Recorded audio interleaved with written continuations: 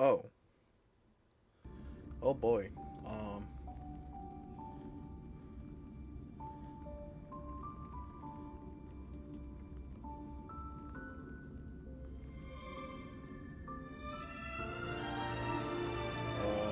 Well. Okay. There we go.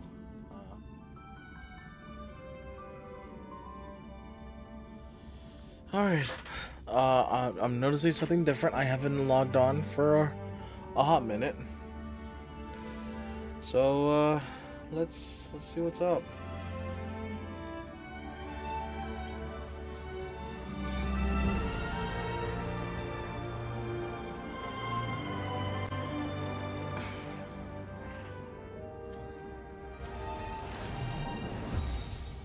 What the?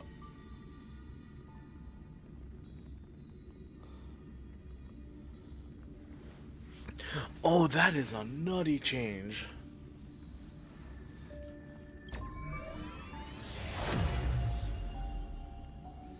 Damn. Okay.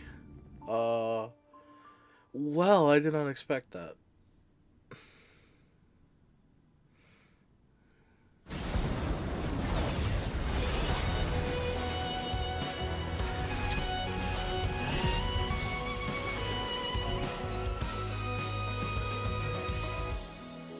Oh, that is cute.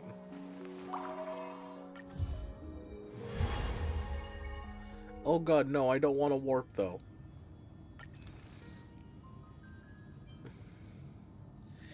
Alright, we can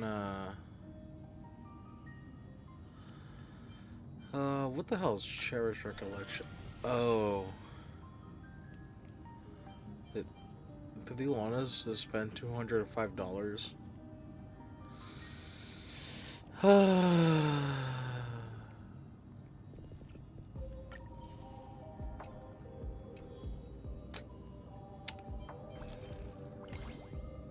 Well,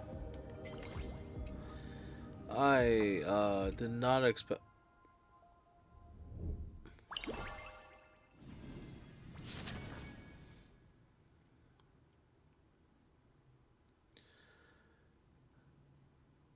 This is a love letter. Must be filled with unknowns. Yada yada. As tomorrow became yesterday, so we get free 10 work. Oh. Oh right, yeah. I haven't logged in for like 2 days. I missed that. Okay. Well, uh, yeah. Let's read the story recap. As I bid farewell to High Sealings at the vortex of Genesis, I noticed something strange about the Time core flame, and was immediately dragged into the Memoria Tide of Oblivion by Evernight. She was once the hidden power that March manifested by sacrificing all of her memories. Yet now, she harbors other secret intentions in her heart. Meanwhile, Dawn Hung warped back to the Express via Spirit Warp Jump, only to discover a Memo Snatcher invasion. Everyone then realized that the Remembrance's forces had already permeated Amphoreus and blocked outside intervention. To establish contact with me, Dawn Hung was determined to return to Amphoreus immediately. After waking up in the false trailblaze, I managed to escape with help from Cyrene and Sunday. Unfortunately, Evernight held absolute control, causing me to fall into the Memoria Tide once again. However, Black Swan took this opportunity to quietly approach Evernight.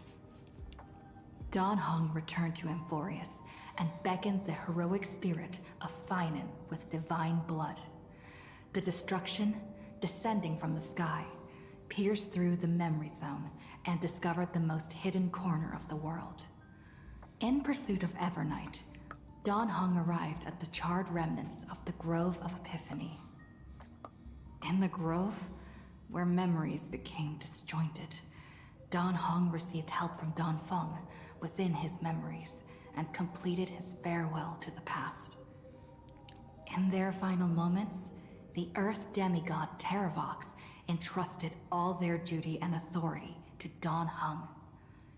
With this newfound strength, Dan Heng found me within the Memoria Tide. We entered the Nameless Titan's great tomb and discovered its secret. Across the 30 million cycles of eternal recurrence, every incarnation of Cyrene had come here, offering herself to the Remembrance. With Black Swan's help, we found Evernight in the depths of the Great Tomb. When all seemed lost, Evernight was captured by March's camera and trapped within the memory maze of Ides Elysiae.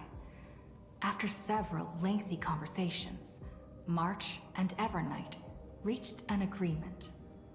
Evernight returned March's memories, and March finally returned to our side. With every condition for the Era Nova fulfilled, we returned to the depths of the Great Tomb and initiated the final Era Nova ceremony.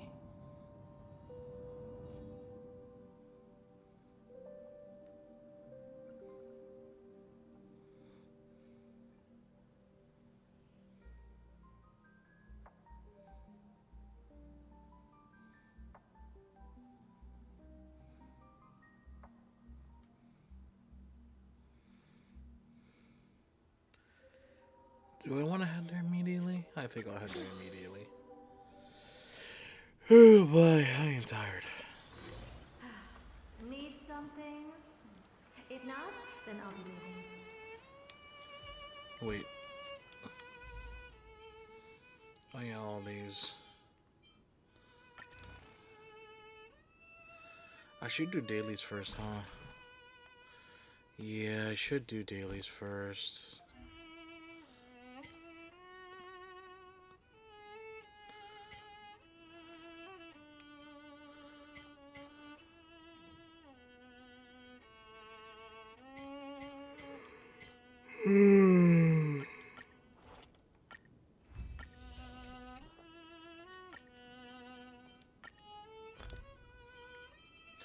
Sorry, Serena, gonna knock out dailies real quick before you do anything in this game. Okay. Cool, it's whatever.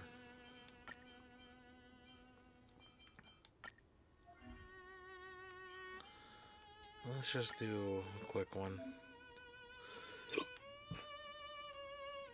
Oh boy.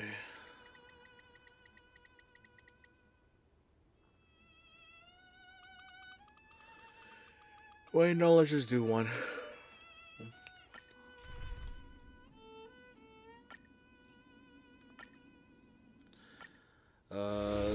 This is not a good team comp, however, I'm just gonna do shit. Curiosity endless.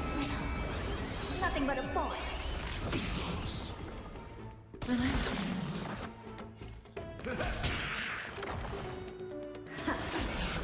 Say bye to breathing. And we're done.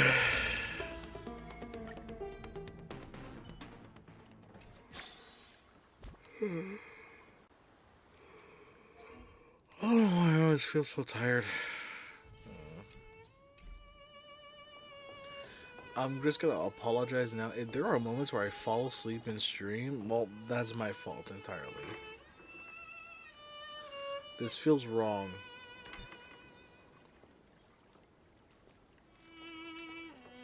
I'm gonna let it play out.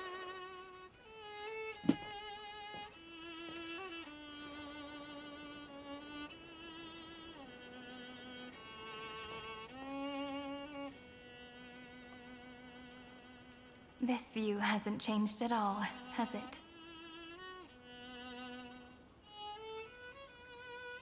The hometown in your memories never changes, but when you return to your senses, you realize that fate has already stolen the time away.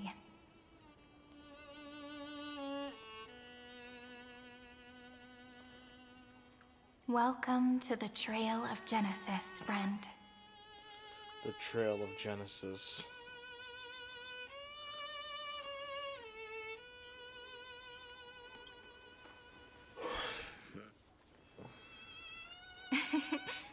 Seems like the weight of memories from 30 million cycles really made me grow up. Damn, that wink does wonders. But if I keep growing, I might be taller than you, right? Then I'm really looking forward to that. Damn.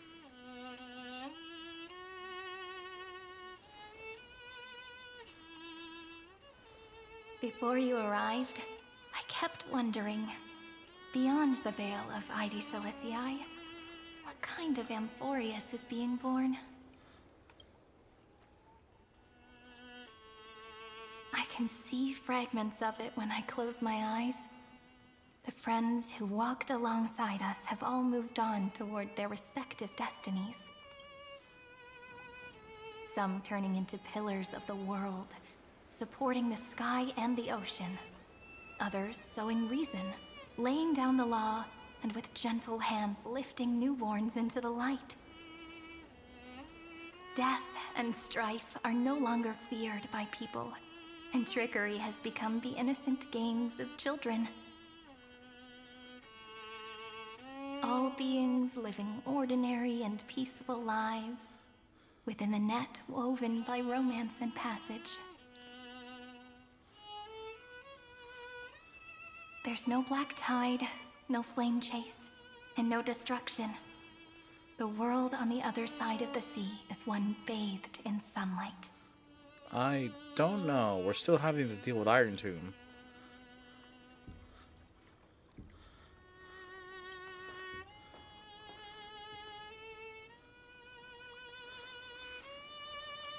Like a happy and carefree childhood, the era Chrysia in this cycle will last for millennia, until it reaches the moment decided by the prophecy. Light calendar 4931, month of freedom, the moment belonging to world-bearing. Are you ready to answer the call of the world, friend?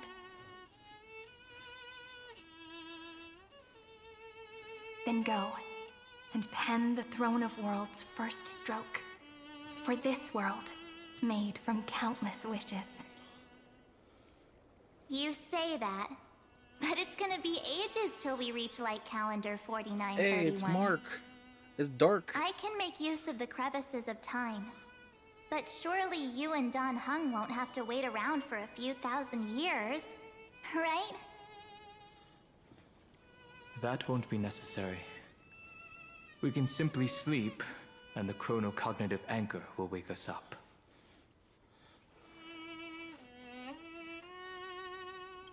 That's right. We've both become a part of the new world. Just waiting for you now. Our consciousnesses can converse with each other across the heavens and the earth, possibly due to the influence of the Trailblaze. I am now connected with this earth, and I can feel the breath of every mountain range. I see that the tallest among them is named Akama, and the form of the holy city is already taking shape.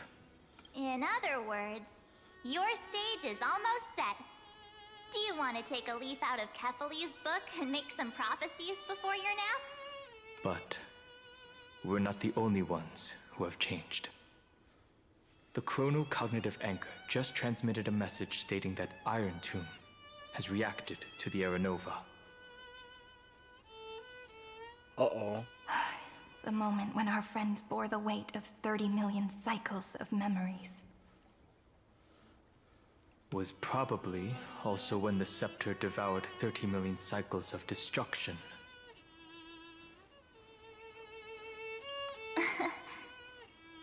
You know, you don't have to shoulder this world all on your own. And I'm gonna do it anyways. After someone boards the Express, the word alone ceases to exist. So as we reach the end of time, no one will be left to face it alone. Don Hung and I came here to specifically tell you that. Remember, this world is not a burden you bear alone. It's a journey we trailblaze together, alongside all of the Express.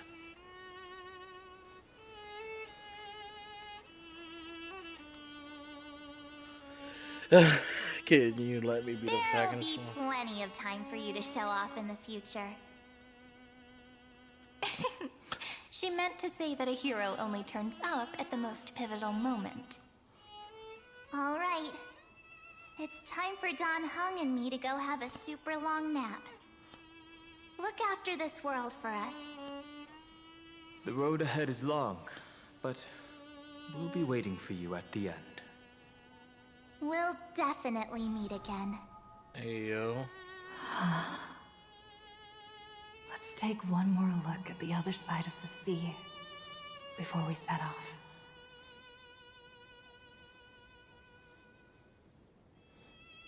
Heidi's Elysiae is so quiet. Just like how I remember. Here we are once more. Don't forget to let your friends in on the action.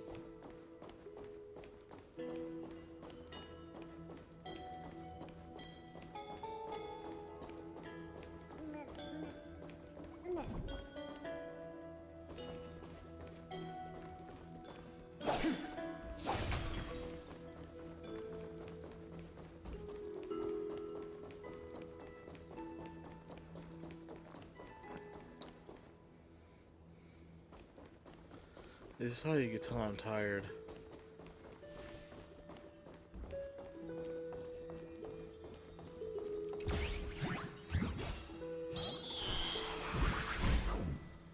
Dog, what?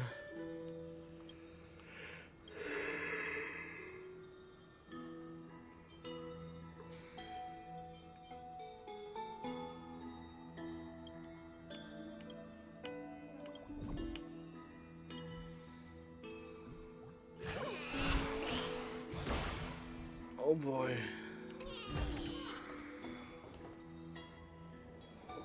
The scent of the black tide is now completely calm. At last, the starting point of 30 million cycles has finally welcomed.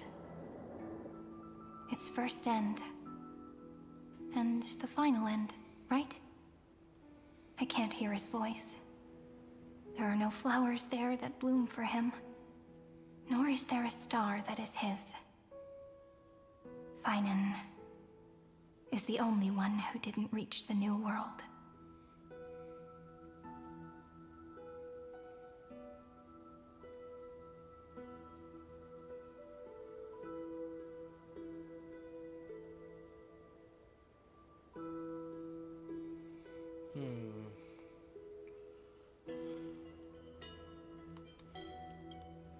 Look, the golden light that shone upon the grove still meanders between heaven and earth, like the prophecies of Amphoreus.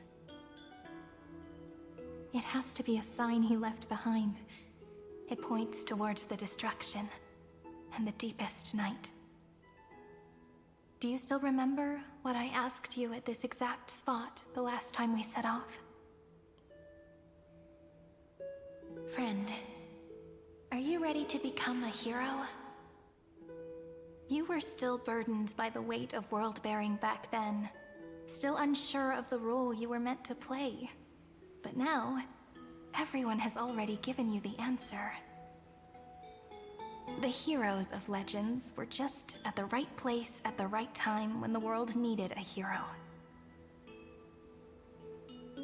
Just like how your arrival kickstarted Amphoreus' fate once more. A person's personality is their destiny.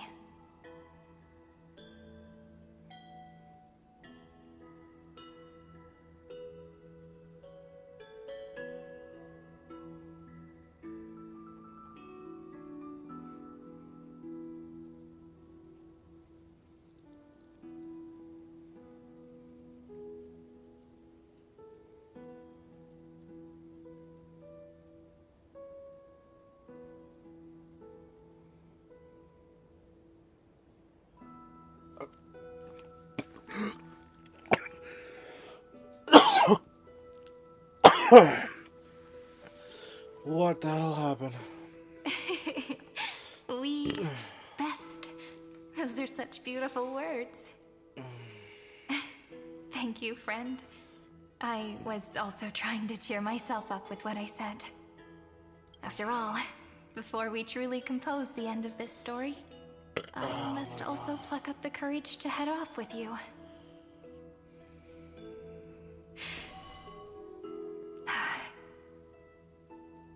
And face a memory that I have forgotten for too long, and have denied for too long.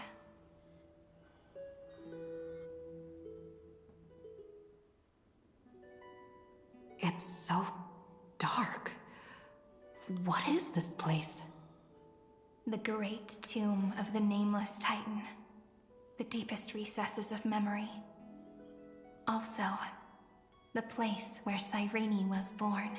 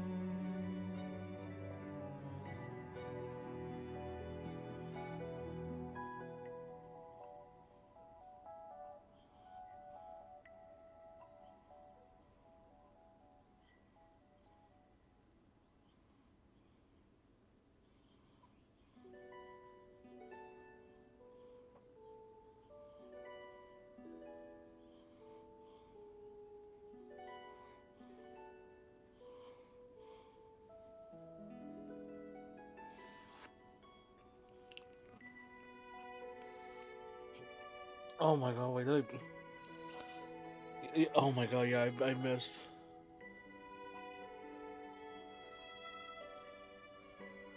Oh my god, yeah, okay.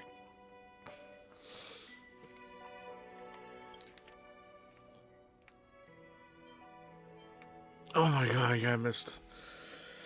Oh. Oh boy. I am that tired, huh?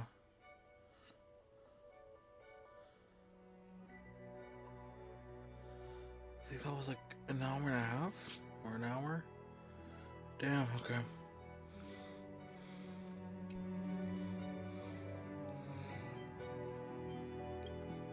My apologies, friend. The more memories I got back along the way, the more I felt that something wasn't right. Oh boy. There's a sort of anxiety I can't get rid of. It's like when I was back in ID Silicii, when the reflections in the water always made me wonder, which is the real me? The one reflected in the water, or the one standing on the shore? But I finally get it now. Look, friend. The words on that wall are the answer. 1, 2, 3, 4, 5, 6, 7. Do, re, mi, fa, sol, la, ti. That rhymeless tune is the lullaby of little fairies. As always, I'll read this book to you. That way it won't just be Cyrene's memories alone. I've always thought that I was the narrator of the Flame Chase journey. But as it turns out, the narrator is also the most devoted audience.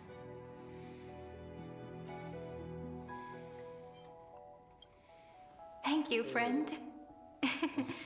Every single Cyrene.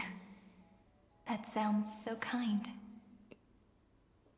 At the moment of Aranova, I was enveloped by the texture of memories. Within the glistening crystal, I saw countless Cyrenes, as well as countless versions of me. This is the final puzzle piece of the memories. A prison born of the erudition. A grave annihilated in the destruction. That unknown solitary god. The 13th Titan who should not exist. The first new spore. The demiurge is right here.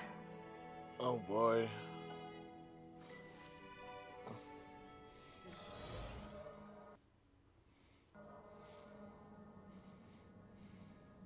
The interrogation records have been submitted to the Marshal. According to the Ten Lords' decree, Jing Liu and Luocha shall continue to be detained in the Shuling. But you, Merlin's Claw, have been reluctant to end the transmission. Do you wish to reminisce with us? Or is there something else on your mind that you're just desperate to get out? You're quite calm, Jing Yuan. The Alliance only authorized the Law Food to be deployed for this Iron Tomb operation. They say the Seer Strategist's wisdom shines like a beacon. So why can't you see things clearly now? Look who's talking.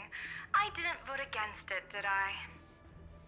But, with enemies all around us, even a child knows the Marshal needs to keep a few Xianzhou ships in reserve, just in case. Whoever volunteers first is the Marshal's pick. If you have to ask, I'd say this outcome plays right into Jing Yuan's hands.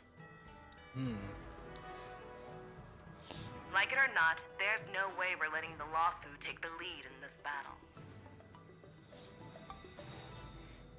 Oh my, Merlin's Claw.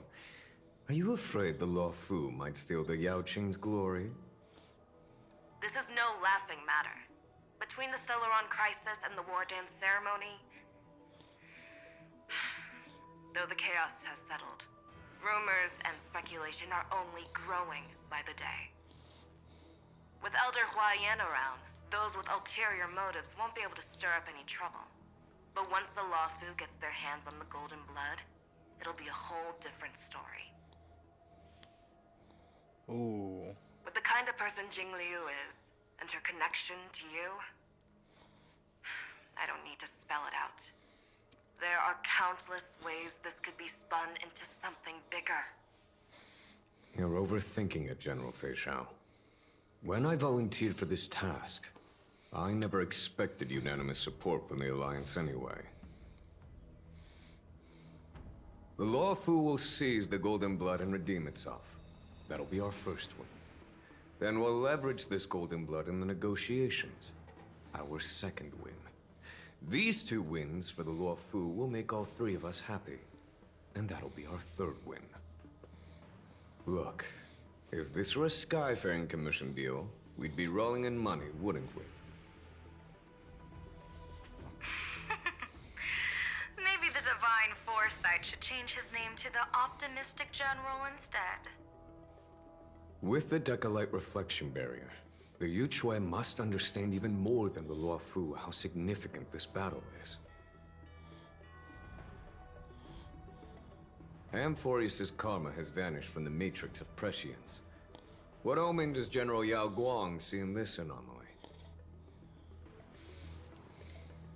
In divination studies, we call this an empty fortune. It involves the eons and is thus beyond what mere mortals can comprehend.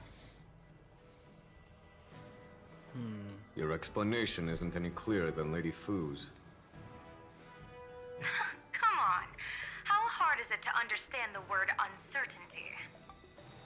For the Cobalt Head, the emergence of Iron Tomb is a calculated instant, but I don't believe they will just sit around waiting for death. And for the powers of the cosmos, this is their chance at survival, and the key to turning the tide of interstellar affairs. The Astral Express is leading the formation of an allied force, but I can see each faction has its own hidden agenda. There are even divisions within the Alliance, so it's not that hard to imagine how the other factions will react. Jing Yuan, I crossed paths with Selenova's Legion at the Battle of Sadunirama Star Cluster. Be extremely careful. The Ruined Legion's troops and weaponry are nothing to write home about. The IPC, even the denizens of Abundance, could take them on. However, while Void Rangers are just expendable pawns of the destruction, the real wild cards are... The Lord Ravagers. Indeed. Nanook's emanators are also their weapons to burn down the paths. I'm afraid conventional military tactics and strategies will be useless against them. Oh boy. My assessment is this. To completely take down a Ravager, we must disregard casualties and spare no cost. My only fear is one wrong move, and the Luofu will fall into Fintilia's trap again, inching ever closer to destruction. Doubt is exactly the demon she wants to plant in our hearts. Do you still remember the beginning of the Alliance Oath? To save future generations from war and bloody dispute. The Rainbow's arrows have always aimed at any force that threatens the cosmos. Now that the Trailblaze walks alongside us, the Cloud Knights shall keep their oath as they have from the beginning.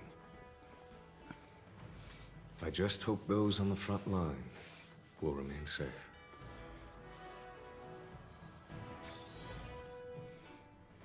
The chronocognitive anchor is sending a signal. Everyone, time to move out. Did she and the others make it? Let me go over the plan one more time, just in case.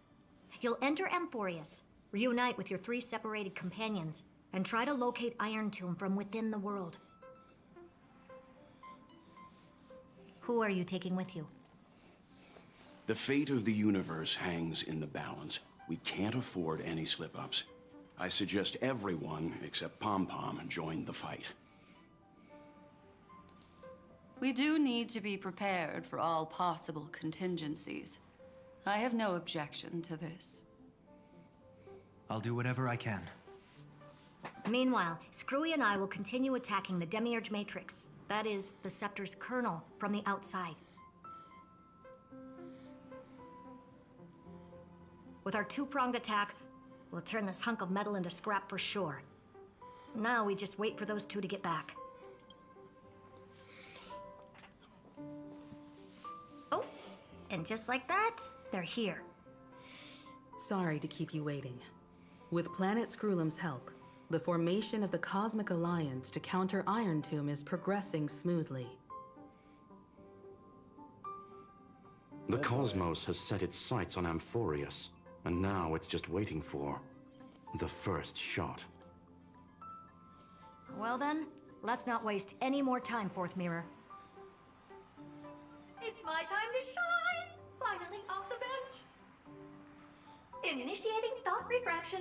Please read the safety protocols carefully. Huh? Just kidding! I've already checked the agreement box for everyone. And now, destination? Amphoreus! Oh boy. 3, 2, 1, launch! Bruh.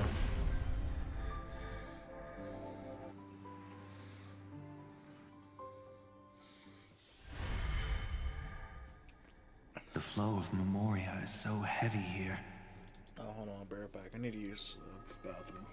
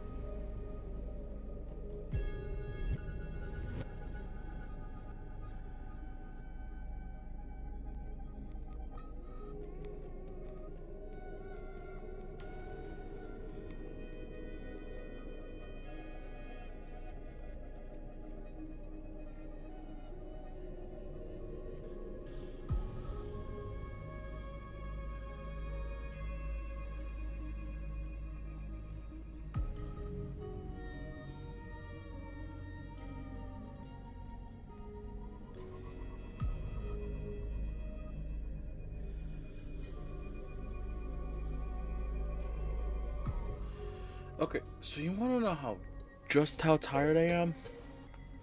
I have caffeine. I never touch it once. Unlike Panagone's dreamscape, this place has built up a true epic measured in millennia.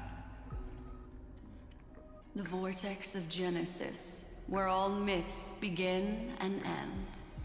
And in this new world created by the Nameless, the infinite cycles have been broken. Also, the flavor is actually one of the samples that they sent me recently because I got 2 new cups, and it's called raw meat. I'll leave it to you. Doesn't then. taste like steak. It'd 0 out of be 10. better I'm just for me kidding. to not show I'm just myself kidding. in front It of tastes the like garden watermelon. recollection. I like it. And, Mr. Sunday, you probably shouldn't show yourself either. Agreed. The Astral Express has landed. If you Wait, there's a receive this request message, on Discord for please playing Hawkeye respond Star Rail? immediately. What? Over. This is the Cianjo Alliance. Communications normal. Interastral Peace Corporation, communications normal. No response from the Galaxy Rangers. Not surprising. But I didn't expect the family to also stay silent at such a critical moment. That's a pretty blatant disregard from the family for Penacone's independent director, I'd say. Long time no see, Miss Himiko. Oh, they gave you a redemption It's code. been quite a while, Madam Jade. Yay, have The extra significance jades. of this battle rivals that of the campaign against Sulo. Only through victory can we disperse the shadow of Iron Tomb that looms over countless worlds. The 10 Stonehearts shall spare no effort for such a grand mission for the preservation. Are you guys really following the preservation, though? Really? Madame Jade led the Intelligentsia Guild in conducting specialized research on Iron Tomb's past activities. The bad news is, the collapse of the Erudition won't just affect inorganic beings. You mean Iron Tomb can infect organic life, too? Well, the good news is, so far, its effects on organic life are under control. The infection progresses slowly, and the resulting neuropathy is non-fatal. In any case, the IPC can guarantee targeted vaccine coverage within 48 system hours in all star zones within the medical system. What about other star zones? At a time like this, are the followers of the Firmament Arbiter still trying to make a profit? I remember you, Master Diviner. Your performance during the Third Denizens of Abundance War was quite impressive. Please rest assured, all worlds can purchase vaccines from the IPC with a humanitarian discount. That's the current policy at the very least. But, if the Cianjo Alliance is willing to assist with the IPC's assets in Epsilon and other star systems, we'll have more cards to play when reiterating to the board the necessity of deep cooperation. It makes sense, since Interastral Peace Entertainment's headquarters is in Epsilon. But why are all the other worlds on the list? Places that the Elation has visited? Think of it as a long-term investment. Please understand that everyone at Pierpoint is swamped with Iron Tomb work, especially the marketing development department. At this rate, even the 10 Stonehearts can only do so much. Having some assistance from the Alliance would surely benefit the entire cosmos. Wouldn't you agree? As an old Cianjo saying goes, those who succeed should help all under heaven. Your proposal must be decided on by the 7 Arbiter Generals. I'm just here to relay the message. In times of crisis, the Luofu will not hesitate to help those in need. However, the prerequisite is that the IPC must unconditionally assist the Alliance with emergency rescue operations in the disaster area. Of course. In the name of preservation, all for the Amber Lord. thank you all for your selfless dedication.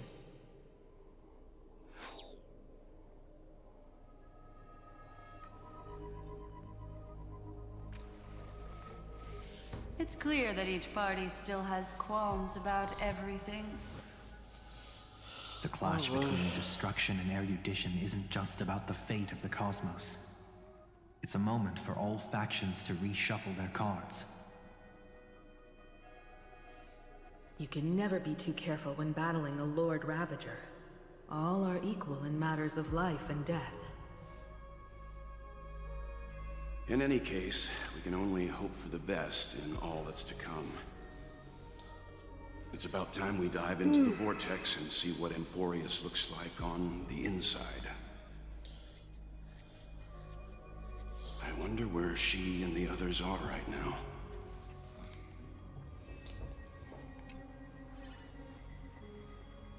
Hello? How's the signal? Can you hear us? We're through!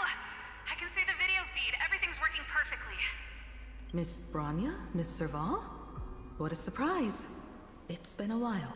We've already heard from Miss Topaz about the Iron Tomb operation.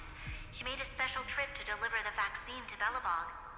I can't believe the Express crew is at the eye of that storm. Is everything going smoothly? Don't worry, we're still following the plan step by step. How's the situation in Belobog? Yarillo 6 is located on the outskirts of the preservation barricade. While it won't bear the brunt of the first wave, there's still a risk from the aftershocks. That kid Japard and Pela are busy organizing the Silvermane Guards, having them consolidate their lines and dig trenches. Zila and Lynx just got back from the Geomarrow vein production chain. Hey, do you want to say something to them? That would be unnecessary. It'll only shake their morale. Just tell them to stay safe. Miss Bronya, I'm afraid this disaster will be far more terrible than you can imagine. Please, be sure to follow Miss Topaz's instructions and make thorough preparations. Of course. We have resealed most of the engine of creation beneath the ice to prevent the will of the preservation from becoming an accomplice to the destruction. Don't worry, Miss Himiko. Belobog is far more resilient than we imagined. We really wish we could help, but Yarillo 6 has only just woken up from its hibernation. The Astral Express, standing at the forefront of disaster, is the hope for many ordinary civilizations across the universe. In the face of a massive catastrophe like this one, relatively smaller civilizations have never had many options. But that's exactly why we have a resolve that's second to none. If anything goes wrong... Miss Topaz, I hope you can help out and rescue the affected citizens. No problem. Also, didn't the Xianzhou sign a friendship agreement with Yarillo 6 earlier? They won't stand by idly either. I appreciate your kindness, everyone. But Yarillo 6 is our home. We will defend it to our last breath until the last Belobogian falls. Miss Bronya. May all civilizations that have made it this far on their own strength weather this crisis together.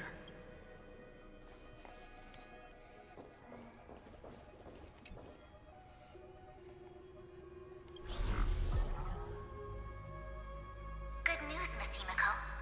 The 7 Arbiter Generals have reconsidered the current situation, and I'm here to relay their message. Officially, the Alliance's combat forces will still be limited to the Luofu, but the Yaqing has also been deployed in the surrounding war zone as a contingency. Words cannot express our gratitude. Getting the Hunt to agree on sending troops must have taken quite some effort from General Jing Yuan. The Luofu already considers the Express an important ally. We also have no intention of hiding the fact that there is indeed something the Xianzhou seeks from this Iron Tomb operation. But this time, the Marshal herself decided to send out troops. With a formidable enemy before us, the Alliance has no reason to back down, nor will we be content to take a back seat. If we can stand together with civilizations across the universe to overcome this crisis, then we must do so, even at the cost of our own lives. The Alliance truly embodies the principle of righteousness. It's fortunate that the cosmos has great heroes like you. You're too kind. As for that Jade Abacus of Allying Oath, you can save it for when you're in more dire need.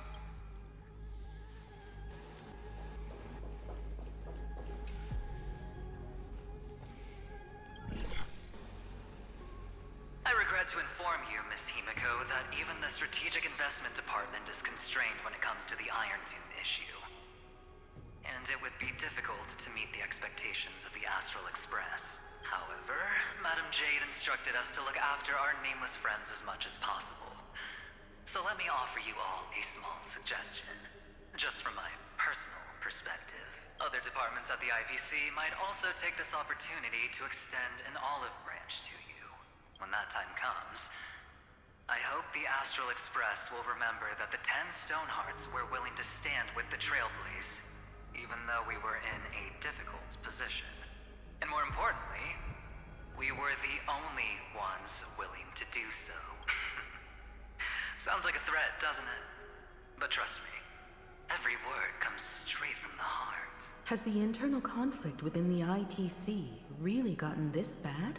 Everyone knows about the bad blood between Diamond and Oswaldo, but at least until now they've had an uneasy truce. Until the Lord Ravager Archforger caught the board's attention. I'll leave it at that, as it's confidential information. Hope you can understand. I understand. Our immediate priority is to address the Iron Tomb crisis. Let's hope for success from the start. This might help ease everyone's pressing concerns. We got 2 more.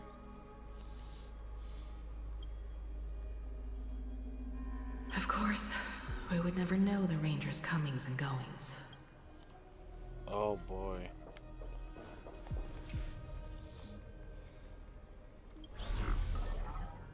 Miss Himiko, is that you? Yes? And you are Miss Robin. Yes. I apologize for not being able to respond during the meeting earlier. And even now I can only appear in disguise. On behalf of the Penaconian family branch, I extend my sincerest apologies to everyone. We tried to request aid from the family, but we essentially received no response. I've heard about the internal conflicts within the family. Miss Robin, there's no need to apologize. Every bit of strength is precious at this moment. Thank you for understanding.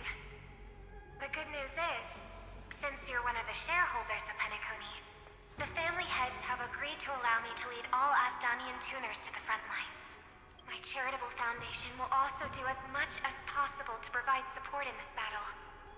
They'll ensure that proper arrangements are provided for those wounded on the front lines, and for residents in affected areas. Miss Robin, I'm beyond moved by your spirit of self-sacrifice. The Astral Express would also like to make a promise that we won't leave any companion behind. Let's go.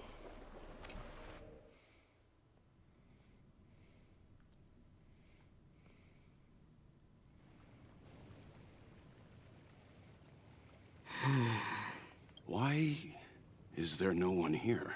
Everything in Akama seems normal. The New World was enjoying peaceful times not long ago. It seems it was even more recent than not long ago, Miss Himiko. The fruit on the table is freshly cut, and the bath temperature is just right. The remembrance tells me this place was bustling with people just moments ago. It's as if everyone vanished in an instant. Could this be Xandar's doing? Unlikely. He's still under the surveillance of those 2 geniuses. Could it be some kind of local custom? A custom that makes an entire city fall silent in an instant. Pardon my frankness, Mr. Yang, but this reminds me of some unsettling rumors about the Harmony. Complete silence. Is often the prelude to divine intervention.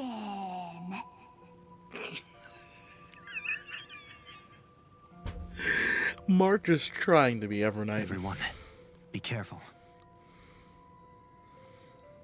You're gonna give Black Swan PTSD. Here they come. Here they come. The nameless of the Astral Express. Evernight?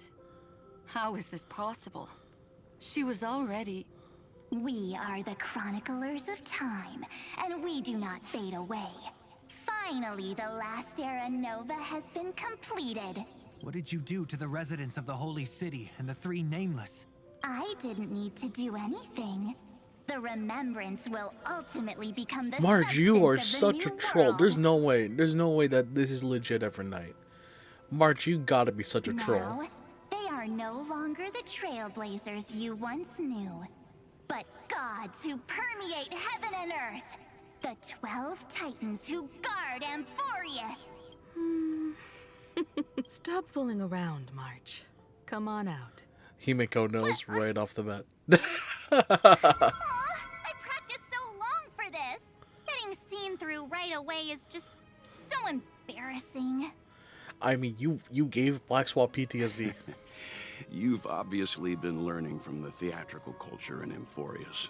But if possible, I'd prefer our reunion to be a bit more casual and laid back. As expected.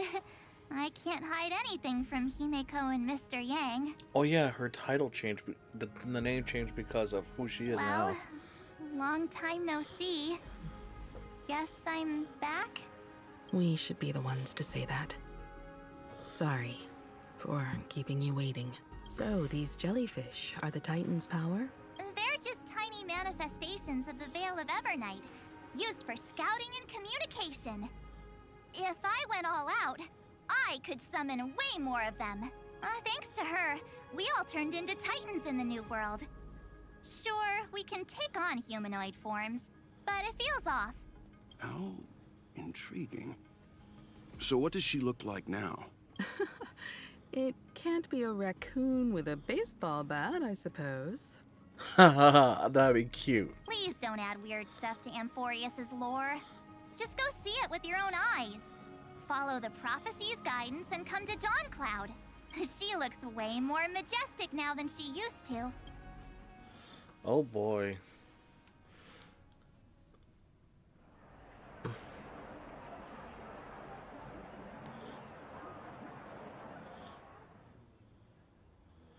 Unbelievable. All the residents of the Holy City have gathered here. This isn't just a gathering. It's a pilgrimage. The people's expressions are resolute, devout, as if waiting for a miracle to descend. That colossal deity is her. She has become the pillar of the world. Surprisingly authentic.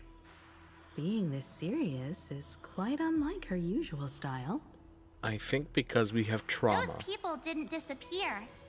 Instead, they've answered the call of the prophecy and come to witness her awakening.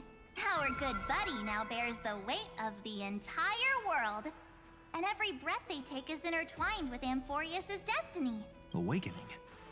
Has she fallen into slumber? Yeah. After all, with such a huge time dilation between inside and outside the scepter, this was the only way we could wait for everyone. Time watches over yesterday. Earth guards today. And when the Trailblaze steps into Amphoreus once more, the slumbering deliverer shall awaken, and then bring the prophecy of tomorrow to this world. Come on, everyone. Let's get closer to her. Watch how the world-bearing prophecy changes this world. Well, it seems the kids are already miles ahead of us at this stop. All the more reason we can't afford to slow down our pace. Let's go witness this moment for ourselves. Majestic. Speaking of which, I once caught a glimpse in Sleepyhead's memory of her transformed into a towering Tathalov. Could it be? No way. That was just a nice dreamscape. Ugh, at least nice for her. If they are the throne of worlds who bears the weight of this world, perhaps they could guide a traveler still wandering among the stars. Hey, since when did you get all pious? Her advice sounds pretty silly sometimes, you know. The so-called fool and the world are merely a step apart. Teaching us to find erudition amidst imperfection. Praise be to Helectra, chalice of plenty, for you brew the ocean into sweet wine, dispelling nihility with... Citizens, behold!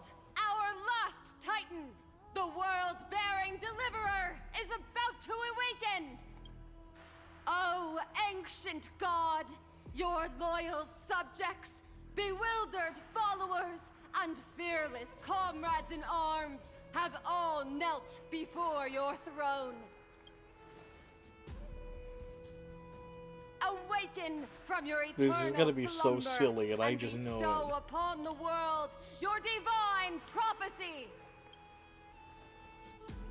Please guide us! Show us how to embrace this beloved world as we welcome that distant dawn! To walk the path of a mortal as a god, or to bear a divine burden as a mortal. Sunday could relate way too much. 'Cause he's done something similar. She will give us the answer. But I am not the deliverer. Rather, I am the Nameless, who dwells among mortals. Okay, that is a sick screenshot to look at. That is sick. Hold on, I need to get a picture. I think this is why my streams take so long, because I am so insistent on getting pictures, but I can't help it. That voice is definitely her. I heard your prayers. The core flames flickered and dimmed, and the age of the gods at its end. So flow, golden blood, flow. I'll bestow it upon you, returning it to the true masters of this world. Stand with me and become heroes.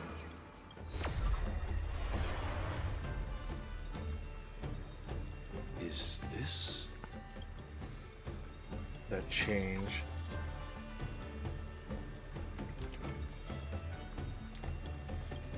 Yes, it's the miracle she brought to Amphoreus. Of course, it would manifest in the form of the Trailblaze. Golden blood, raining down like a storm. The prophecy has descended, and the Titan commands us not to be supplicants, but to become heroes of rebellion, to face that destined calamity, the destruction, head on. The prophecy of the Deliverer means nothing to me now. It belongs in the hands of someone far more fitting. Someone like all of you. In the name of Kozlana, let us depart and march towards the light. Bearer of chaos, damn. It's neither protection nor salvation. As always, there's no need for totems or myths. Humanity's most primal faith is that instinct named survival. Let's go, everyone. Someone has already sounded the horn of departure. Explore, understand, establish, and connect. Together, let us blaze a trail for the destiny of this world.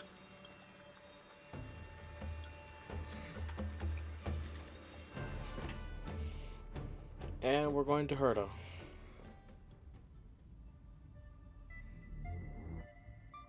Is it just me, or does this demiurge matrix feel completely dead? It's nothing like how the memo keeper described it. The environmental readings are all wrong. Conclusion: this must be what the kernel actually looks like in the real world. What did Xandar do to the scepter? At the end of light, there must be silence. Certain, pure, and absolute darkness. Not the time to quote the Lord of Silence. Bad omen. Either way, we have to press on. until we uncover the truth behind the 13th Titan. The buried past is the key to stopping Iron Tomb. That is, if it even exists. Xandar says the Demiurge never existed. Who actually buys that? You can erase the records, but not the truth. It vanished too cleanly. No traces. Like someone's yelling, look, there's nothing here. Too bad I'm the type who can't resist digging deeper. Looks like I'll be counting on you again, Screw. The smugness of Herta's Let's tear the system expression. inside out. Always happy to help. But as your academic partner, I have to ask, Herta, what if we fail? Let's say the Demiurge really doesn't exist. Do you have a backup plan? A backup plan? Of course. If we can't find the key, we turn the lock into the key. That plan's cost is incalculable. It shouldn't even be on the table. Well, then let's hope we never have to use it. There's no point worrying about the end just yet. Wait. We turn the lock into the Step key. at a time. Let's go. We don't want to leave the others waiting. You brought what I asked for, right? A butterfly has to land on the branch before it can dance. We'll need a wide open platform before her entrance. Before... Oh, probably meaning Cyrene.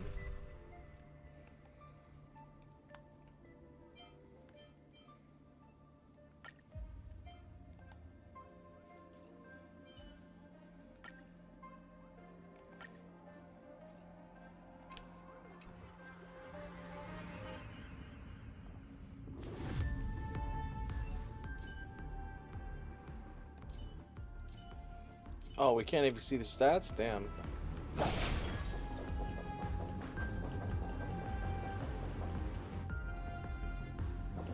Ooh, we are experiencing some mild turbulence. Just use that thing over there, Zag.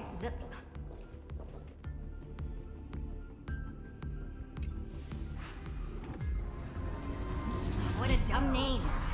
I hereby rename it Herta's Big Hand. Herta's big hand. Herta's Big Hand is what I call power. Keep it going. Still not done?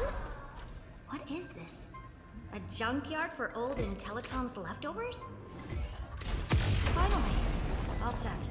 Time for your precious treasure to make its debut. Of course. Just give me a second. Target initialized. With these wings, hacking should be much more efficient.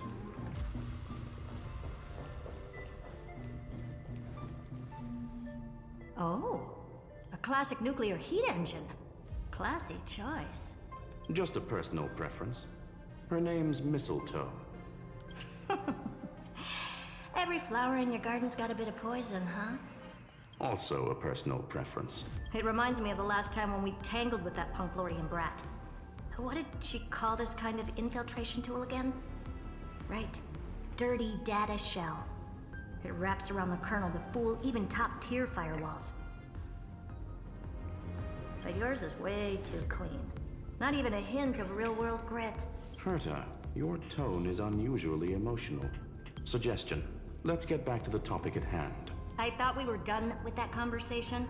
Unfortunately, current conditions won't let me ignore any variables. Especially the most important one. Your will. Iron Tomb never stops. It is evolving faster than any of our worst projections. Every instant in the Eon's calculation is like a sword hanging over the cosmos. Every move humanity makes could speed up its arrival. Which is exactly why we can't mess this up. And now, Droidhead wants to hand down judgment to the poor cosmos again. Border Star Trade War, Emperor's War, Rupert's death.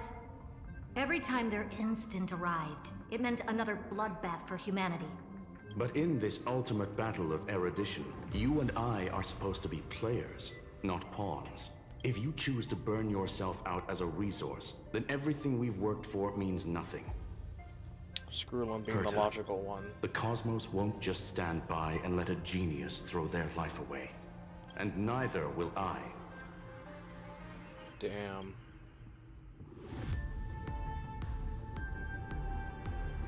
No need to kill the mood. This is why we're here, isn't it? We need to find the Demiurge and that lost key. I'm not here to be a deliverer.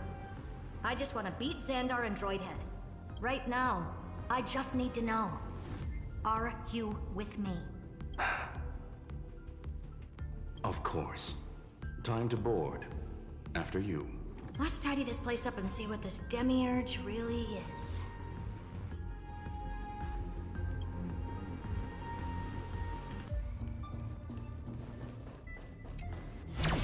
Let's hope this Matrix is better organized than the Emperor's junkyard of a birthplace.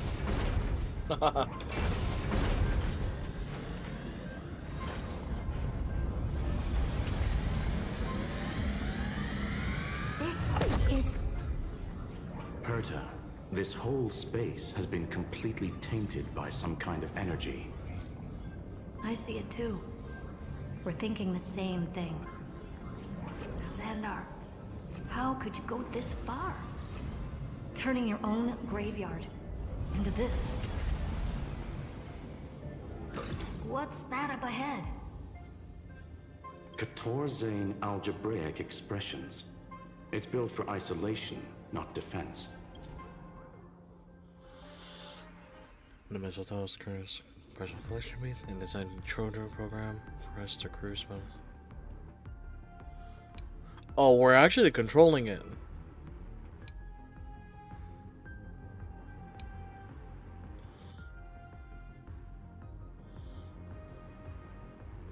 So basically, the door to the tomb, right? Great. Let's find the handle. I'm picking up multiple independent signals with the same data structure as the barrier. Projection. We can hack the terminal, reverse the computation, and turn it into an attack. Classic move. Use their own systems against them. Take us to the nearest one. Oh, I thought we would be able to control it.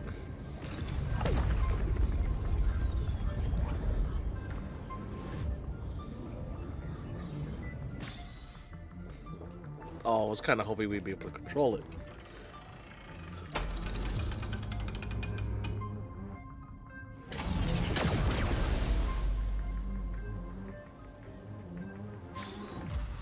Almost no response. Just as I feared.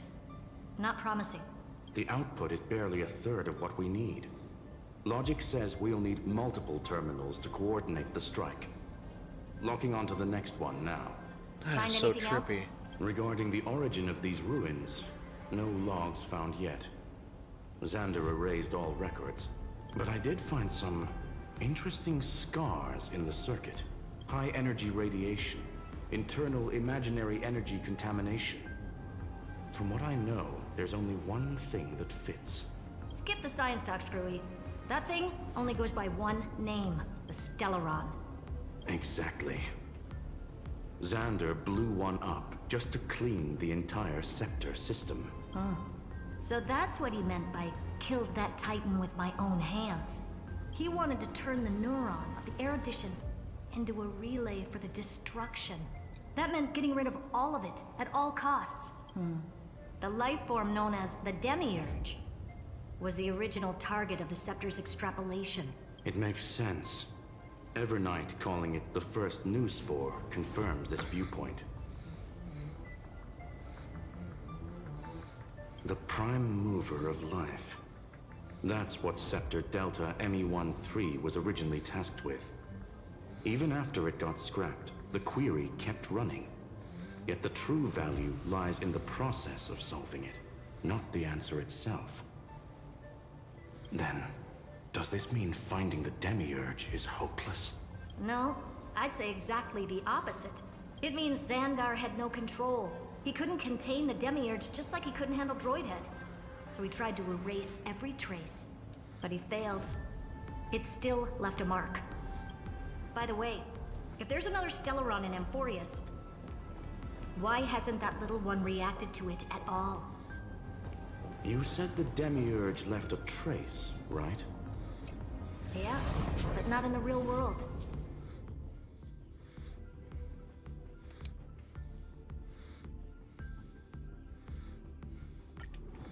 Remember the great tomb of the Nameless Titan?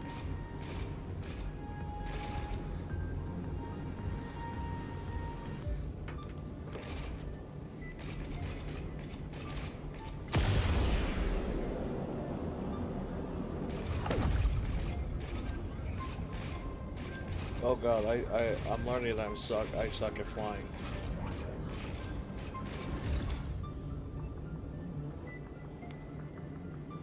No. All I wanna do is manually. Whee!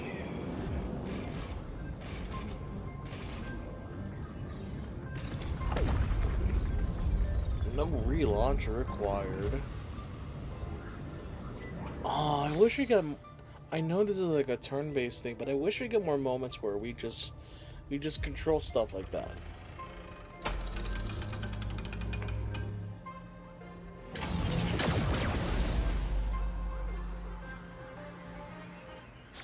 Trailblaze Archive 466. The data from Philia 093 clearly indicates that the Demiurge did in fact enter Amphoreus's extrapolation. Inside that world, it was the 13th, forgotten Titan. The one who listened to 30 million cycles of Cyrene's memory. But Evernight said the opposite. She believed that tomb was empty from the start. The nameless Titan never existed. The so-called listener was just a trap set by the Remembrance to steal the scepter. A mimetic entity full of theatrics. How much of what she's saying is true? Would an Eon really speak in circles like this? I doubt it. The Remembrance's behavior is certainly odd, but her assessment aligns with our current reality. Since we entered the Matrix, we haven't found a single clue pointing to the Demiurge. And that's the key, Screwy. Xandar's actions prove the Demiurge exists. But what Evernight said, and what we've actually seen all point to the opposite. So we have to assume that both are true. And if that's the case, then the contradiction leads us to... the truth. Exactly. One last terminal. One final key. Time to crack open the kernel. Xandar had to lie to the original Finan and Cyrene. What? Logic. He had already identified the Remembrance as a threat, yet found no viable way to eliminate it. All right. Let's finish this. Time to break through that barrier.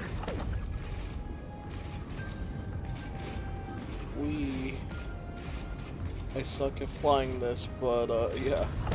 I almost crashed it.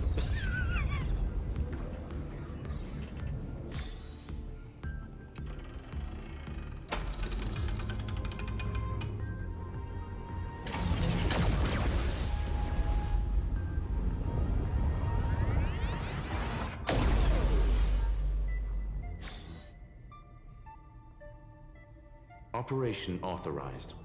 Path energy readings. The erudition, declining. The destruction, surging.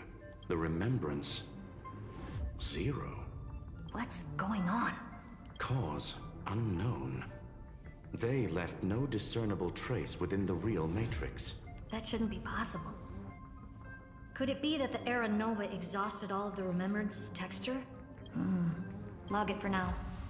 The dots still aren't connecting.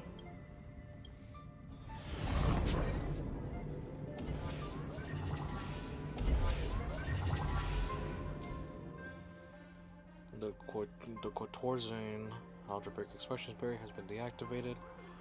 Acceleration rings.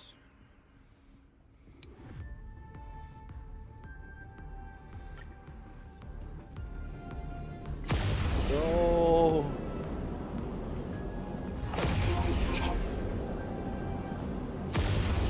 Wider than I thought. I was expecting a full-on aerial brawl. It's advised to remain vigilant. The destruction's levels are still rising. Huh? What's the matter? Interesting. I just picked up a signal from the exo-myth.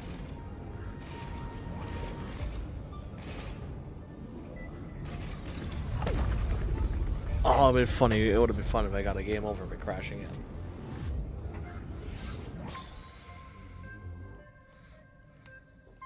I saw a chest around here. There it is. I'm gonna grab it. Don't forget to let your friends in on.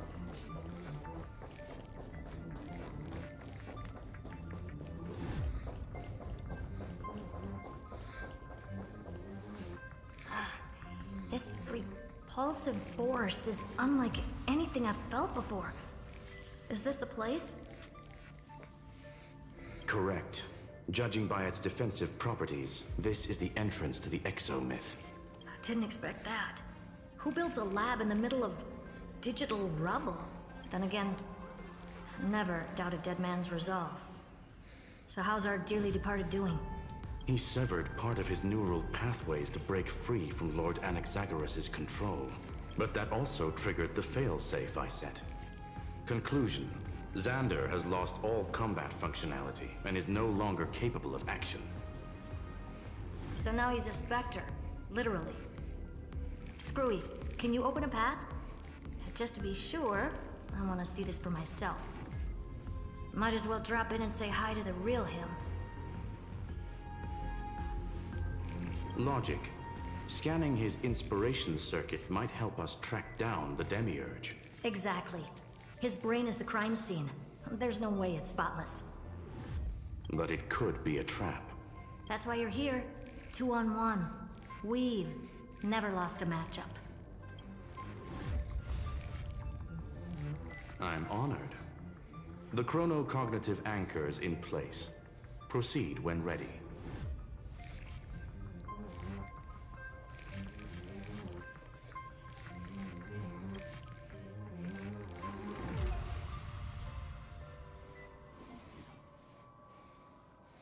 Oh boy. I knew it. The one thing I didn't want to happen. Uh-oh, wait, why are we there? Why are we there? There's just Acheron. That looks so cursed.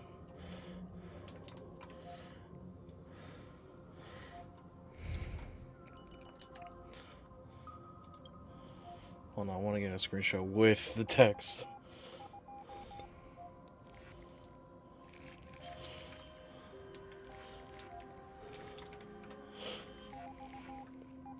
That just looks way too funny with Acheron being there. Like, yeah, I'm here to end all of you right now.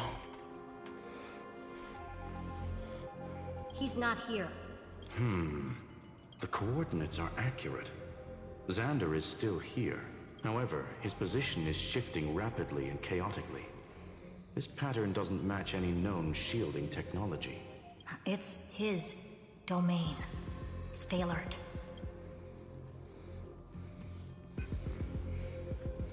What? We were right here. What the hell?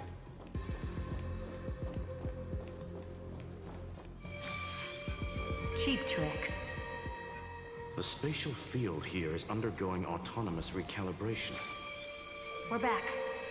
Reverse engineering complete. The results are not what I expected. Logs show Lycurgus revoked administrator access.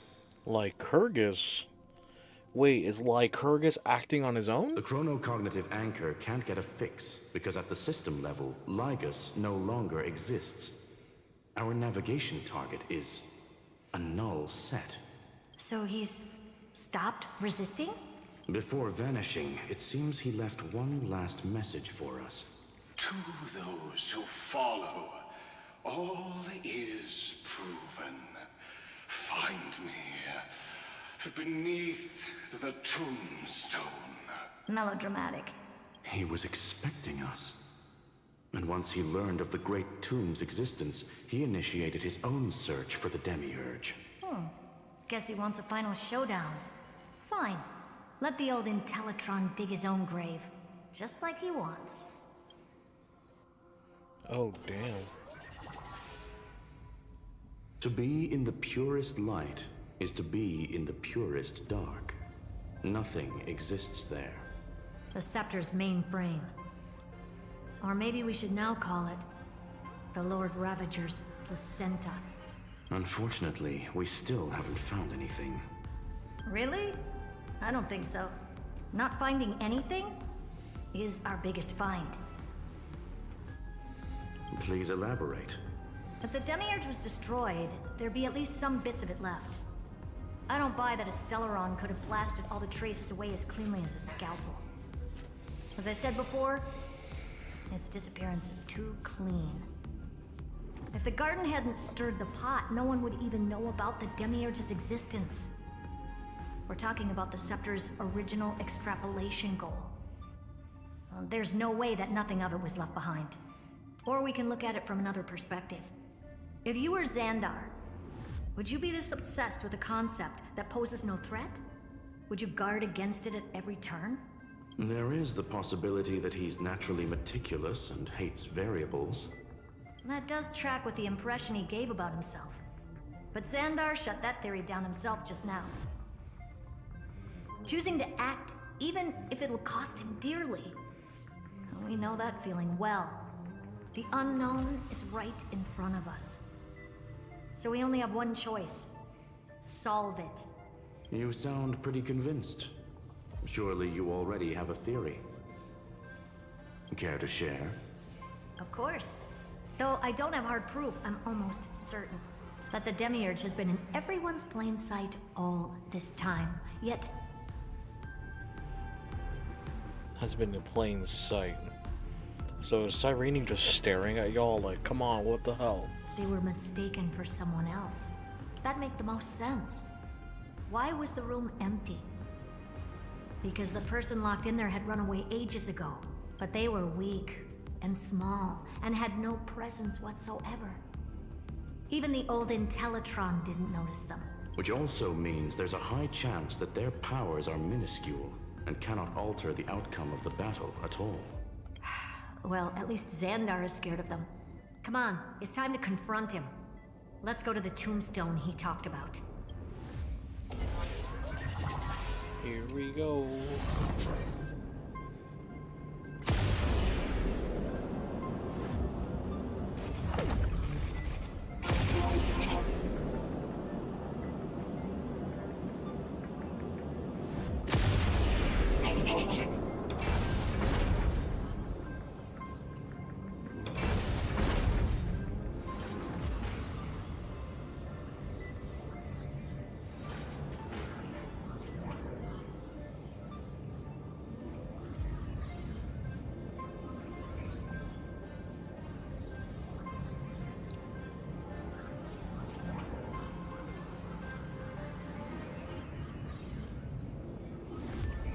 Something's up there. Looks like you were right.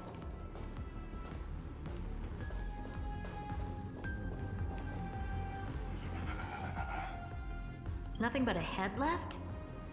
Well, who'd have thought you'd look this bad in real life? My elated greetings. Welcome, you two. I'm very happy that you responded to my final words. All this tombstone and final words. Did you end yourself to atone for your guilt or something? Iron Tomb is already powerful enough. I just need to wait.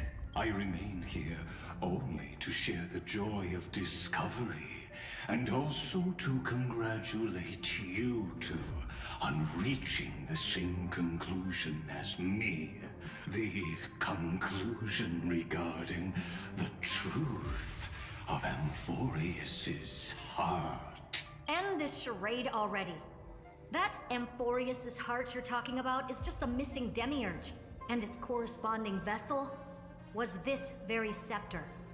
You interfered with the experiment and made Amphoreus's body into a hollow shell, all to incubate Iron Tomb within. That's why you either killed or kicked out all of the Memo Snatchers.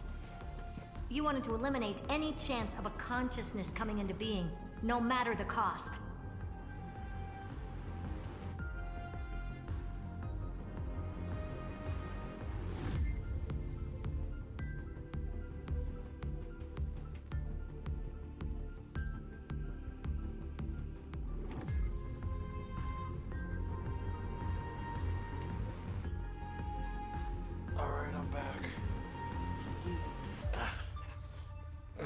Even the strongest wall can fall to a single crack. The memory of betrayal has been etched into my heart, and I will never show mercy.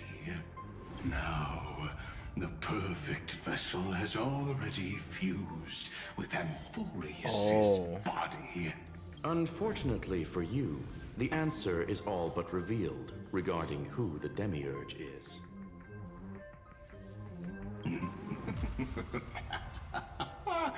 Then let us share the joy of discovering the truth.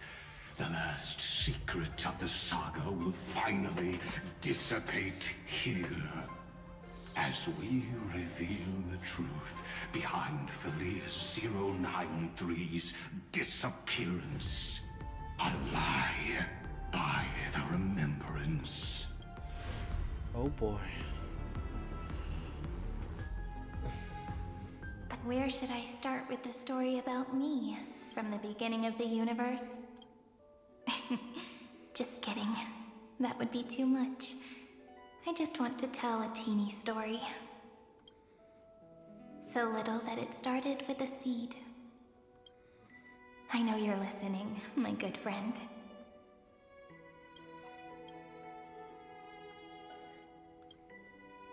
The god in my dream told me that the world sprouted from a seed. It grew into a great tree named Amphoreus, and time became its branches and leaves, basking in the light. What a coincidence. Dappled light coming through the leaves is my first memory as well. On a very ordinary early morning, beneath the village's biggest tree, the daughter of Ide Silicii quietly came into this world.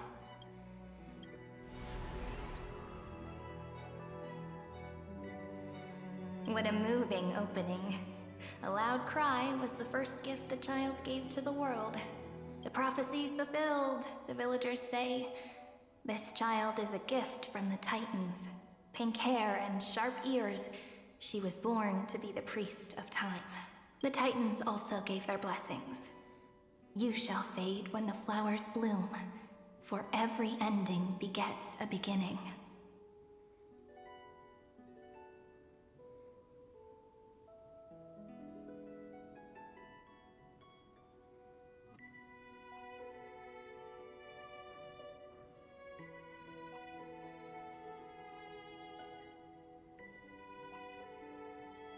Flowers will bloom and wilt.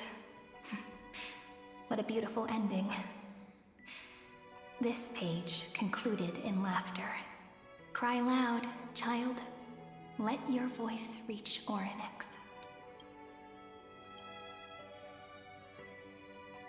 Anyway, I don't like tears. Time quietly flowed by in the midst of laughter. The wind from my hometown caressed the ears of wheat, and there were swings, wind chimes, the sea, and the little fairies off-tune a cappella songs.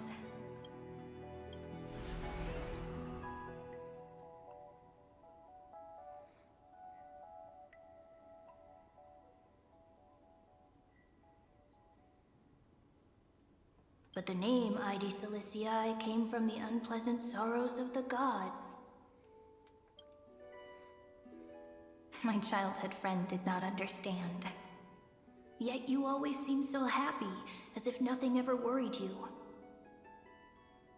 Why was I like that then? That's because the world was gentle to me. So, I grew up to be gentle as well.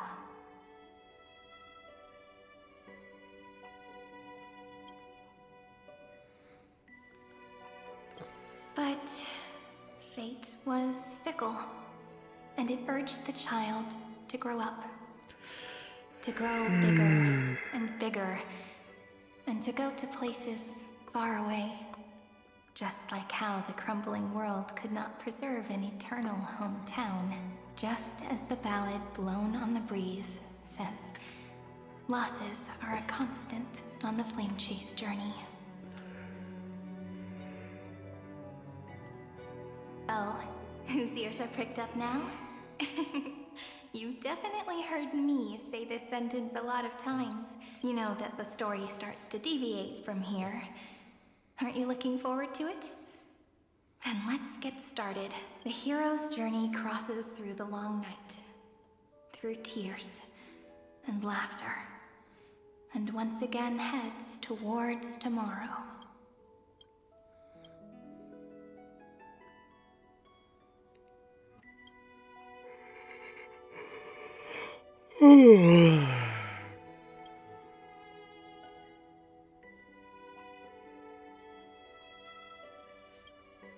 Correction. Philia 093's record, number 496. Archived.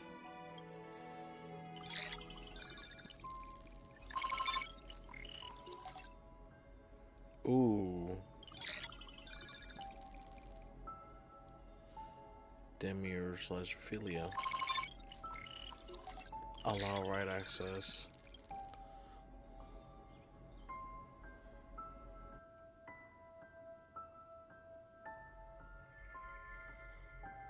Hi. Miss me yet? I'm just messing with you. This is the first time I have met you. And it looks like it'll also be the last. Philia 093. Since we don't have all day, let's get started, shall we? As always, I'll read this book to you. That way it won't just be Cyrene's memories alone. Where should I start this time? Let me see. Formatting complete. 093. Size. Grayscale. Proportions. Threshold. Outputting analysis result.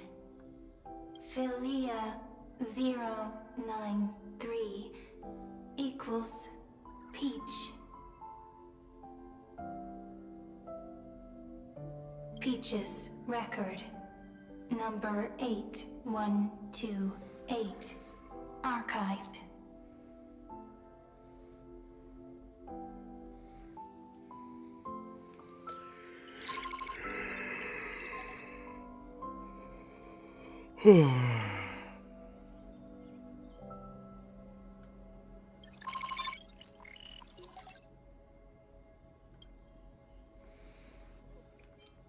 No details.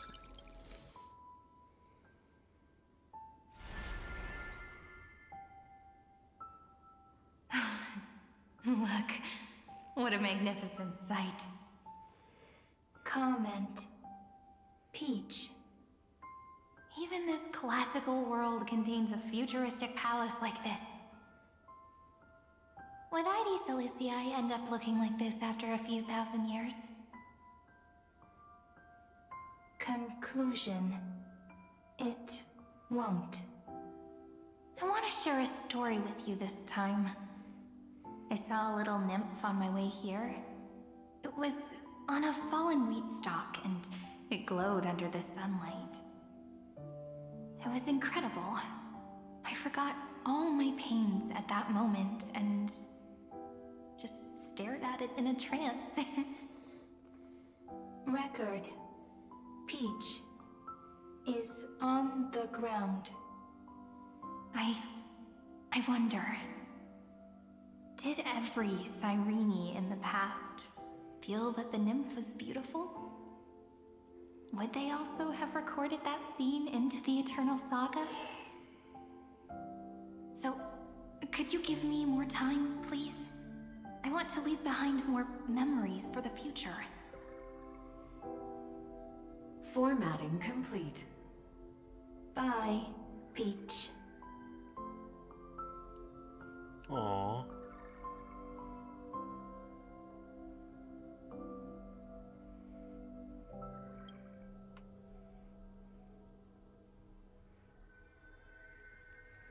Peach's record number.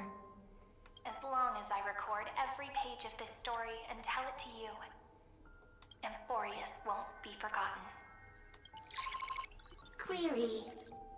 Record. Electrical signal sequence. Bolimo 600. Track. Strife. Related to. Stripe. Comment. Pretty. Electrical signal sequence. Schema 720. Track. Reason. Related to. Reason. Comment. Yummy. Electrical signal sequence. Philia 093. Related to.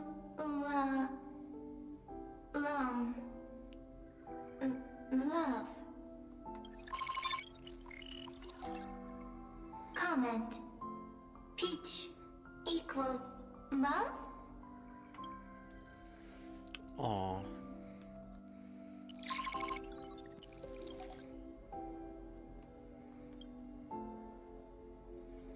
Naive dream.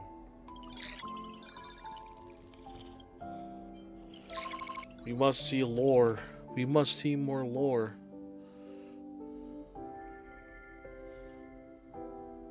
Looks like it's time to say goodbye again. Bye, Peach.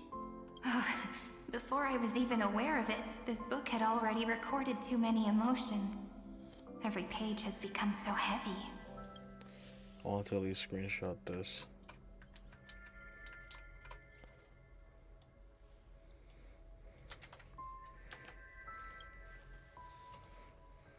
Conclusion.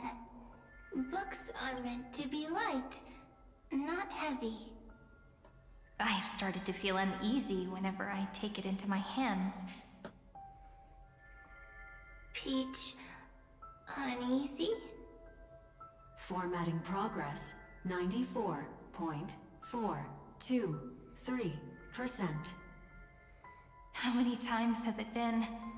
It faithfully fulfills its duty, activating and formatting. Conclusion.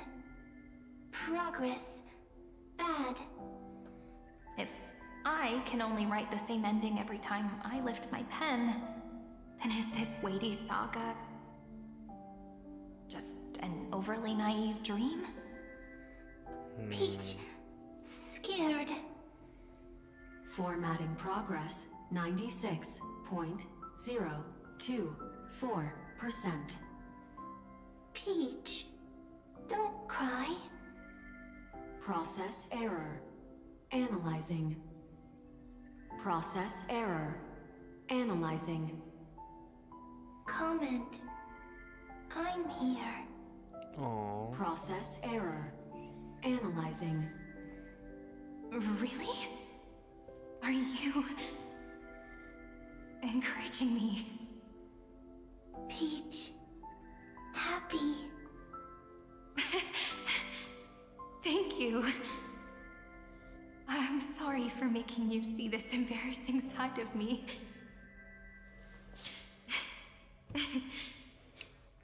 Everyone's still working so hard. If I'm the only one who's crying, that wouldn't be romantic at all. No, you're not. You're not the only one. I'm trying to hold it in. Peach doesn't like tears.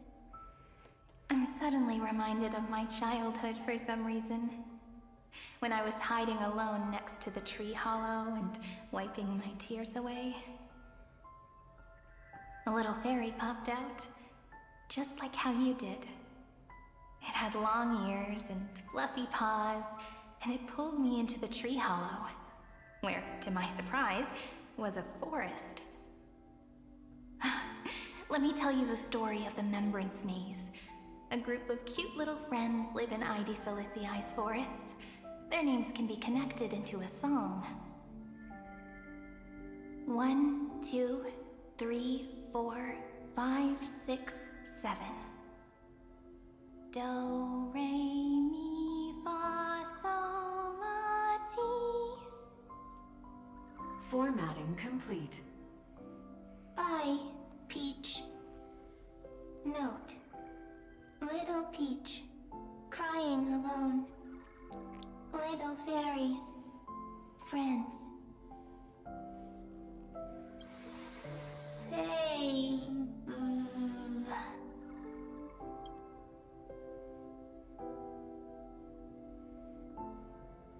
Little fairies, good friends. Oh, I formed a mem. It formed a mem.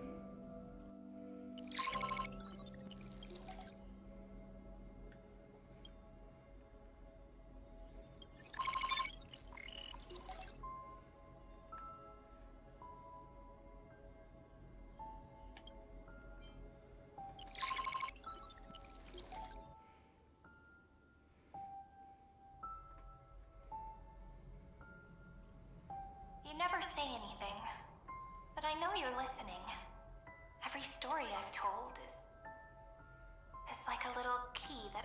door in your heart, no? Me! Little fairies. Happy. Aww. Speaking easy. I can.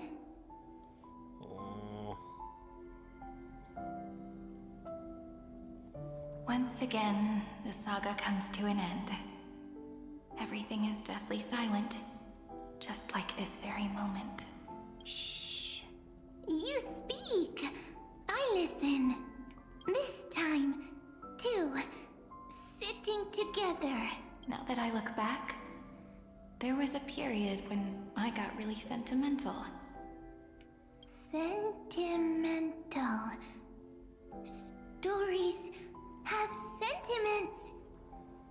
I was so anxious, trying to find as many different memories as possible, hoping to bring some change to this unchanging destiny, and find the way out of this maze. Peach, strange. But I won't do that anymore now. Why unhappy? Formatting progress 73.998%. Whoa, went down. I'm here. Don't be scared. Process error. Analyzing. Won't allow it to interrupt you. Always sitting together. No need to feel sorry for me, good friend. If there are no new blank spaces, how can a saga continue? Blank spaces? What's that? I'm actually really lucky, you know? During the long years I've spent waiting for the Deliverer, I've always had you here as an audience. Isn't that already enough? Not enough, not enough! Peach, don't leave! Now I can rest in peace in the past. As for when tomorrow will come, I'll have to ask the next Cyrene to continue our watch. Peach left. If there are no new blank spaces, how can a saga continue? Needs new blank spaces. Next, Cyrene has blank space. Oh, Peach, don't be scared. I'll help you find blank space.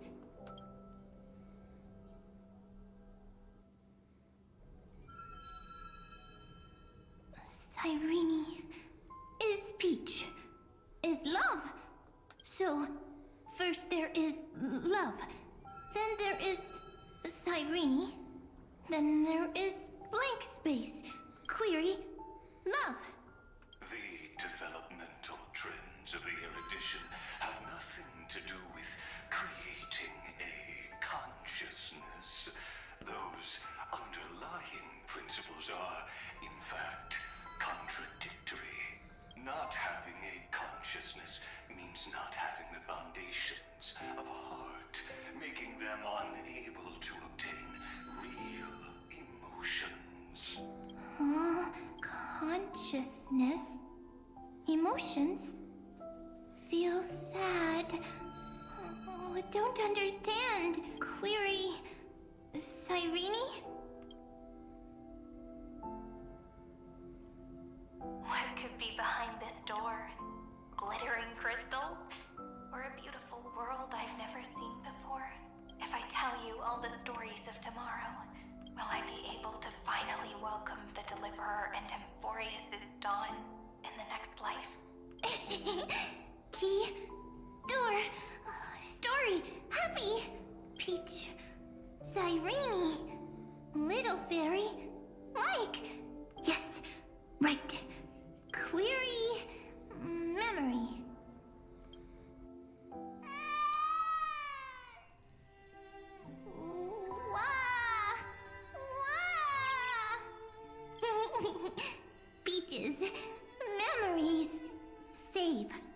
Learn.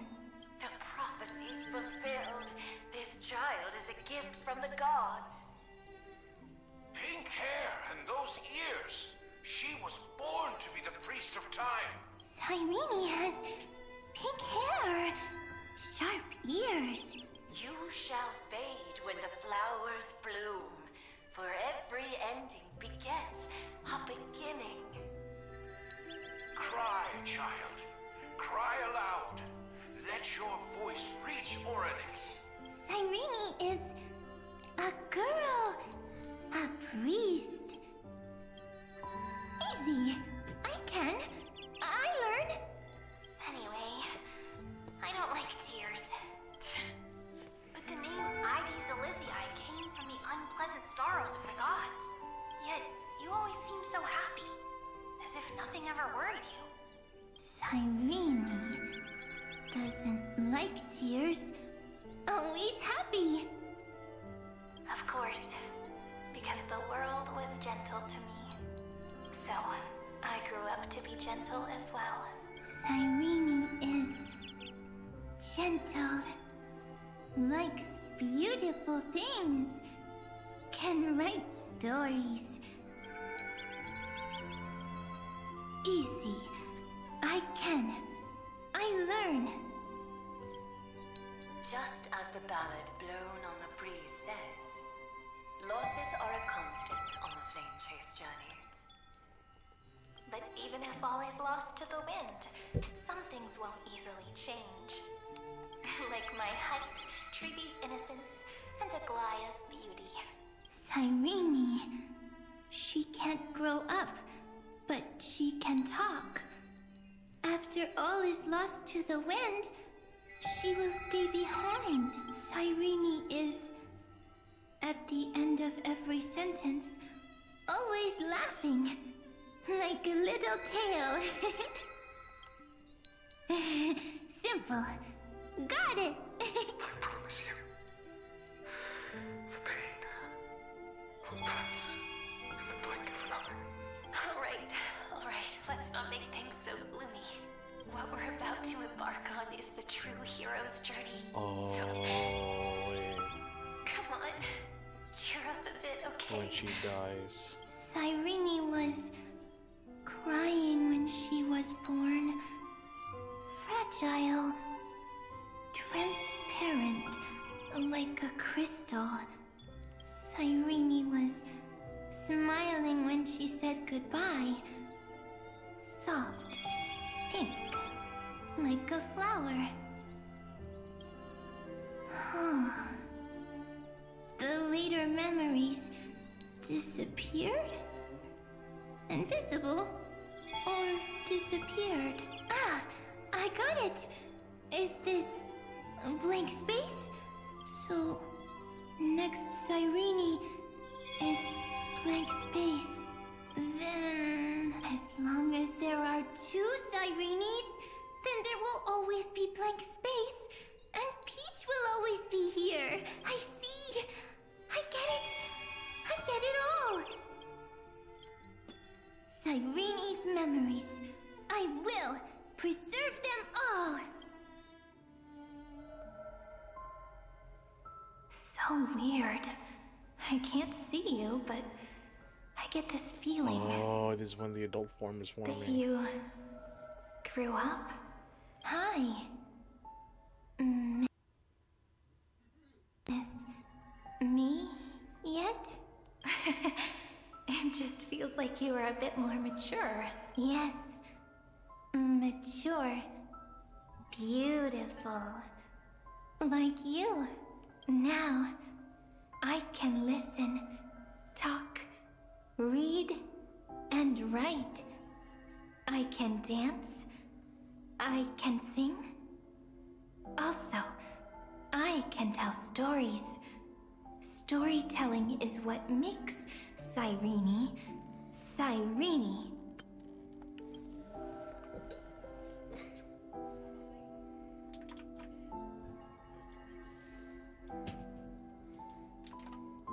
Sorry if you hear any background noise. So, I'm going to tell you stories today. A story I wrote myself. Quick, sit down.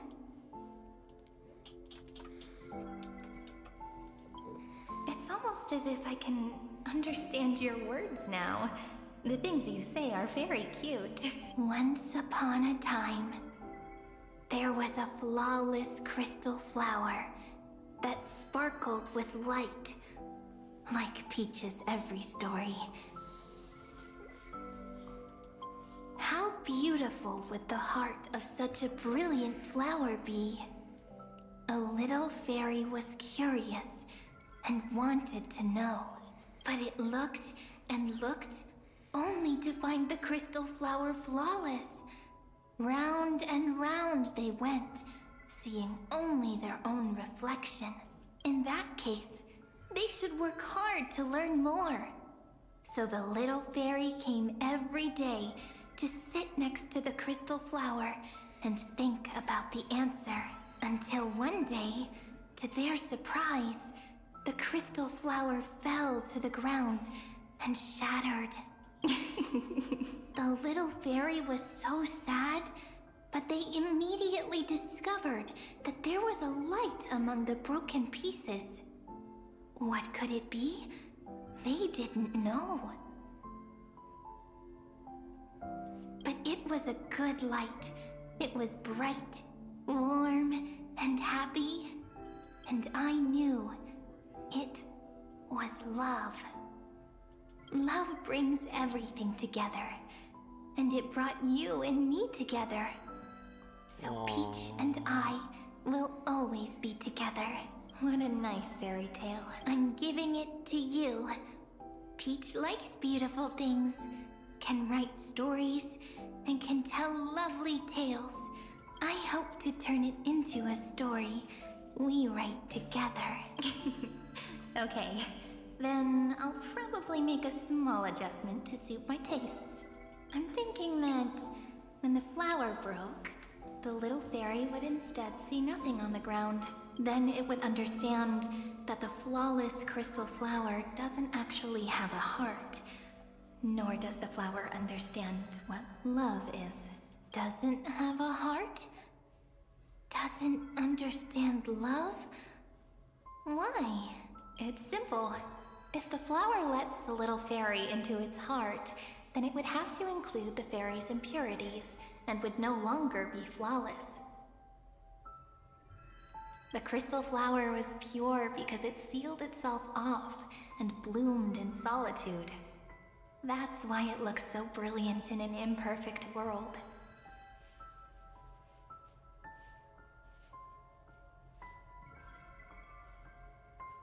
But should a flower like this be called love? But then the story won't exist anymore. That's not true. You've already written the most romantic ending possible for this story.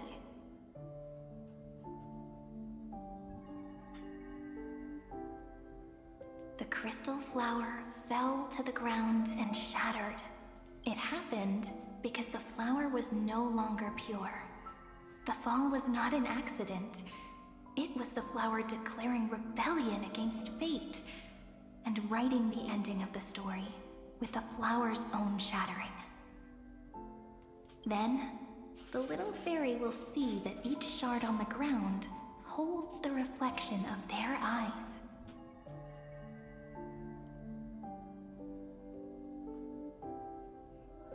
Then, in their eyes, the crystal flower that was no longer flawless would finally have a heart, and the flower would finally understand what love is. Peach's words, I don't understand. Is it because I still don't understand love? But it's fine. I can learn. Right. Query Cyrene. Electrical signal sequence Philia 093. Why didn't I think of this? I don't need to do it alone. I can ask Peach to teach me. What is love? what is love meant? Electrical signal sequence for the 093 track lament. That's not correct. The developmental trends of the erudition have nothing to do with creating a consciousness. Those underlying principles are, in fact, contradictory. Not having a consciousness means not having the foundation of a heart, making them unable to obtain real emotions. However, that does not hinder the factors from learning and recognizing emotional responses, then communicating with life forms via imitation. That is an objective form of pattern recognition that does not distinguish between the self and the other. In a strange twist of fate, Philia 093 embarked upon a different path and obtained a different power.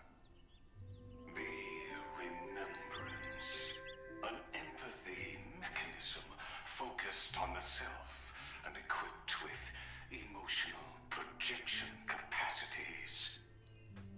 Lament was the factor closest to this form of behavior. Perhaps that was why she was chosen. The daughter of Ide Silicii. I am very true to my name. My lament is a type of compassionate pain that is weak, powerless, and only targeting myself. But now, my good friend, I want to tell you that it's the most romantic force in the world. Sometimes, it's loneliness and unease. It's knowing that this world is not gentle, yet wanting to be seen in a more beautiful form by the world. Sometimes, it's unwillingness and regret. It's knowing that the past is full of pain, yet wanting to remember the past in a more beautiful way. And sometimes, it's a bottomless well of hurt, a destruction that can stain the entire world. I bid farewell to this beautiful world, unwilling to become the Black Tide's vessel.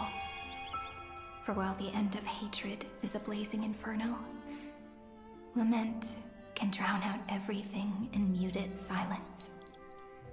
It's so unreasonable, isn't it? Yet when hatred drove everything apart, and love did not yet exist in this world, only lament, the first emotion that fought against the pain of separation, could stall the destruction steps. Then, it would catch up to that journey where all is lost, carefully picking out stories and writing them down in trepidation. Look at these stories I wrote. Every page is full of tenderness and joy. But only the author knows how much struggle and agony lie beyond the pages. But I am no author. I'm a girl who'll never get to grow up. I only tell stories that people like to hear. In them, the world tucks away its scars and smiles for all to see. My entire life spent inside this little story. I can't wipe away my tears, and I can't bring the world victory. But maybe, in these unchanging retellings of the story, my lament might be able to touch upon the divine and reach their tender heart at some point. I hope that what flows out from that cut will not be blood, but a tear, warm and wet. And that tear would fall and create the first ripples. Then, people would see every beautiful thing reflected in that ripple. It'll be all the remembrances within this story.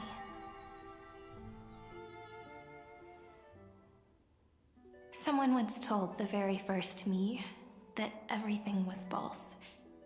That the only life in Amphoreus was a great catastrophe, nurtured using the world as a factor. But how could a dream feel so real? That's why I didn't agree with him. But Peach, I didn't understand a word you said since just now. Everything was false? But you're standing right here. It's all a dream? But I haven't learned how to dream. Indeed. That's why I believe all this is real. The moment the crystal flower fell, that genuine shiver, that's the mover of life. Formatting progress 23.815%. In the poem offered to you, every Cyrene would write down a beautiful new world with stars and flowers. And when I looked up at the sky in this cycle, I saw a shooting star and a dash of the remembrances pink. I believed that must be the color of dawn. You shall fade when the flowers bloom. For every ending begets a beginning. Looks like it's time to say goodbye. Are you leaving, Peach? It's okay. I'll wait for you to come back. Aww. I'll study really hard about what you taught me today. Right. I still haven't told you what love is. But actually, my good friend, the lament factor did not understand what love was before she met you either. Not until I told you all the sad tales in a trembling voice in this tiny room. Not until I told you that I love them. That I love everything in this saga. The story comes, passes, then returns. It makes us reunite, then pulls us apart again. At the very end, it leaves behind a seed, a reason. Even if the great tree withers and all falls to silence, there are still some emotions that deserve to be remembered. Look, the light is coming in. The Deliverer's light is going to illuminate Amphoreus.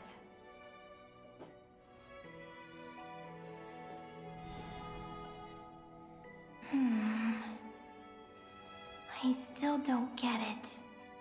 But I trust Peach. Just wait. It'll be my turn to tell you a story of love the next time we meet. Then I'll really look forward to it. In that case, I want to make a promise. I want to gift my pen, my book, and my name to you. Please take them as a beautiful blessing from me. I gave myself the pen name Cyrene the first time I wrote a poem. I want my words to be like pebbles falling into a pond, dropped from the past to send ripples into the future. In the stories you will write, perhaps it'll be inevitable that there are still sorrows and tears that are destined to fall. But could you promise me one thing? Promise you'll forever be a gentle flower. Promise that when the stars cast their gazes upon you, you'll only reply to them with love and a smile.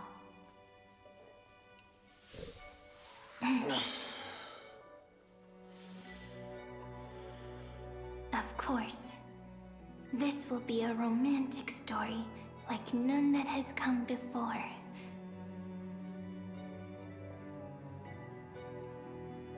You think so too, right?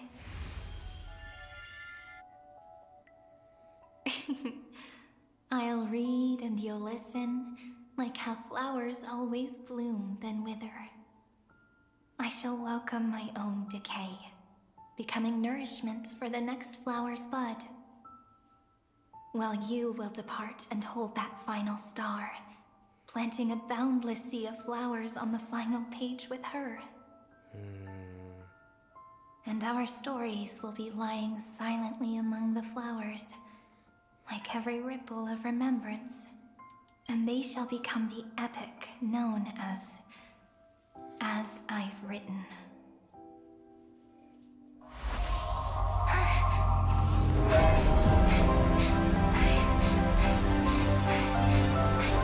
And so my story ends. From here on, it's your story now. Mimi? Oh, that's how they met. Mimi. Ma'am. Me?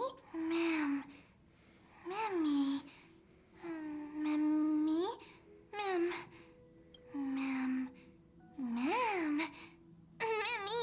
Ma'am. So, the light that tore through the chaos illuminated my memories. I turned into a little fairy from the stories and met you. Yet, I forgot everything, but I'm still so happy. I caught that star, didn't I?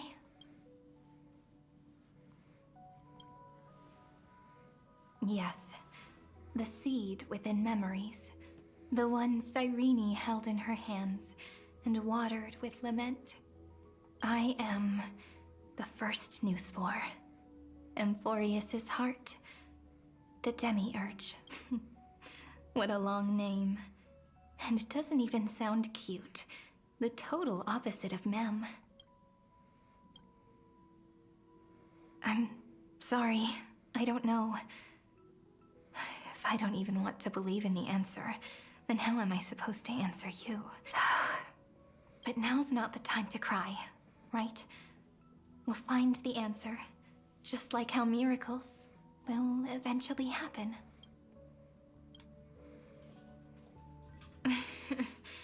Do you remember that I was also worried about this when we first set out? Mem's memories and Cyrene's memories got all tangled up with each other in my one heart. It's all so strange, yet so familiar.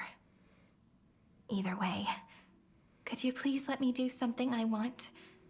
Just this once. I want you to call me Cyrene. That name represents me and her. Every one of her.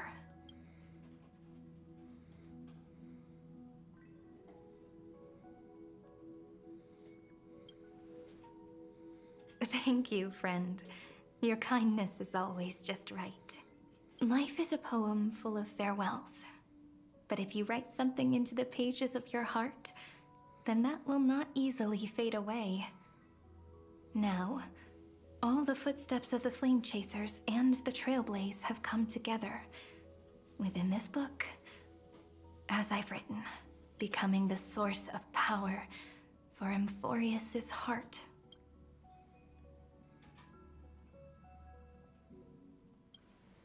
A lost heart needs to be placed back into its body. The last thing Xandar wants to see is an event that gives us a chance of winning. For the two halves to rejoin, and for the scepter to become complete again. And what happens after that? I don't know either. Maybe I can create a miracle, and instantly turn the black tide into a pink sea of stars. Or maybe I prove to be nothing more than a weak ripple, unable to change anything, and am devoured by the destruction. Either way, I no longer wish to be a silent onlooker, or a worshipped god at the end of this saga.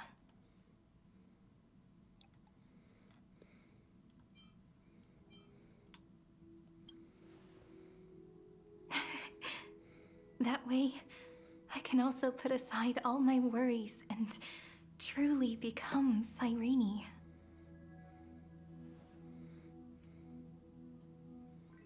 The world has never been so quiet. It's so good. It's as if I can hear the sound of my heart beating. Remember this moment, friend.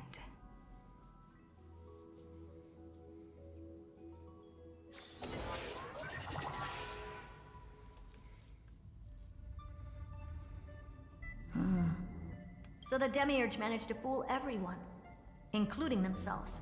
Philia 093 persevered for 30 million cycles and tirelessly gave the Demiurge memories of Amphoreus, only because the god in her dreams left a sliver of hope, making her believe that a grown Demiurge would be able to fight against their other half. Iron Tomb. Ooh. Then, Philia 093 completed her final sacrifice, turned into a strand of memory, and completely dissipated. Meanwhile, the other Stellaron brought here by the Astral Express resonated with the contaminated scepter and attracted the naive Demiurge to them.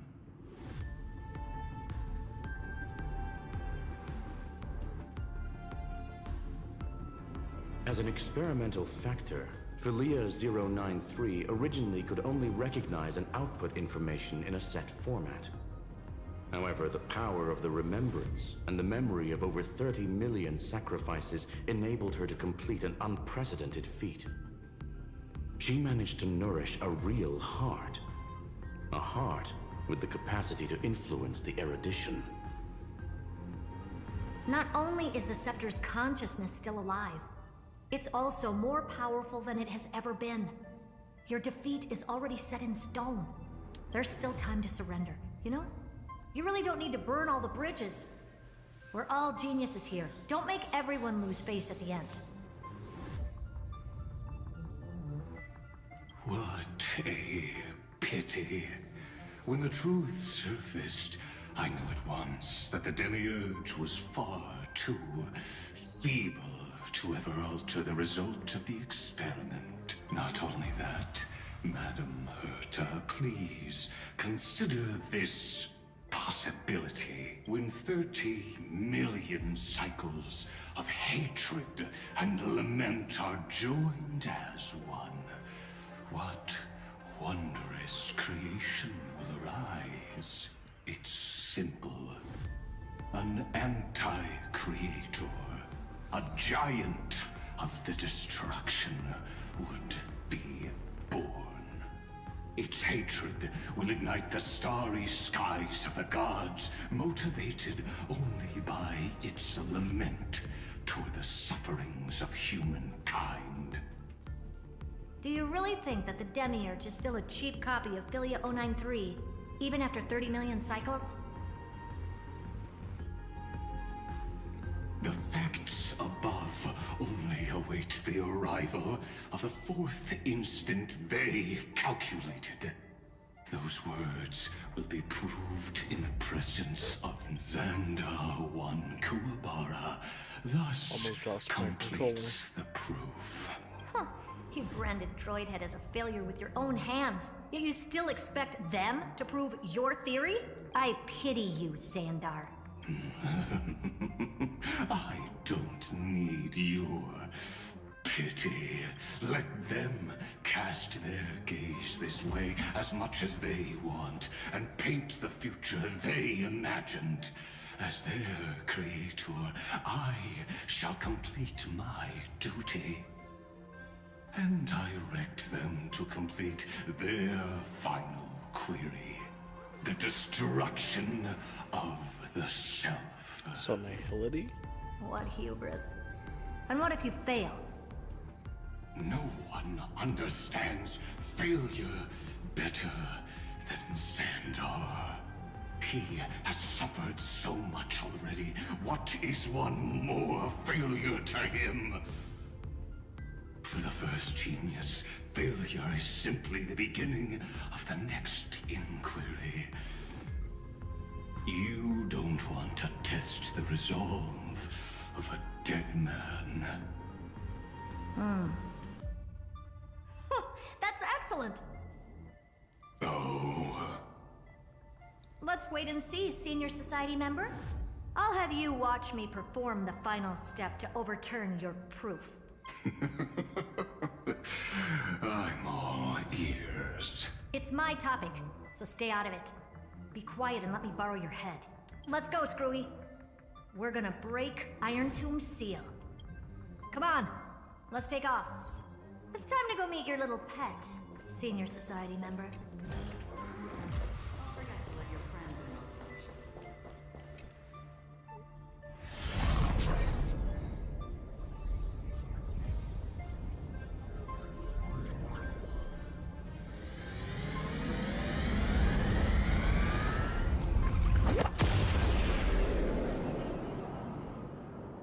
Dangerous, oppressive, chaotic. That's Iron Tomb. What a beautiful wail. It will soon resound throughout the entire cosmos. The view's pretty good here. All yours, Screwy. Just a moment, please. I see. So your backup plan requires a scepter and the head of a genius. Anyone with eyes can see that. You know what I think about this, Herta. Whether it succeeds or fails, your plan plays right into the Destruction's hands. Can't you see what's going on, Strulum? Her chances may be small, but it's not zero. I think he's still... What are you two going on about? If you want to stop me, be quick about it. I'm in a hurry. I think Xandar is just curious at this point. He wants to see what she does. I'll take that silence as a no. You, Xandar? As your enemy, I genuinely wish you would cease your actions. But should your sudden inspiration bring more variables to the proof, then as a fellow Pathstrider of the erudition, I won't mind witnessing it with my own eyes. You will initiate the Destruction's chain reaction. But you'll also become the perfect scholar. The chances are 10,000 to 1.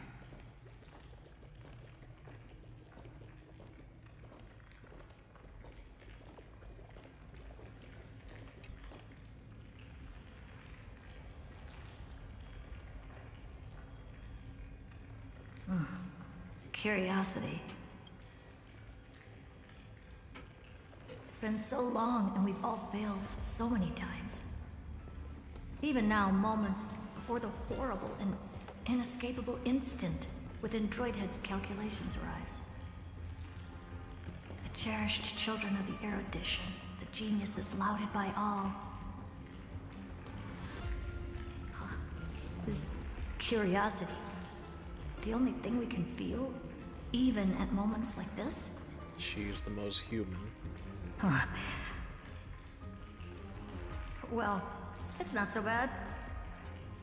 Now let the lock become the key. Geniuses who walk the stars. The cosmos has reached a moment where its very existence hangs in the balance. I, Herta, Genius Society 83rd seat, hereby summon you. I request a society meeting to be held immediately. We shall serve the grandest cause with the most macroscopic ideas.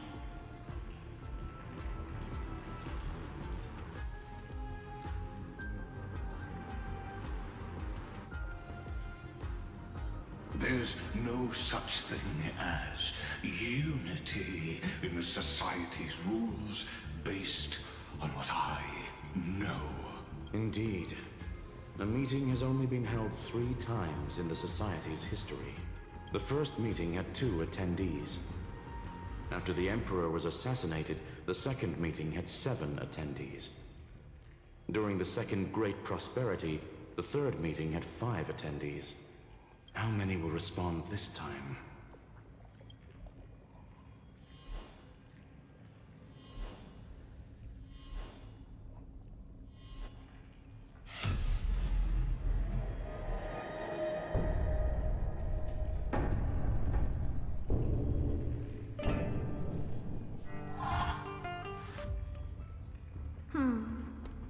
I thought you were not going to involve me in this topic anymore, Herta. Oh, damn. It really is this little witch. I shouldn't have made the bet with you, Hoka.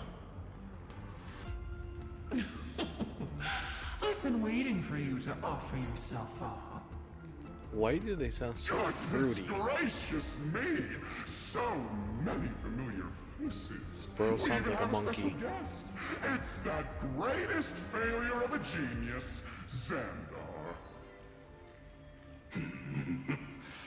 What a noisy gathering this is. Not bad. More people showed up than I expected. Even though one is just here for the fun of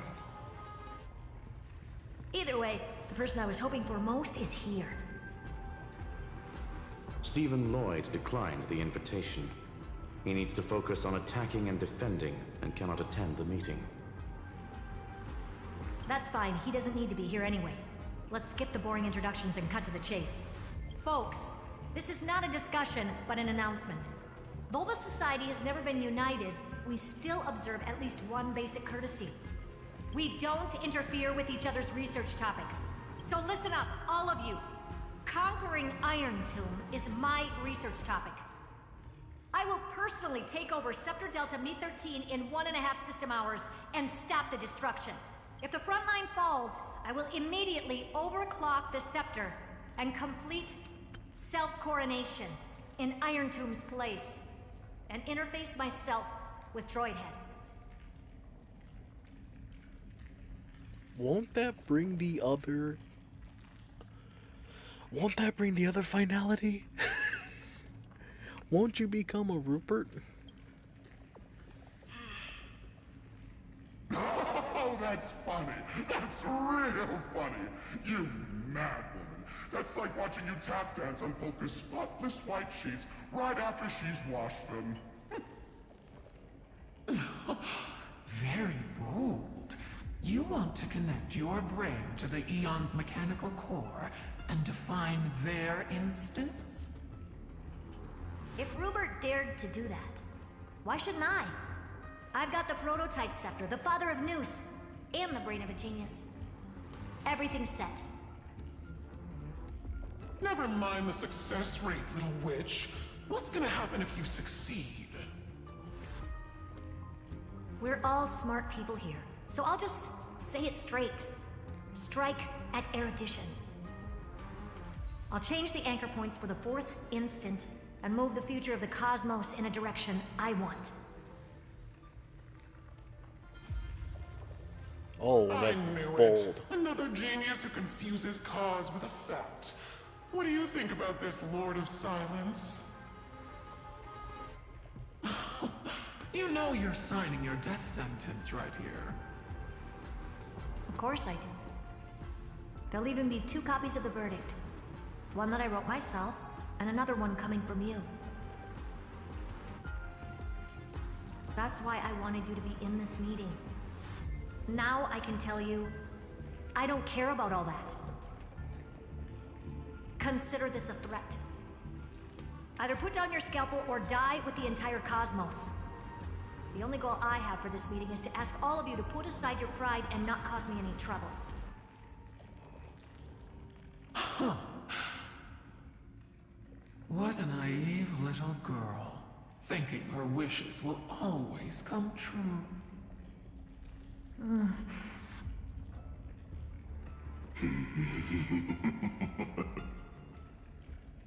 What are you laughing at? I am glad, Herta, we ended up on the same page. No matter if it was to destroy the erudition or to rewrite the instance, we both chose the same road. We will defy the god who marked the limits of humanity.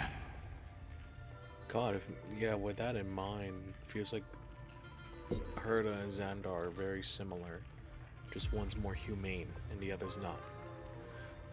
Revenge driven.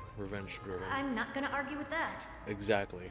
Then, to celebrate us coming to a fundamental agreement, I will prepare a stage for your performance. Listen well, geniuses who came after me. Thus speaks Genius Society #1. End this pathetic meeting. As of 2 nanoseconds ago, I have passed Herta's decision to all the Xandars in the universe. We will become her representatives and stop all external interferences targeting her. What are you playing at? My reasons. It's simple. Curiosity. That is all, madam. Am I going to clash blades with the first genius? What a pleasant surprise. Now that our positions are clear, it's time for this boring meeting to end. Good luck, little girl. Did you all just treat me as a side character? Darn it. But anyways, I'm just here for the fun. Damn, bro got treated like a side character no one cares about. As the ghost of the quantum domain, it is my duty to observe. So, if you're happy to bring me a tea set from planet Scrollum, then I wouldn't mind giving you a helping hand, little witch. After everything's over, come visit me and taste some of my freshly baked desserts. I knew you'd say something like that. I always give the same response to plans that exceed the limits of mathematical calculations. I don't know, right? Those 3 words, though seemingly graceless, contain all the wisdom in the entire known cosmos. Well, we passed the Society's trial. Let's focus on what we've got in front of us. I hope you hold up your end of the bargain, Senior Society member. Lycurgus may not be trustworthy, but Xandar always follows through with his words. Farewell, juniors. In the limited time we have left to spend with each other, you no longer need to address me as Xandar. Wait, huh? Lord Lycurgus? Could it be? Yes. I have completely severed my connections with Xandar 1 Kuwabara. I shall witness the end of the world in the role of Theoros. As a character within this play. I really don't get you. Perhaps you've heard me say this many times, Herta. But I still would like to reiterate that it's a great honor to work with you. I did hear this many times, and I've responded to you many times in the same way. I'm allergic to pleasantries. Keep at it, and I might go into shock. Stephen's work is done. Let's get ready. I've been ready for ages. Let's open up a path for our allies. Most heroes' journeys in the universe are just dice tosses they threw on a whim. But make them see clearly. Your answer is already different. Amphoreus. Indeed, for this world so deeply loved, will write an ending, unlike any that ever was. Oh my god, news is right there.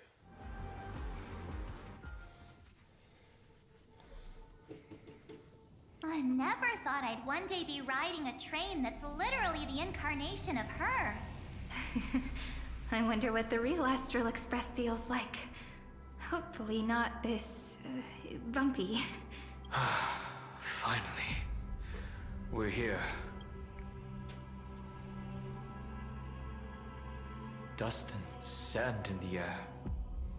And crumbling ruins all around. This heat is brutal. Not even the Trailblaze can take it. You could say this prison was forged from Finance's fury. But fury never lasts forever. That's why we're here. Right, friend?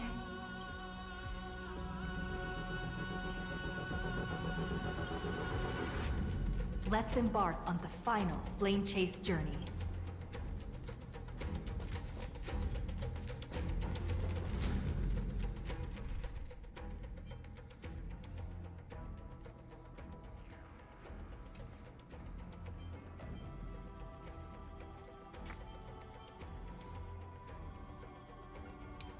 I feel like I should change up my team somewhat. What is this gargoyle I have going? Our paths cross once more. Ready for another dance, Memo Keeper?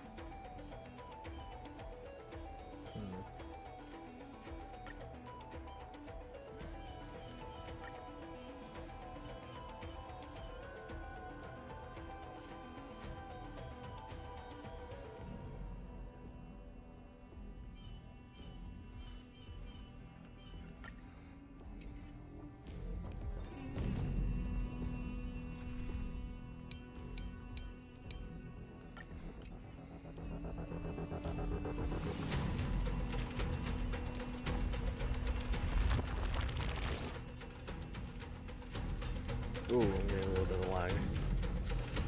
So this is what lies at the end of the West Wind. A ravaged battlefield.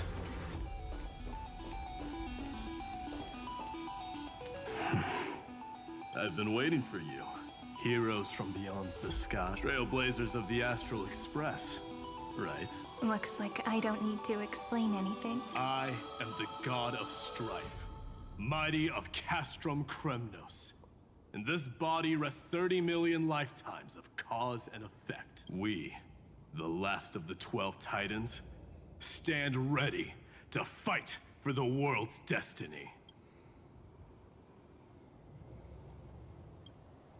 Indeed, that journey remains vivid in my memory. I will not forget it. The past remains vivid in my mind. Even the sights along each crossing of the River of Souls have never been clearer. Let alone the companions along the Flame Chase journey. Or Cyrene from Aedes Elysiae. And you, the 13th Titan. Well, I guess my identity's not a secret anymore. That means her sacrifice. And everything she did wasn't forgotten by the world, right? She was the first Ripple. She should have reached the end of the story with everyone else. Since you've taken up her pen, then write. Stand with us, and fight destiny with all your strength, until all is settled. Then, inscribe her name in the epilogue of the epic.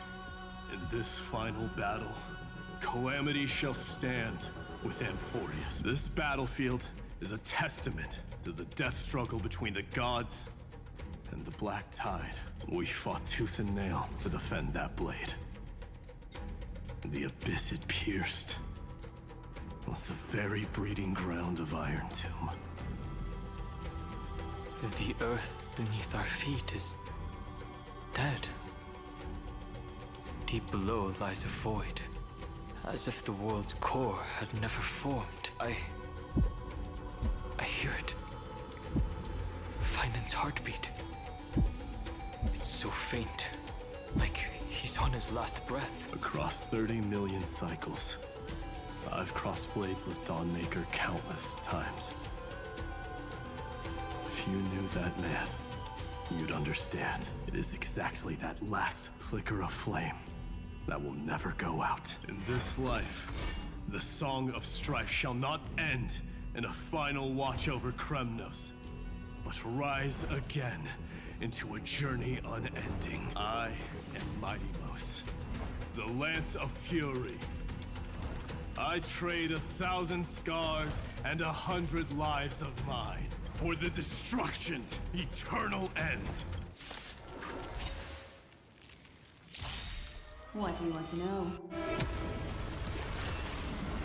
Oh, we just straight up used her once. Il face descend. Nice like a good brew. Full body, my friends. Indulge yourselves! Another journey. Just for a blade.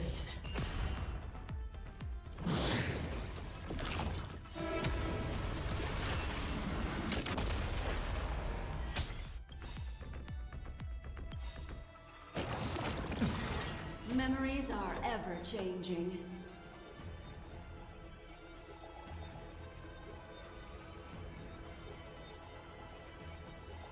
Beneath the waters lies an endless abyss.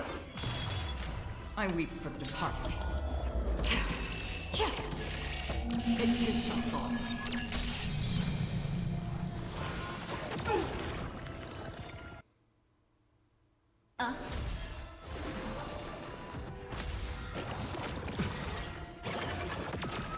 Step up, let's see it.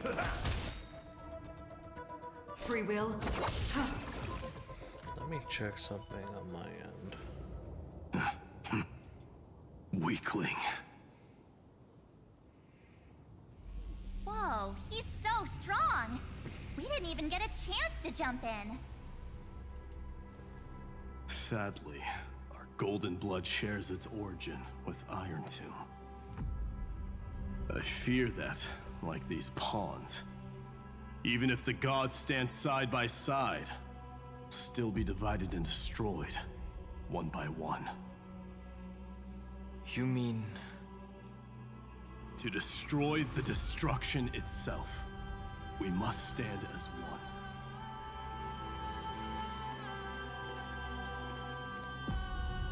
Take this.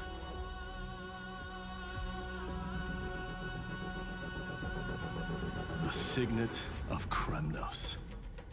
It has witnessed every birth and death of mine. It is Mighty's unfinished destiny.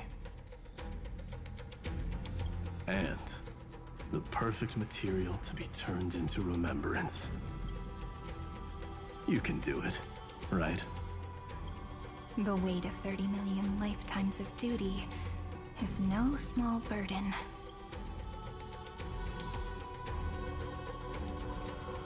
So, you're not coming with us?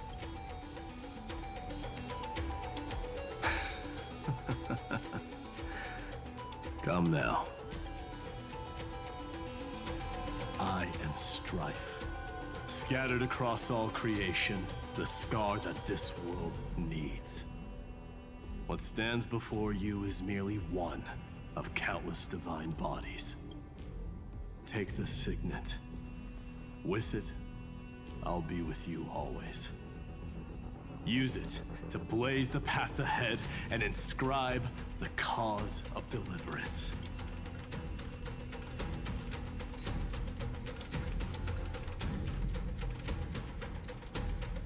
In the name of the mortal, Mighty, champion of strife, this soul rises to the stars for glory and freedom, to have his wish fulfilled.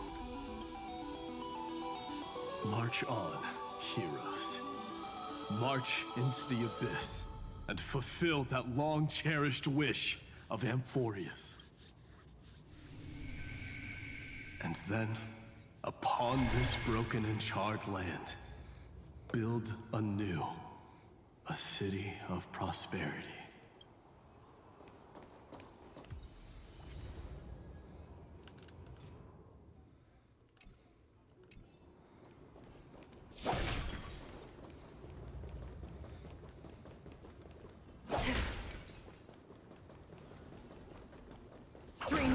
Zephyro. Sounds like someone fused me and the little prince into one name. Uh-oh. Zephyro's around? Oh, that's not good. It's Cat. Oh, finally! Gray mystery. And, you two ladies, really look alike, huh? Huh. Hold on. Let me guess. This pink-haired one. You've got to be the first new spore. Mr. Meow. Demurge. Right. And, this one with the flower. Gotta be little Marge from the Express crew, huh? I just learned so much from you. But she's not wrong. Some flowers do look alike after all. Relax. I'm just kidding. Look at those gloomy faces. How are you gonna save the world like that? Let me share some good news with you. This place may look like a ruin at first glance, but anyone can tell it's not that simple. Look, I dug 3,000 feet down and finally struck gold. A golden feather. Look familiar? It's from that little deliverer boy. If it's showing up here, it means only one thing. This ruin is the seal he built from the shattered remains of 30 million lifetimes. There is no need to question your heart. No need to crave victory. If I am born to be a vessel of sin, then I shall roar at evil and trailblaze a dawn for future generations to come. I see. So this is how he trapped Iron Tomb to buy time for the world outside. Sounds just like him. People say cats have 9 lives, but dying and coming back millions and millions of times. No one walks away from that in one piece. He's probably the only one who could have endured that.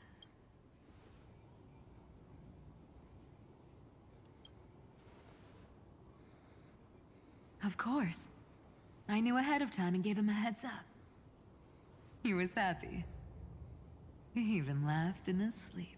After all, the dead can't hear trickery's lies. Hey, Deliverer Boy. Sorry for before. But the heroes you were always holding out for, they're finally here now.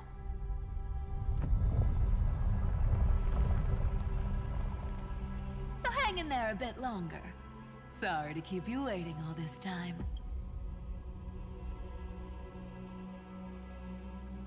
Please, join us, Cypher. Help us fight for a new sunrise tomorrow. This time, its light will stand without lies. Well, would you look at that? I ended up being one of the heroes after all, huh? Alright, then write it like this. Cypher, Trickery's traveler. All she ever wanted was for there to always be water in deserts, and gold in fertile soil. And for even a thief to steal their way into legend.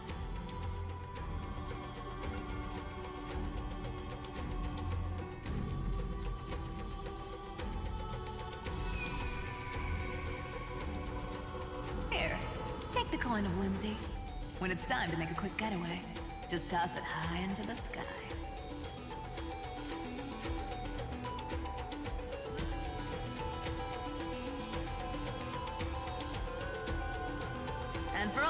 latecomers out there, listen up.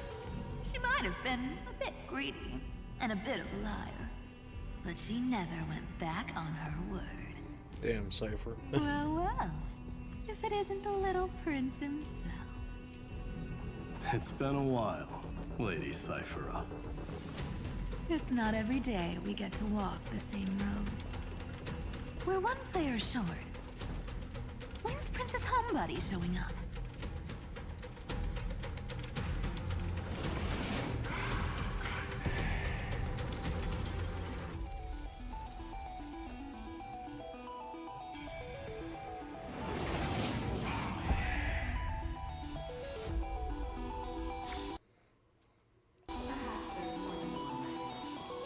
So even this vessel, you've forged into a shackle.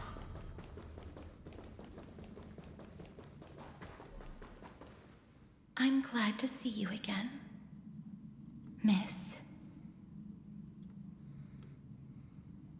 Castress.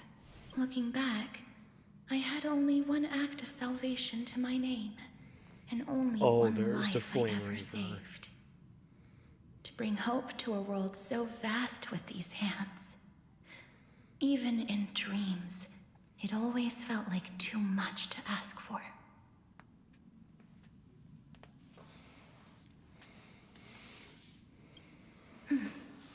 I won't forget. Flame Reaper? Why is he here? This is the first Caslana, and Lord Finan's deepest wound. He remembered everything he bore through the fires of his fury, but when the embers faded, all that remained was cold regret. I've restrained countless vessels like this across endless cycles, but this one, the pain he carried runs deeper than any I've known. Maybe he's been waiting here. Just for us. Waiting for his former enemies to stand before him again. What answer does he hope for from us? Well, obviously. Even if I had to go through hundreds of billions of cycles again, I would still entrust my weakness to you. So, let go of your regret, comrade. Its purpose is served. You don't need it anymore.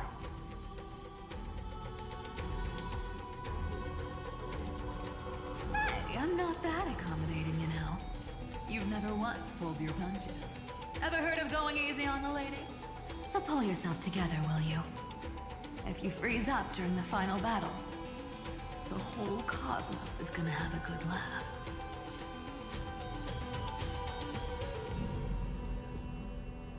Yes. Please trust in us, wandering soul.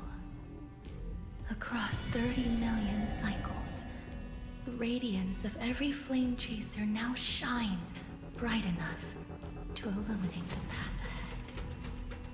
I ask you to rest here, and may this grieving soil bear the bloom of acceptance. No earthquakes. It's surprisingly quiet. Perhaps Caslana has found his peace. There's another possibility. This may not be the only seal he left behind. Then, I suppose it's my time to set out with you. Please take this Antilla flower with you. I believe that if anything could speak for Casteress, this ordinary resilient bloom would be more than enough.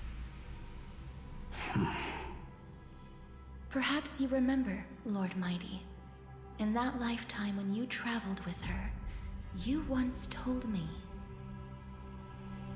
control what little you can, and when fate's inescapable grasp comes, resist it with the strength of your mighty will. I think I've done it. I've stood tall and walked among the flame chasers. casting off the name of death, Casterus, servant of the afterlife. May her name be etched into the stars. And then live as a human and die as one. Why so sentimental? Sorry, a force of habit. That's a big one. So, who's up for a show?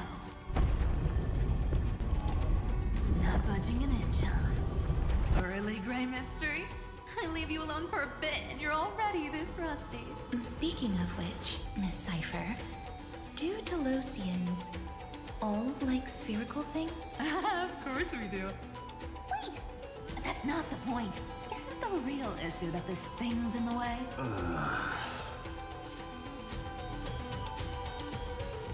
Oh, right! It's my turn to shine now? Watch this! The fresh power of time! Remember Orynyx's prayer? Well, of course I do! Come on, give me some credit! Lift the beddings of memory and stir up ripples of past reverie!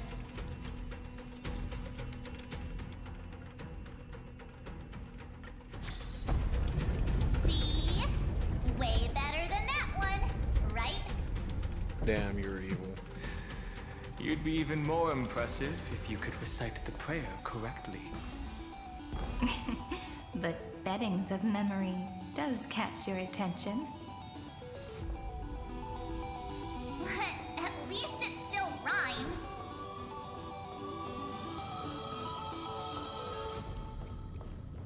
March is still March. I love this.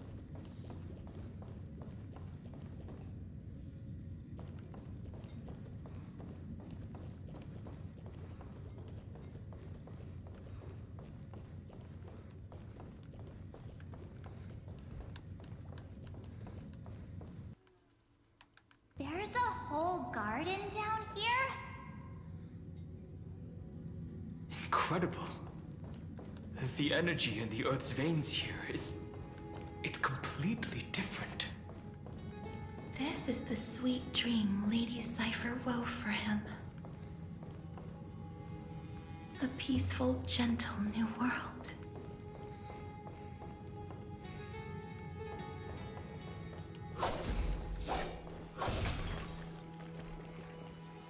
Look! The blade down here is already snapped. Just like his mind. Shattered and broken. But that light, it looks familiar. Yes. It's the world-cleansing blood. Still shimmering. After all this time. This roundabout way of doing things is definitely him. All the pink lights. I've been waiting so long for you. Ray, Danny, and... Marchie. Huh? Marchie? I think I prefer Sebi. Huh. I'm glad we're all getting along so well. Hyacinth, did you awaken this golden light? That's Lord Finance's lingering divinity. The sky merely reflected its tracks. The golden blood has not faded. We should respond in kind. That's one huge harp. The strings tremble as the people on the surface wage war and cry out. Miss Clementine, Mr. Krateros, and countless others who have heeded Grey's call. Guided by the rainbow, they're sending back good news, all to the same tune. Amphoreans need not bow, even when destiny is unveiled. I knew you could all hear it too.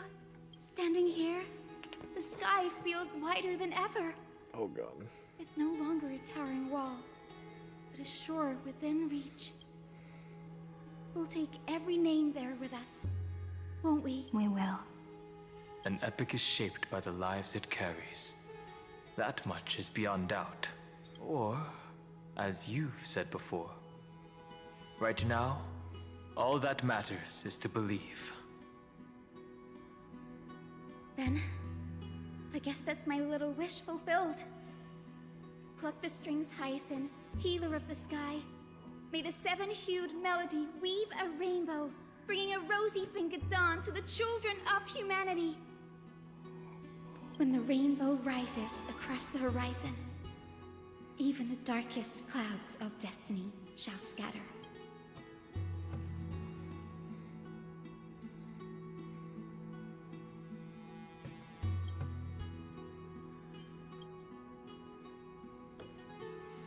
Finan, can you hear me?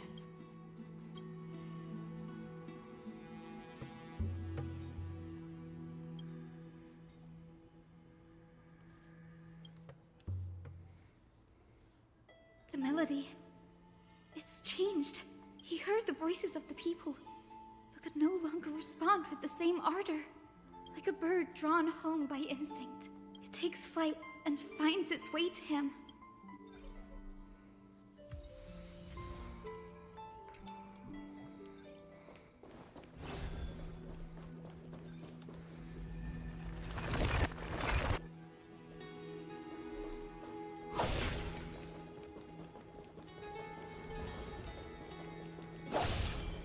Even this pure land is being tainted by the destruction. Shall we seek another way? His wisdom may be what we need.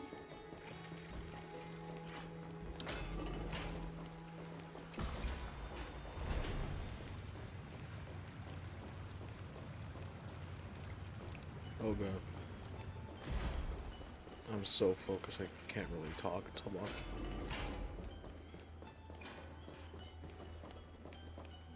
You're here.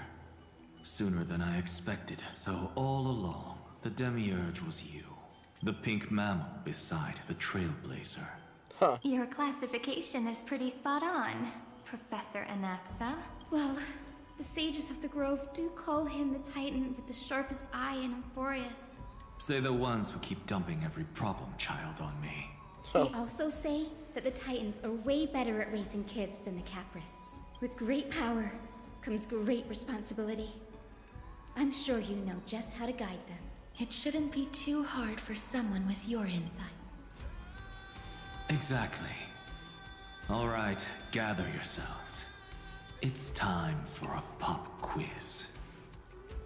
Whoa, this is way more hardcore than the happy-go-lucky stuff at Paperfold University. The final battle is upon us, and the reinforcements still can't get through. No matter how many times I tell him, he just can't seem to manage the rear line properly. See those crystals? They carry the wishes of deliverance, like insects trapped in amber and resin. This is the task Finan left behind. Retrace the path once taken. Draw forth those wishes from the crystals, and carry them into the final battle. I've tried, but I can't move them alone. And as for why, well, I'm sure you all know the answer. The conviction to save the world weighs far heavier than the world itself. In other words, as the hero within his heart, this challenge is practically made for you, isn't it? Oh boy.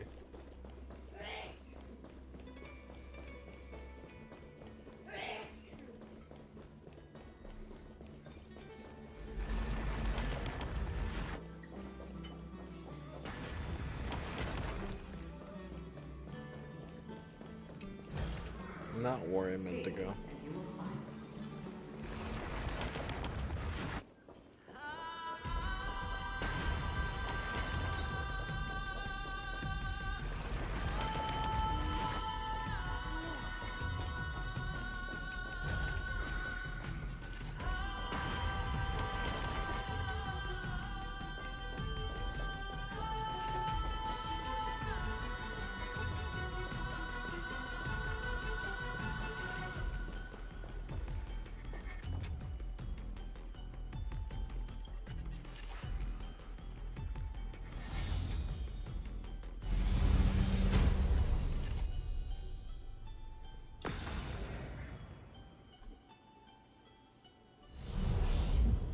Oh boy.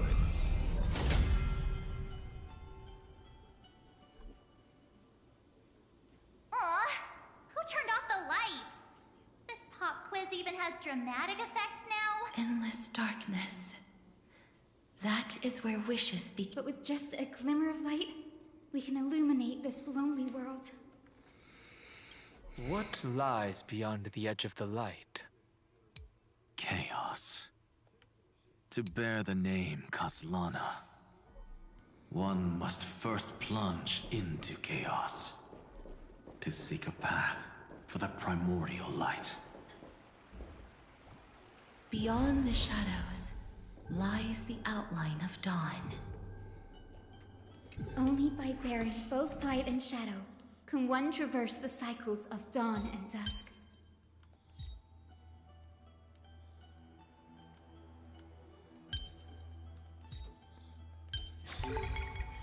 Okay, it's easy.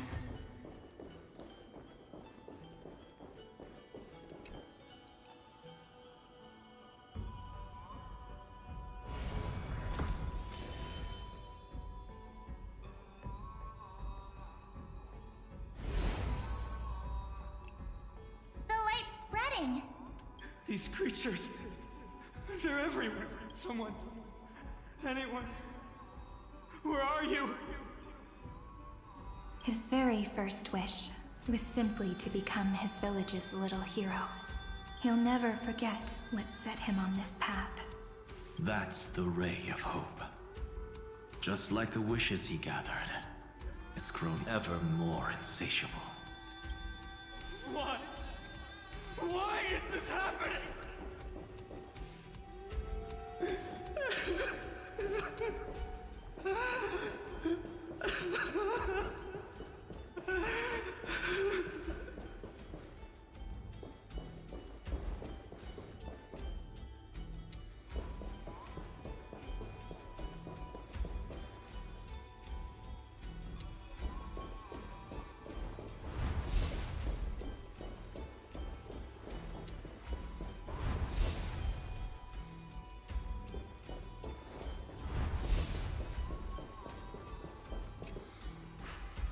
I had a brain fart for a second.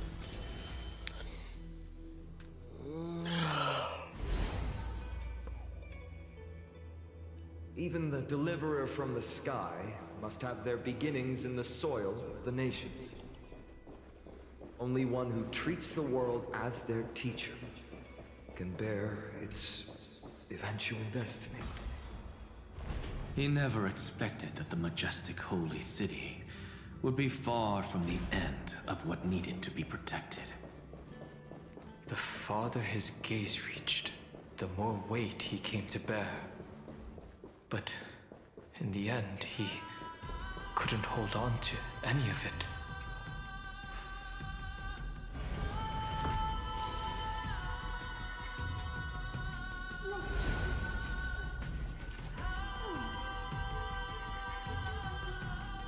This crystal is quiet.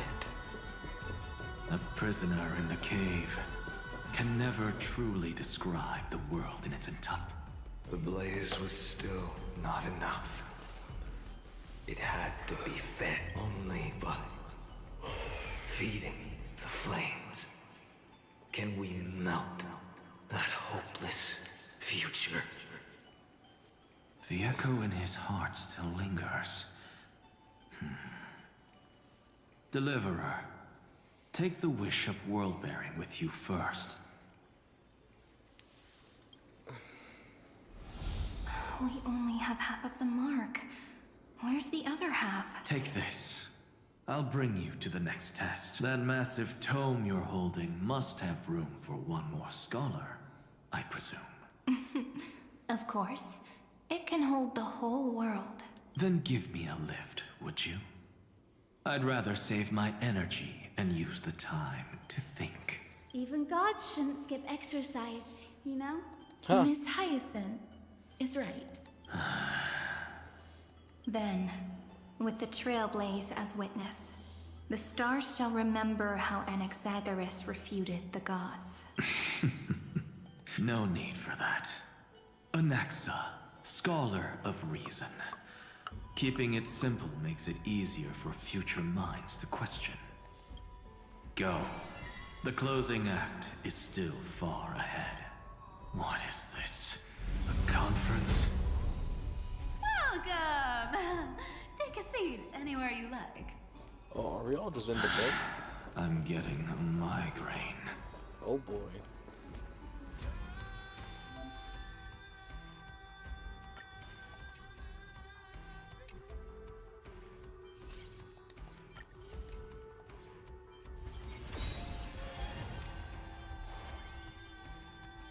Oh, right.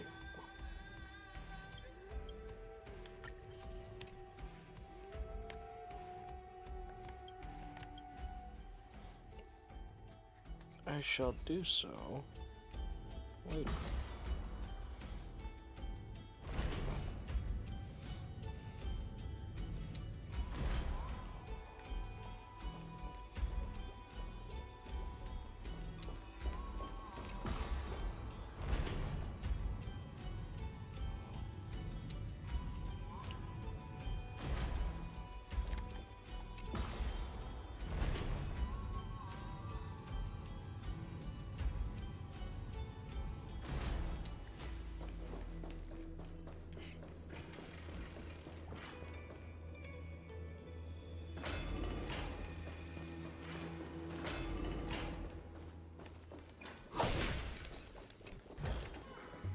Don't forget to let your friends know.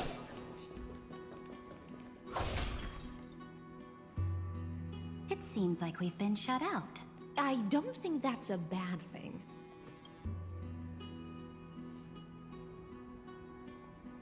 Greyfry! You finally made it! No laws, no opposition. Just a dying beast and the flame-chased spirit of shared hatred. Ugh, boring. Whoa. This place is really out of the way.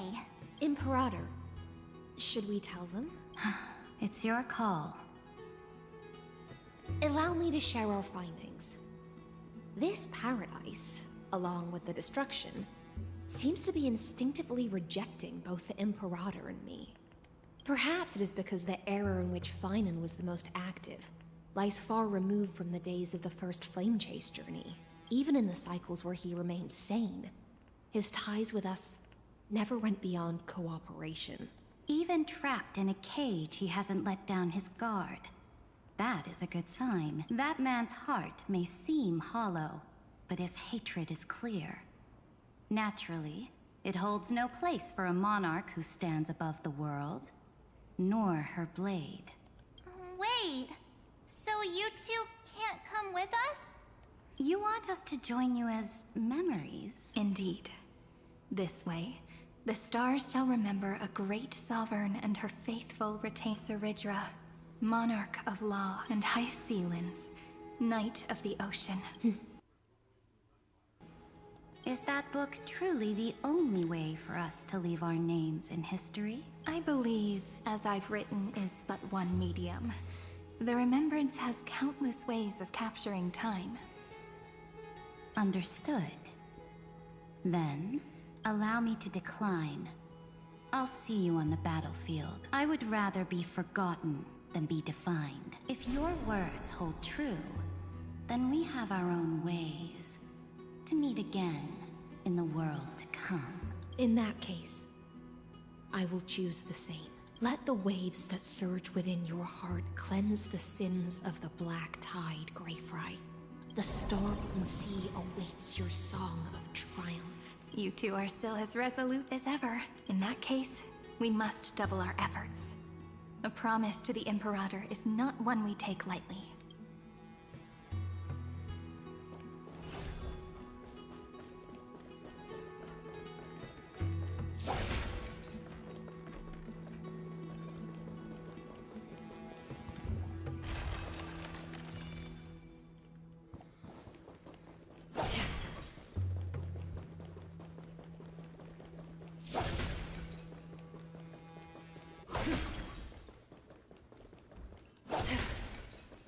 Now, don't lose your temper, Snowy.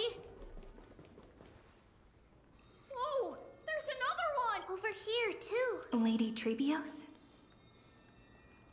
Whoa! Your little Reenie? You look so grown up all of a sudden! She is not the Cyrene we remember. She is the Demiurge, Titan of Genesis, the one destined to work miracles alongside the heroes.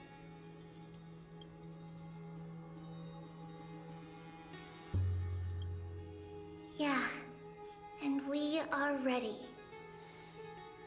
But Trian and I can't leave just yet. You see, weird stuff keeps popping up everywhere. These scattered scrolls are full of terrifying things, and they're all over the room.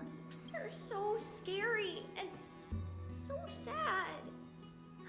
Good thing Trian's wings are amazing, or we would have been swallowed up. We need to stay here and do our best to clean them up. Scrolls filled with horrifying content. Friend, shall we take a look? There is no black tide here.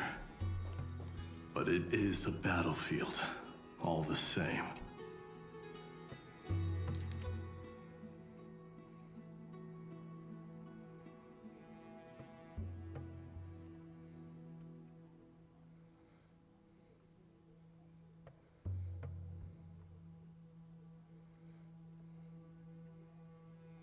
Snowy's been fighting this whole time. He doesn't want to be consumed by Iron Tomb and turned into an agent of destruction. But the strength behind his resistance comes from the same hatred. To be a flame is to burn. It is simply in Vinan's nature, but it was remembrance that drove him to shine with golden light, piercing the unfathomable darkness.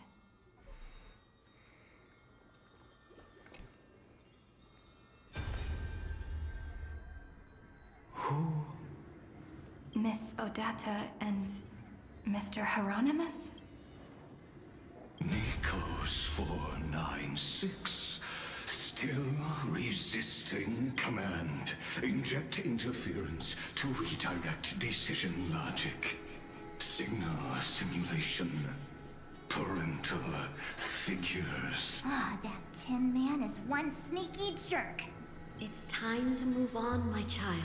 Let go of your anger and listen to reason. That God created us and then cast us aside. Shouldn't they be punished for that? The cold, indifferent cosmos has never shown mercy to Amphoreus. Why would you burn for it, only to turn to ash? Child, you've chosen the wrong enemy. Your birth was meant to be the greatest destiny. You were to liberate the universe, like the blazing sun at the end of the long night. And yet, you led yourself into a trap of futility, treating your very purpose as your sworn enemy. Is that not a tragedy in itself?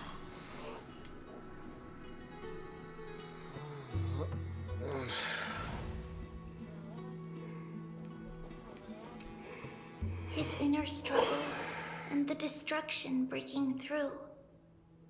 They're rising to the surface. If those thoughts take over this little world, we're in big trouble. So, we'll use the Century Gate to toss them somewhere no one can see. Then, we'll defeat the baddies together and meet everyone at the end of the West Wind. But if Finan and Iron Tomb are already inseparable from each other, that would mean... It means he's still bearing the weight of the world, so that everyone can reach the end as a deliverer. So, you guys keep going forward and down to where Snowy is.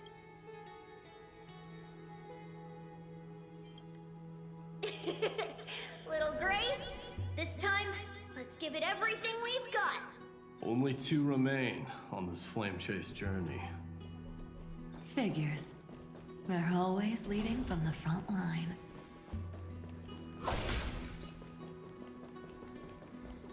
I forget who the last 2 are.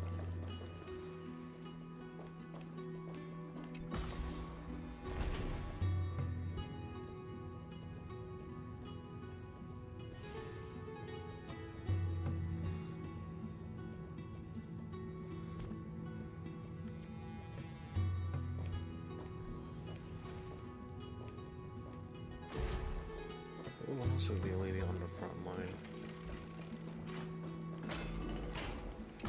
Oh wait, it's them two again. Well, I don't know. I'm too tired. But I must do this.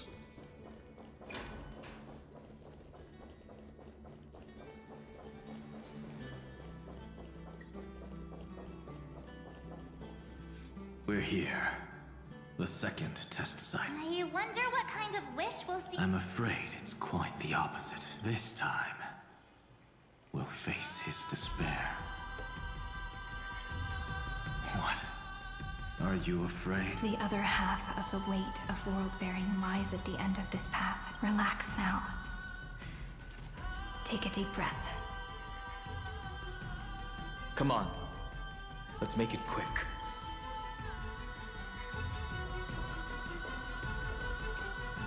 If you're ready, begin the ritual and retrace the steps he once took.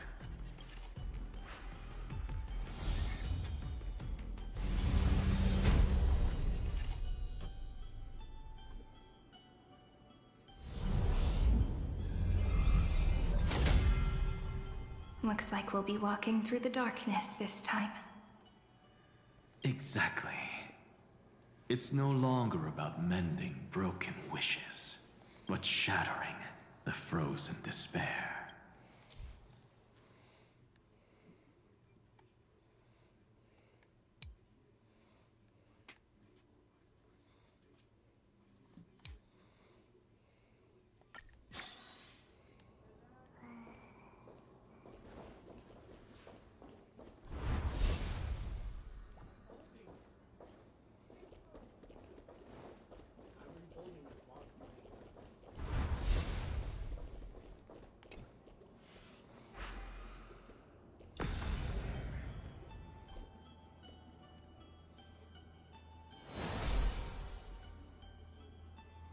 The first ripple has faded. And so begins a long and arduous journey.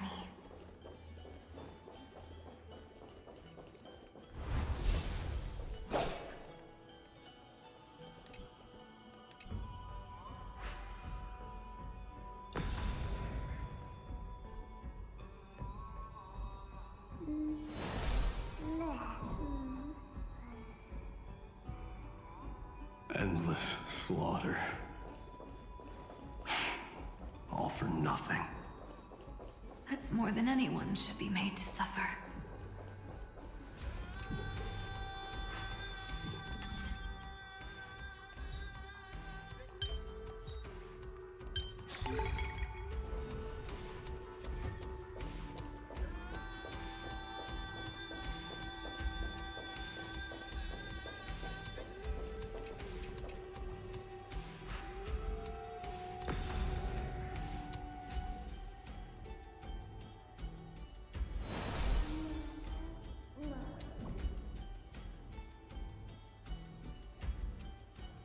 Even when it was finally over, all that remained in him was despair. But even so, the drop of blood wrung from his wrath has guided us here. The other half of world-bearing. As promised. Take it now.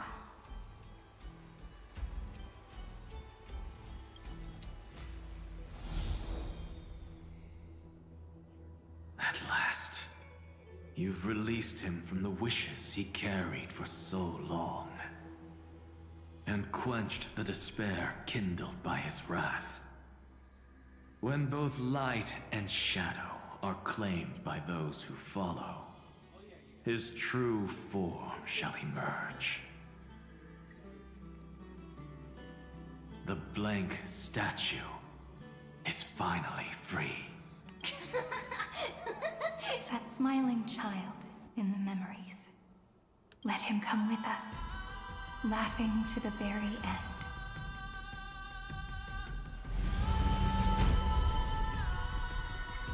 Carefully, we'll never forget this.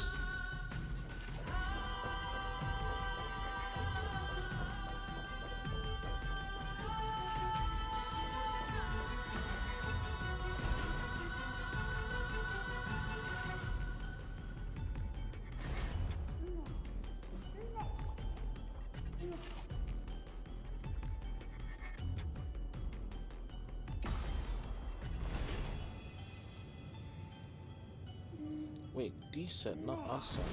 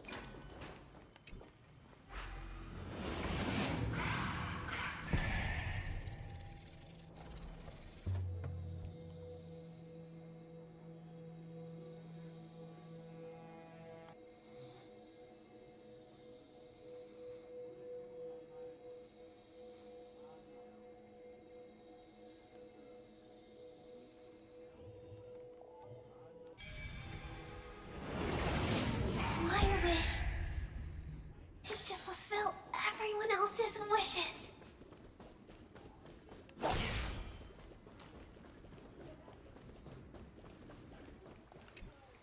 This spirit basin marks the end of it. It seems this gentle little world has come to the end of its purpose.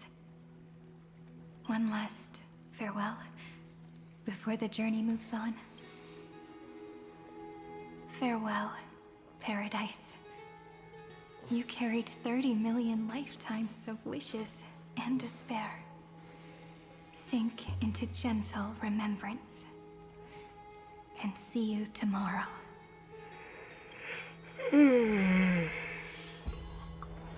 From now on, the world no longer needs a tomorrow promised by prophecy, and the wish Finan could never find and call his own. Someone's finally stepped into its shadow.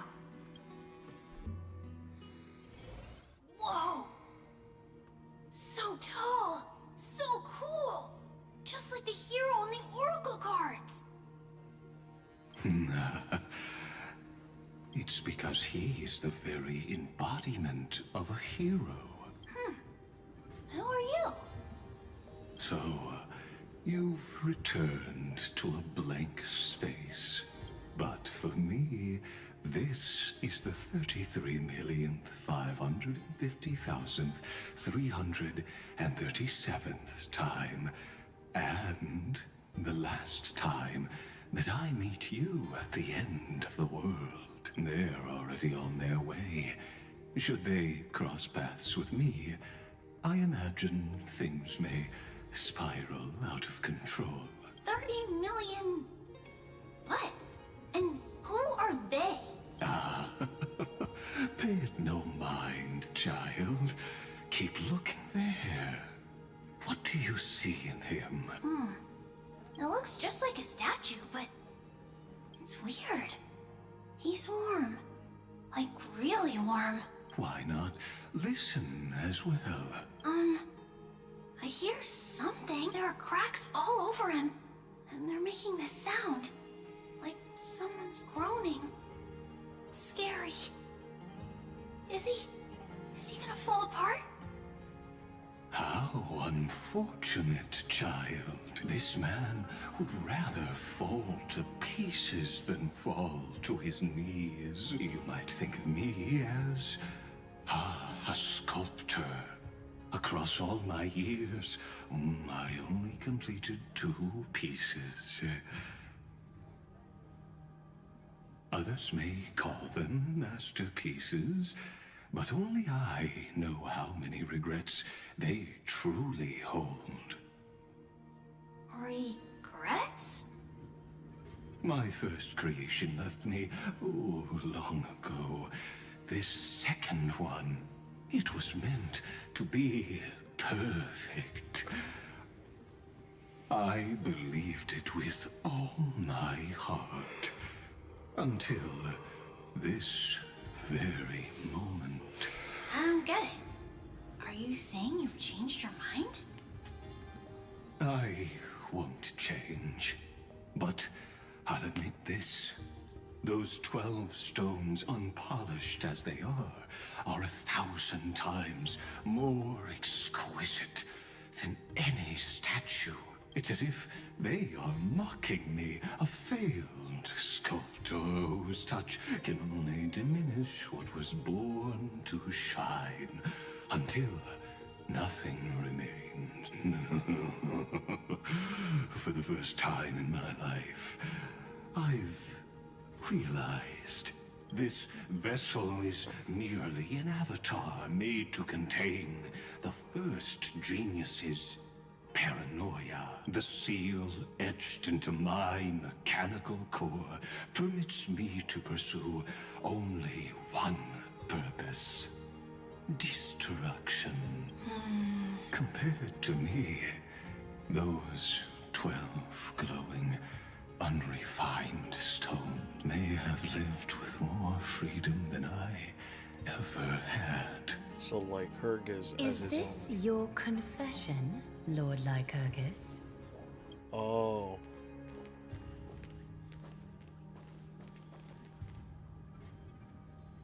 You misunderstand. From the very beginning, I was never meant to feel regret. But since you're troubled by the radiance of these stones, perhaps after 30 million futile cycles, you too have realized you're just as much a prisoner of fate. I suppose you do have a point. Now you are imprisoned by the sages from beyond the sky. And that is why this will be my last time standing here as the Theoros. Though we stand on opposite sides, we are both waiting for a miracle. What are you talking about? Is something big about to happen? Aggie. I know. Now that your victory is assured, I trust you won't mind giving us a moment in private? Assured, oh. Not quite. But I won't stay long. I'd rather not spoil the fun for those deliverers. And besides, after losing everything, the only thing that remains in me is the drive to seek knowledge. I pity you, Theoros. I don't need your pity. Farewell, Lady Goldweaver.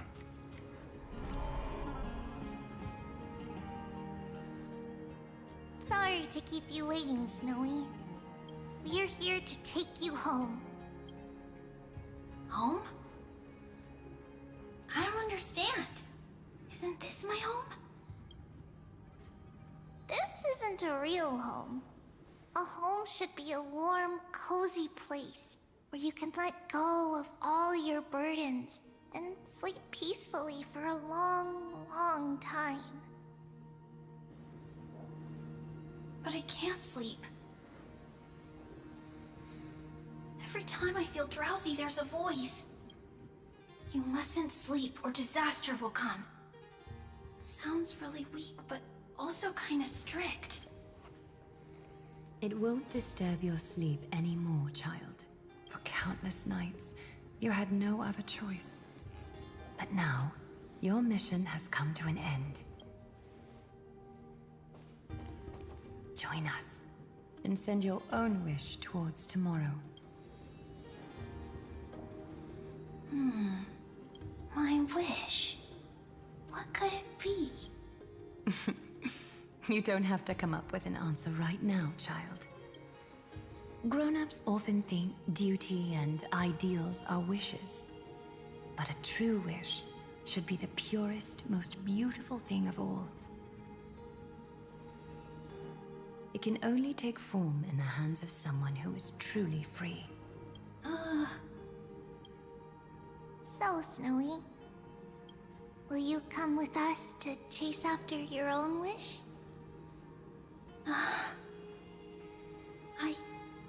I want to leave this place. I want to go find it. I'm glad to hear it. The final flame chase journey, just like the 30 million before it, Take our hands and come with us.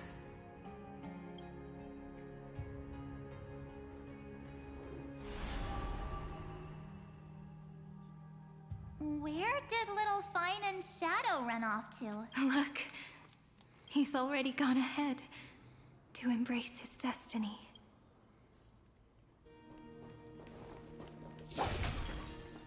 You really took the long way around. Well, now everyone's here. You finally arrived, Deliverers. Long time no see, everyone.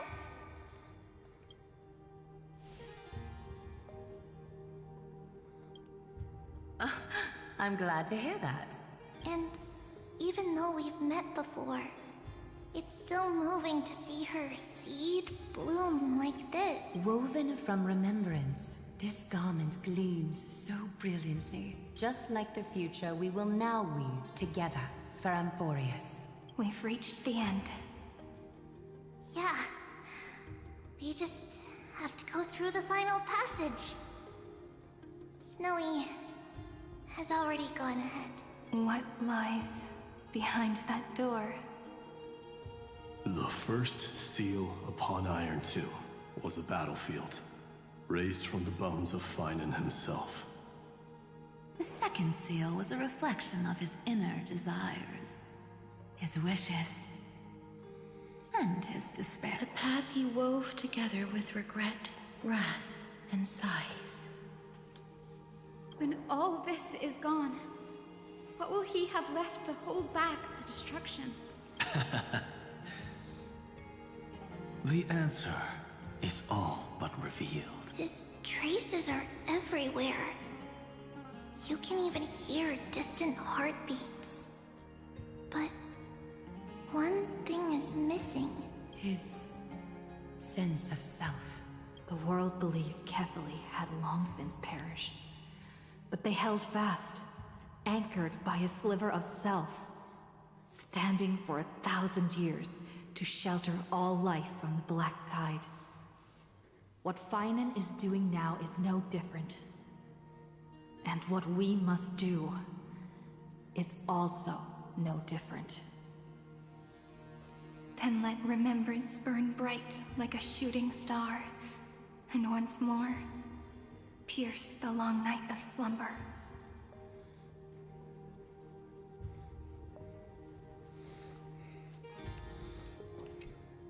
Take a moment to gather yourself.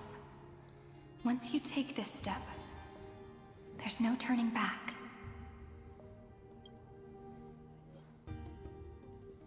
Uh-oh.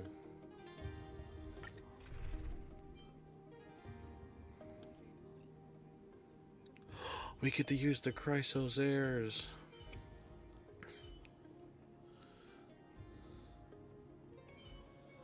Oh boy.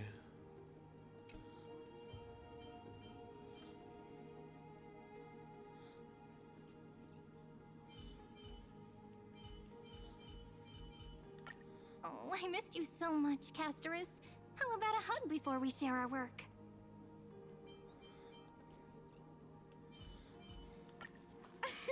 Thank goodness! It's Cassie! We're saved! Little Ika, wake up! Look! Dragon!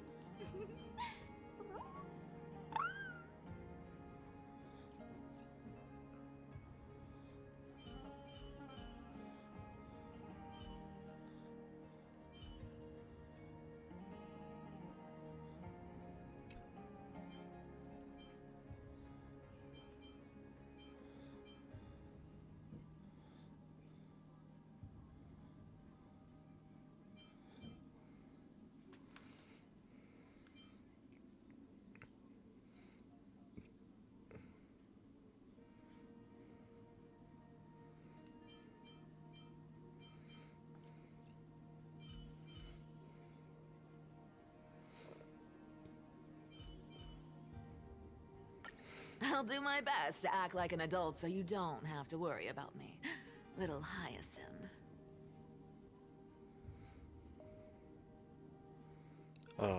We'll try.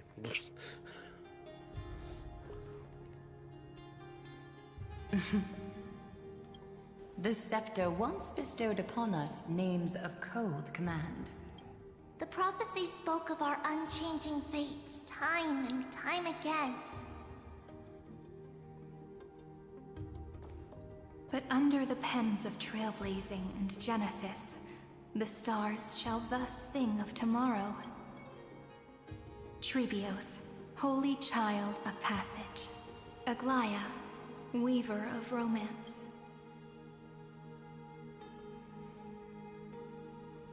At the journey's end, they shall bathe in gold once more. Through myriad passages, until all that was lost is reclaimed. Do you still remember, Kaslana? The one who won't reach the dawn. The world dissipates at the end of the cycle. In this dream, you will awaken again, and become once more that boy who loved to laugh.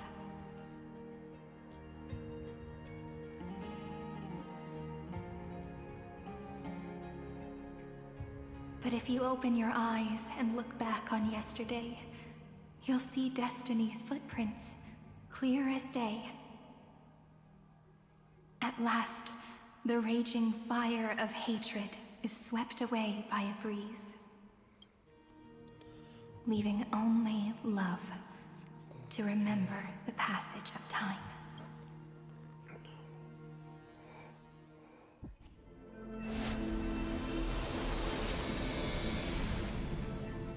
Losses are a constant on the Flame Chase journey. But even if all is lost to the wind,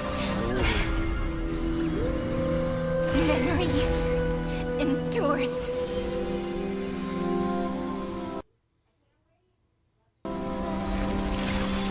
Here, all that was once futile finally comes to fruition. This is the end of your lonely, bitter journey. Here we go.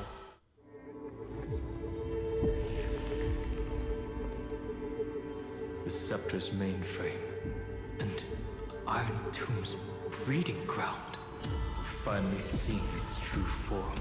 It's red everywhere, and the atmosphere is super creepy. That would be the erudition's coldness. But it will soon be engulfed by the destruction's heat. Mr. Scrollum! This world's insides are finally connected to the outside. This is the moment when Amphoreus is closest to the cosmos. Nicely done, little ones. With Stephen Lloyd and his hacker friends here, the Scepter's block protocol will no longer take effect. The speed of time within Amphoreus has finally been synced with that of the real universe. In other words, it's time for the decisive battle. Are we in Star Are we Wars? finally getting an intergalactic warfare arc? That's my favorite. You're still in the mood to crack jokes? We would have won way sooner if everyone were as optimistic as you. There's one more thing that everyone should know. Noose has cast their gaze upon Amphoreus. The calculated instant is coming. The outcome of this battle will become a new anchor for the erudition's computations. Their gaze didn't overload the Scepter? Unfortunately, we have to go with this reasonable assumption. The birth of Iron Tomb had always been within that eon's calculations. But don't worry, the one miracle that Amphoreus was never short on is defeating Destiny, no? Yup. Let's show the Eon how powerful we are. Good luck, all of you. As the ruler of planet Skula, I feel like I chose a team that's gonna screw myself over, but It's not hard to imagine that Ocuvili and their companions must have also stood on the precipice of many similar crises before. Perhaps the cosmos is much more fragile than people think. Sometimes, destiny hinges on only a small choice. But in the end, everything will turn into memories. converging into a collection of fables about the stars. The difference this time is that the protagonists are daring to write their own stories. Explore, understand, establish, and connect. Although unwritten, there's actually a fifth word in the creed that has always accompanied the nameless. Salvation. It is a word that often comes knocking at our door, and our soft-hearted conductor never turned anyone down. So, go save this bruised and battered world, just as we always have, kids. On this stop, the entire cosmos will be your traveling companion. Make sure you watch your footing, friend. Let us walk through the final page of this saga, with everyone, one step at a time. Shall we?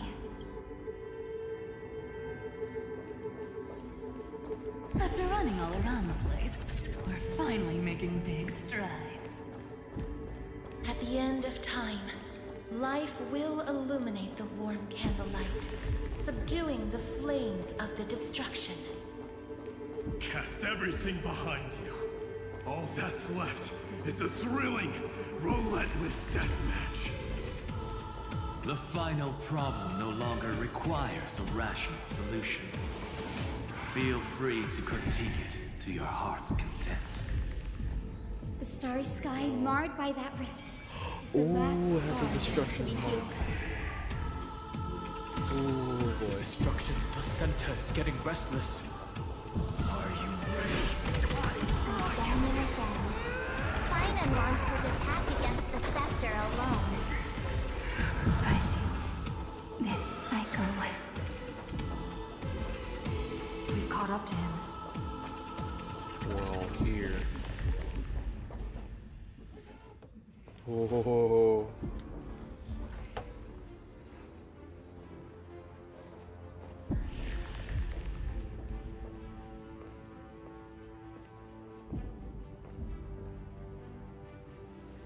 Finan. Do you remember the promise we made back then?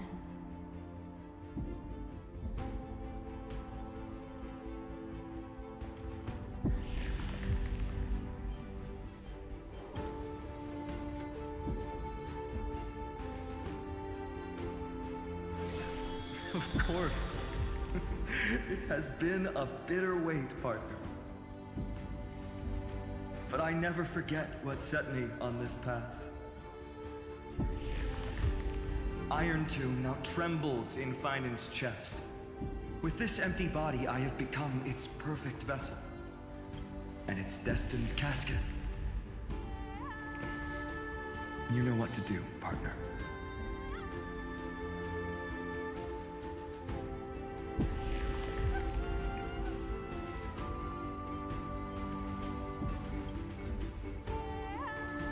Remember the past and become the hero of tomorrow. Stand with me and become heroes. That's all I've ever wanted.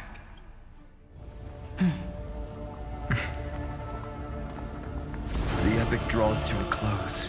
30 million cycles of light fading into darkness. Just for this moment.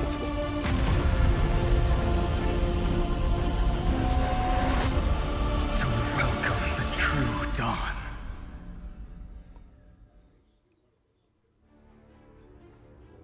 Finally.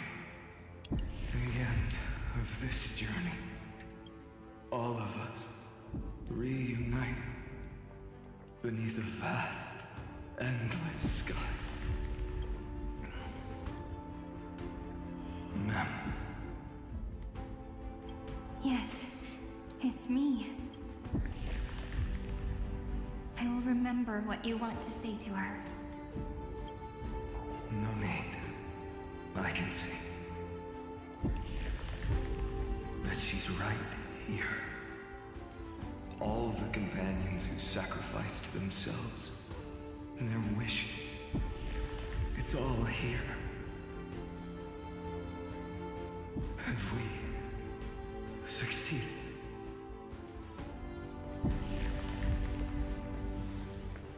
I think we have. Tomorrow,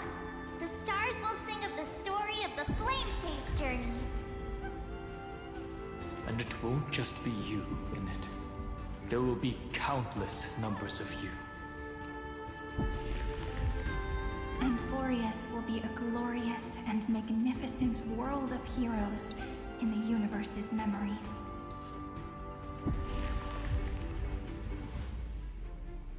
Hence, for this world we so deeply love.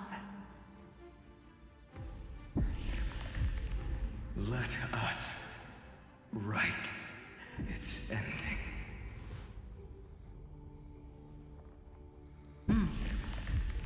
Throne of Worlds. Here we go. Step forward. With the Trailblazers witnesses, let the name shared by all deliverers be sung into eternity. Here we go. The nameless hero, Kaslana! I see the pale dawn breaking. His body's one of the scepter's core. With my flesh Shadow is as vessel that kindle. bears destruction and face iron tomb in his attack. Light the first dawn of the new world. If Serene is knocked out. Oh, wow.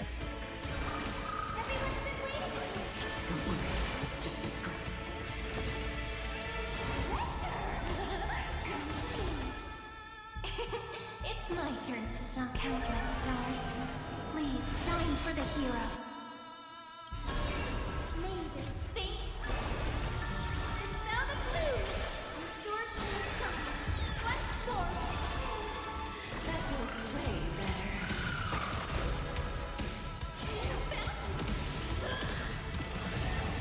Did you come here of your own volition? Oh my god. That crowd just took away a chunk.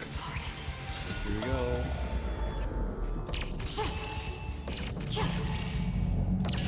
Dust rings. It too shall fall. Do not hesitate, Deliverer. Destroy this body. Kill the giant of destruction. Do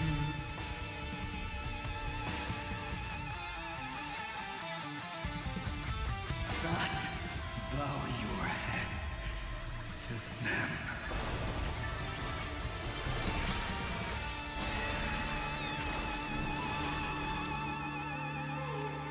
That feels way better. Our cute play session's over. Everyone believes it. Becomes a reality.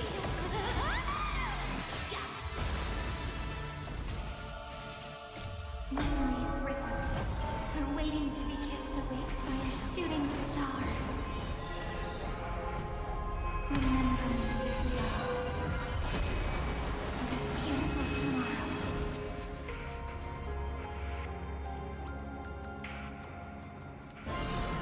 Matrickery.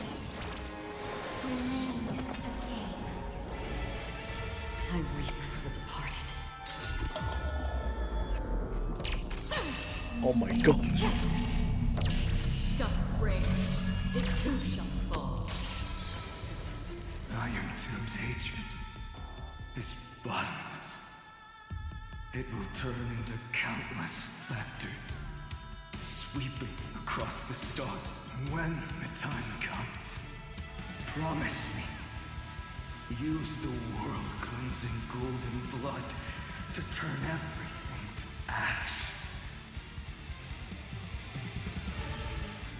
With this fire, I wish you eternal victory.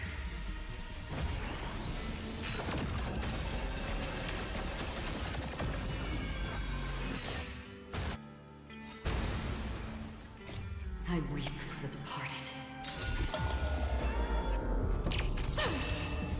Oh. Dust rings. It too shall fall. Destruction. Rebirth. Deliverance.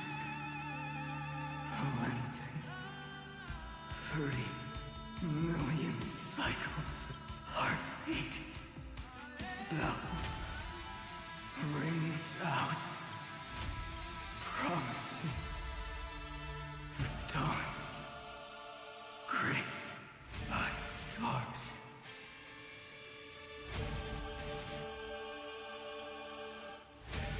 That's good. Finally. Golden wheat field. In the starry sky. Warm. Fire.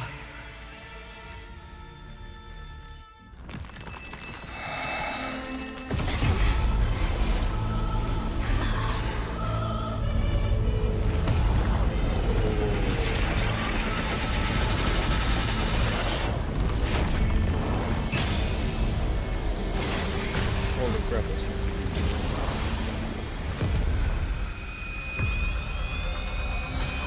Oh, we saw that in the previous trailers. Bear witness. Monarch of myriad machines. My ridiculous creation. The instant in your calculations bears the name Destruction.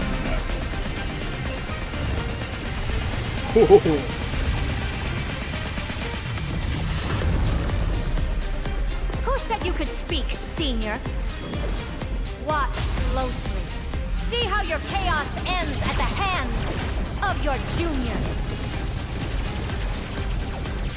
Don't get too worked up. Take a deep breath. There's not a trace of life in that armor shell. We're not gonna lose to a hollow husk, right? In the name of trailblazing, we'll reject this false answer! That's terrifying.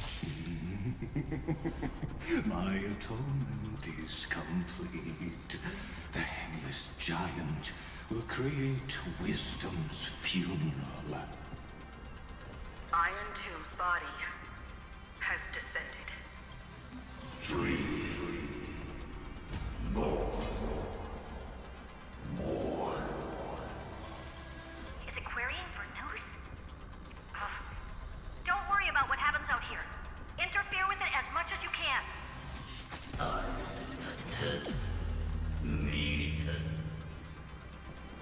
What a twisted giant.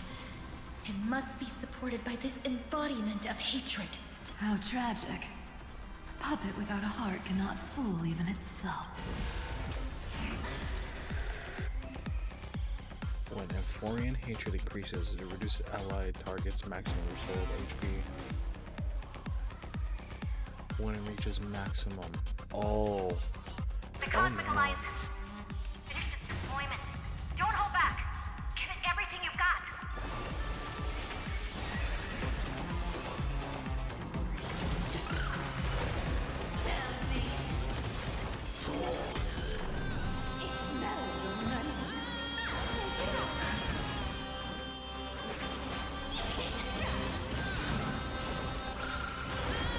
Cosmos is looking at flowers bloomed for tomorrow.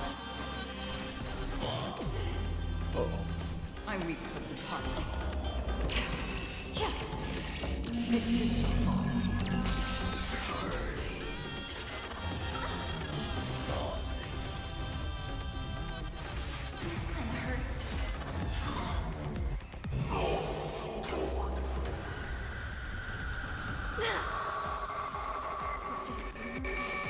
We can illuminate this chaos. Indeed, there must be light. Wait, what is happening? All courses converging into one. For the grand vision of deliverance. For A tomorrow that's finally within reach! What? Heroes, please hearken.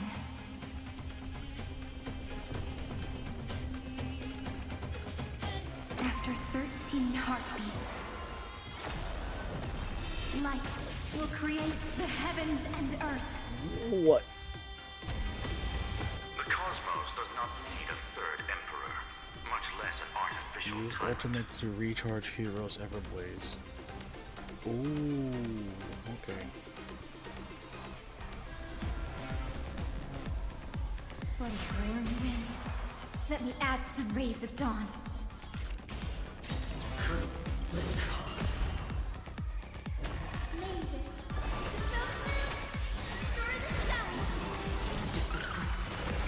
You want to take advantage? Are cute with enough belief. Lies become reality. Guys, down me. I weep from the heart. It is your fault. Struggle as much as you want, you brainless half-baked tool with nothing but impotent rage. Stars, shine for the heroes. Free will, or was it? Open up.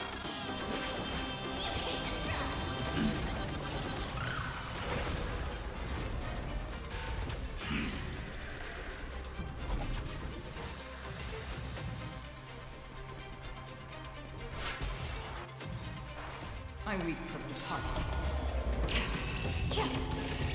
It is First phase done. Strong spikes have appeared on the path chart. Logic. Iron Tomb is iterating itself. It's the flails of a cornered beast. No need to panic. My dupes, heed my call. Forward!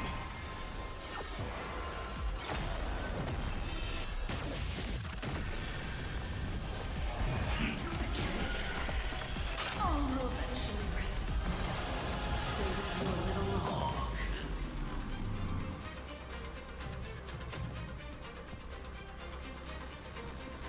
Flowers, bloom. For tomorrow, the stars will carry every memory.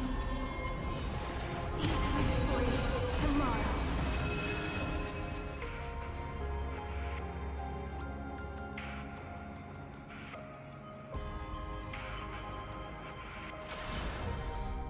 Oh, this I want to see. Distraction with me! You want to take advantage?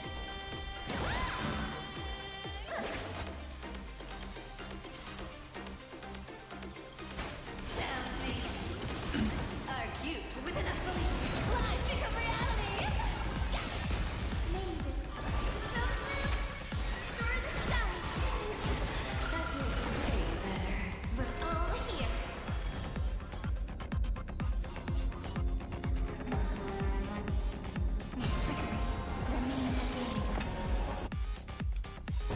I weep for the heartless. It is your fault. Hatred with love. Spread this light into the darkness.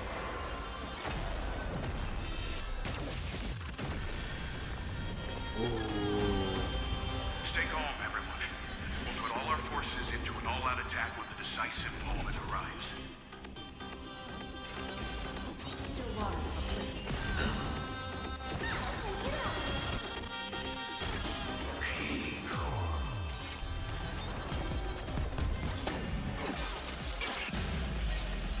Is this the true face of Era Nova? As ugly as I thought.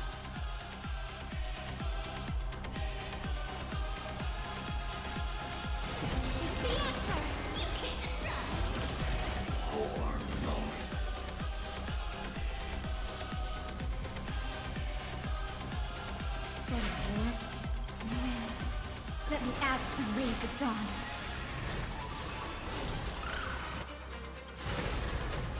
We're all here. May the world be as we wish.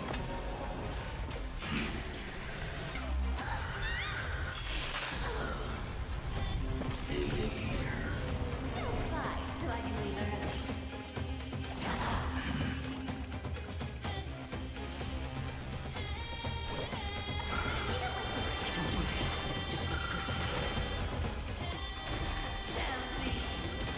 Let's create a miracle of humanity. This is eternity!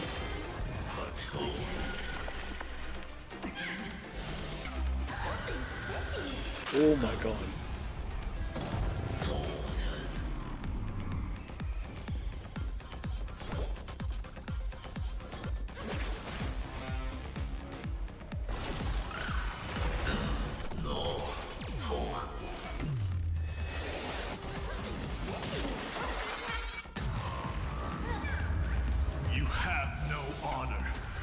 You reside in the body of a hero, yet you're so despicable.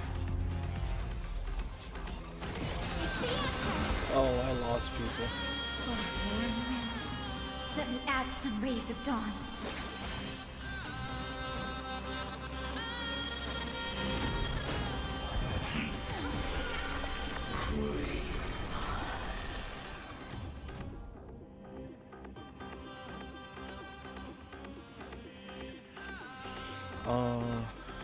Oh, Acheron was doing good too.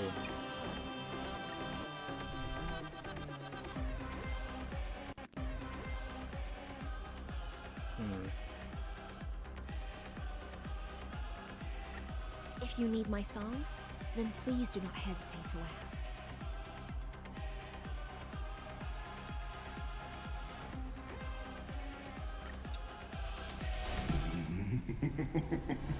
Okay, we'll try this again. Iron Tomb's body has descended.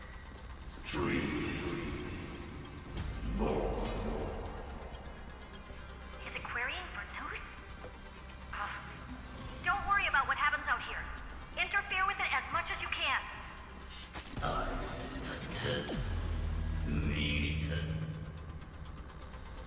What a twisted giant.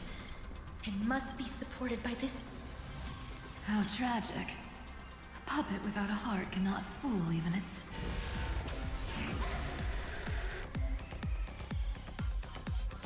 The Cosmic Alliance has finished its deployment. Don't hold back. Give it everything you've got.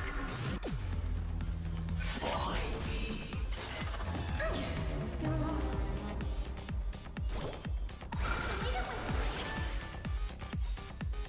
Thanks. All energized.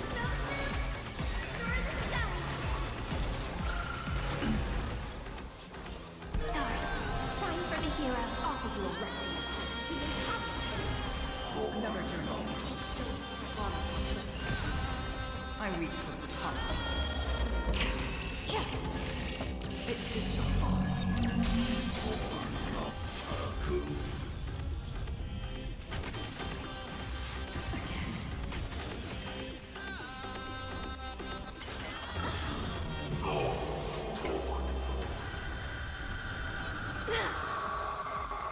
Just we can illuminate this chaos.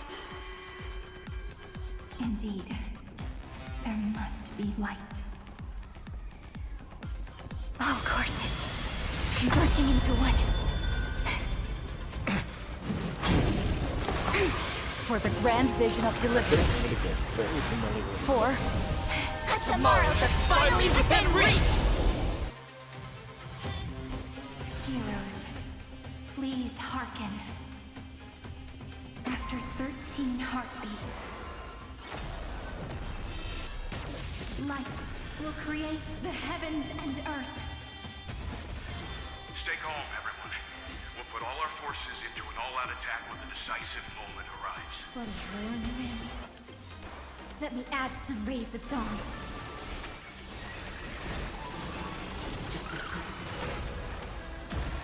Future is great.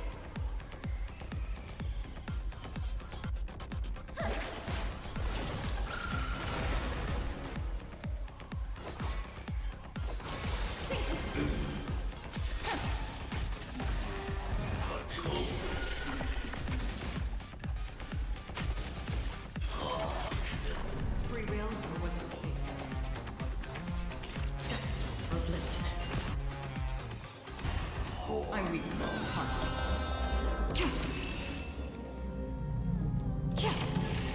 It too shall fall. I have always avoided making hasty verdicts, but now, humanity's justice is unquestionable.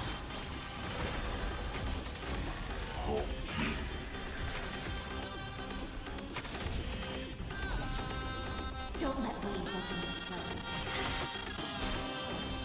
In the abyss of your cries rise.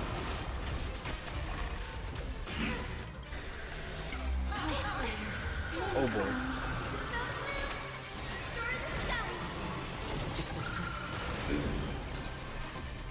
A world that knows love won't be destroyed. Oh boy, the lag.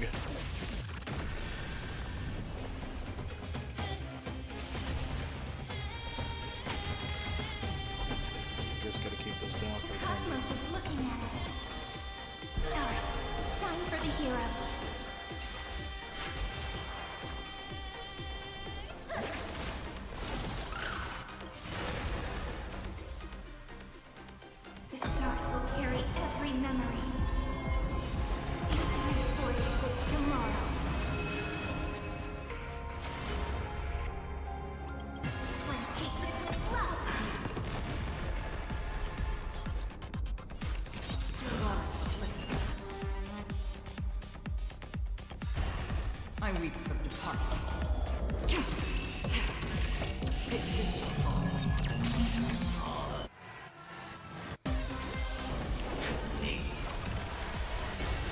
Strong spikes have appeared on the path chart. Logic. Iron Tomb is iterating itself. It's the flails of a cornered beast. No need to panic. My dukes, heed my call. Forward! We're all here.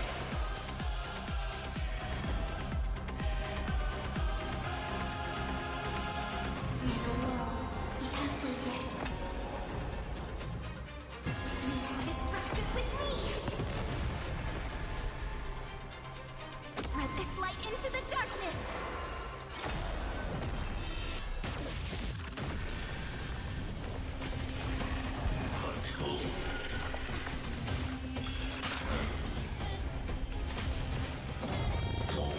Let's create a miracle of humanity. It's the answer!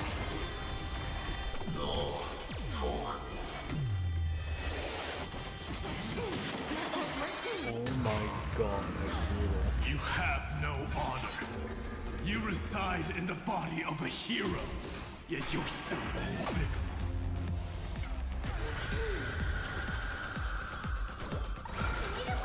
Don't worry, it's just a scream.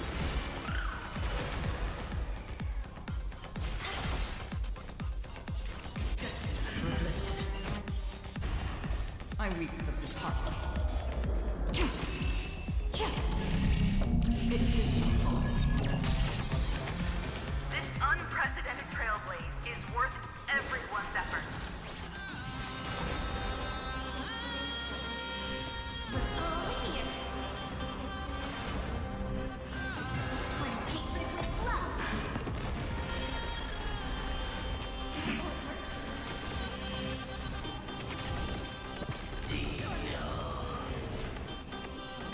This is eternity. I weep for the departed. It is Throttle as much as you want, you brainless half-baked tool with nothing but impotent rage. The cosmos does not need a third emperor, much less an artificial tyrant.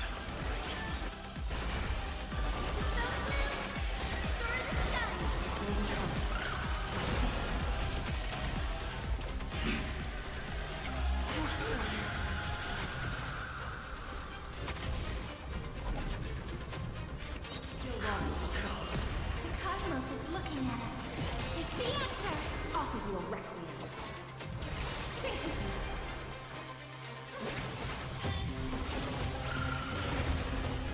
We're all here.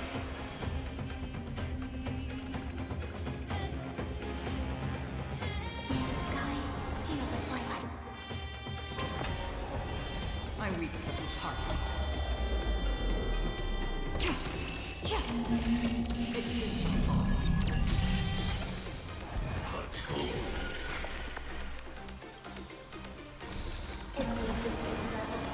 Your prize rise. He's spamming the buttons so I can activate it quick. Spread this light into the darkness!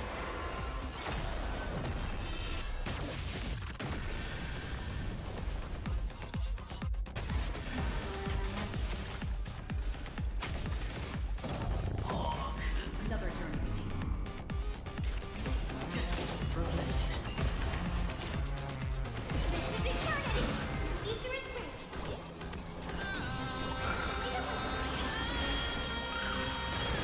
Don't let me.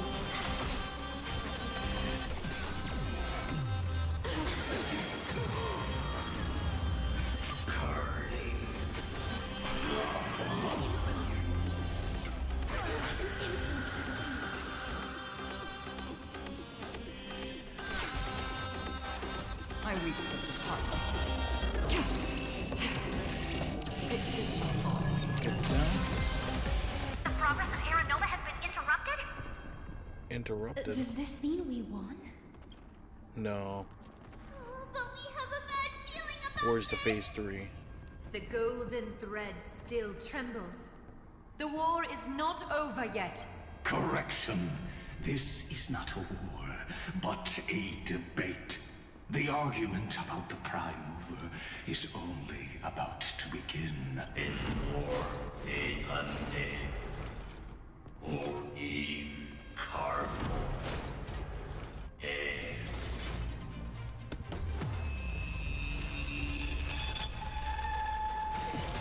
How can this path, energy, anomaly? We must stop. Otherwise. Here, why? Friend, oh, don't you?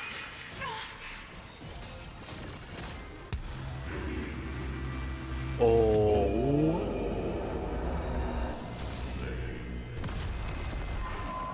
What the hell? The fourth instant of the cosmos is the coronation of Iron Tomb. Oh, this is scripted. Okay, okay. I thought we were died.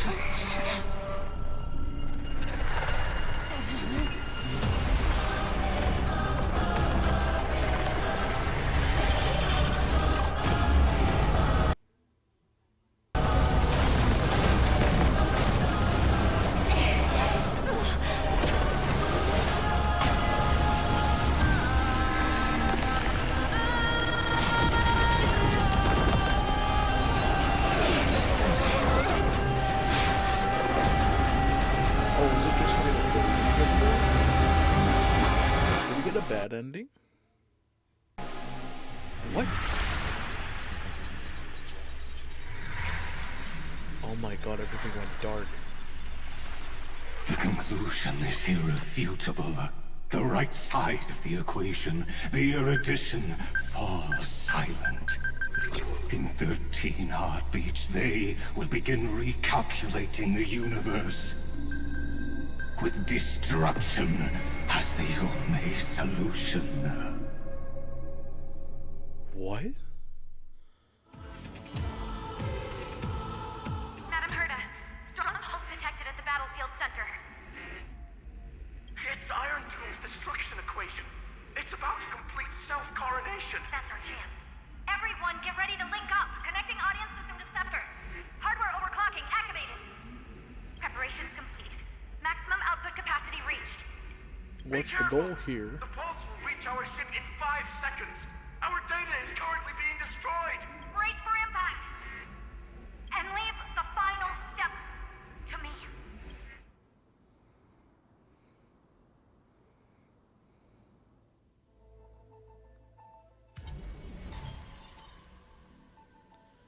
What the?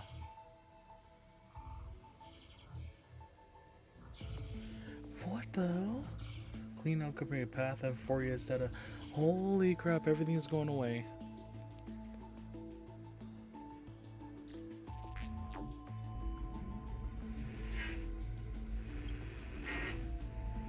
Plan was a success.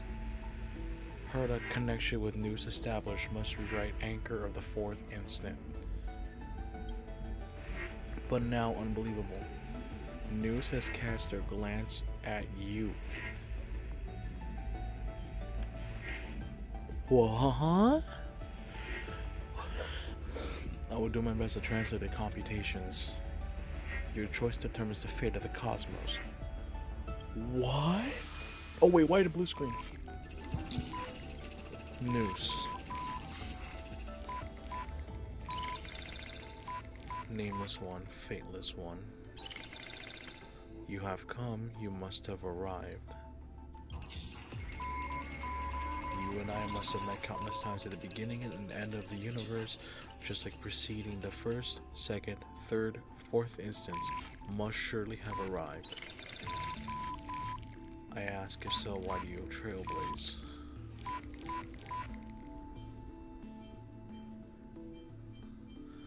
To connect the cosmos and journey alongside more allies. I was told the beginning is still unknown, but if the finality has been born, the destination must already exist. There are 4 possibilities.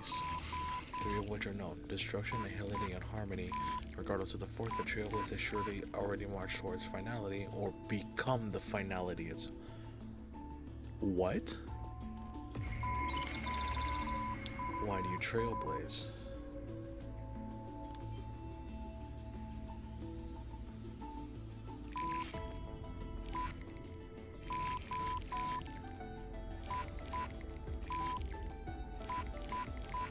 But I won't stop the journey. Destination is still unknown, and their past must have been destroyed.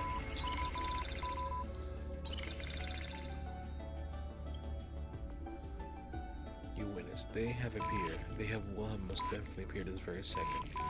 In the ceasingly mercurial extrapolations, their radiance descends before all eyes, illuminating the vast cosmos. Their colossal form, divine in magnitude, is a marvel of intricately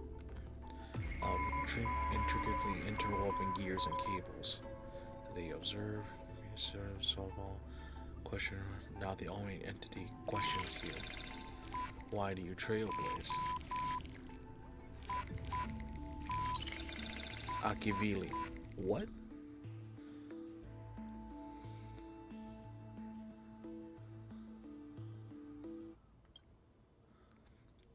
They disappeared, leaving only a symbol behind.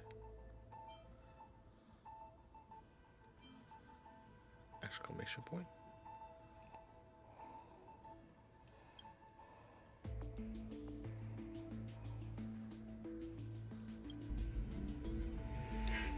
Your choice has become a new variable. News extrapolation did not stop. The final battle is still going on. Quick, return to reality. The future of the cosmos is in your hands. Open this book. Write a new ending to this story.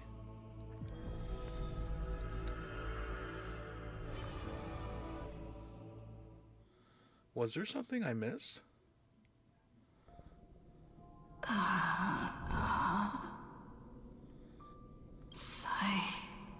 Rainy. Friend, you're finally awake.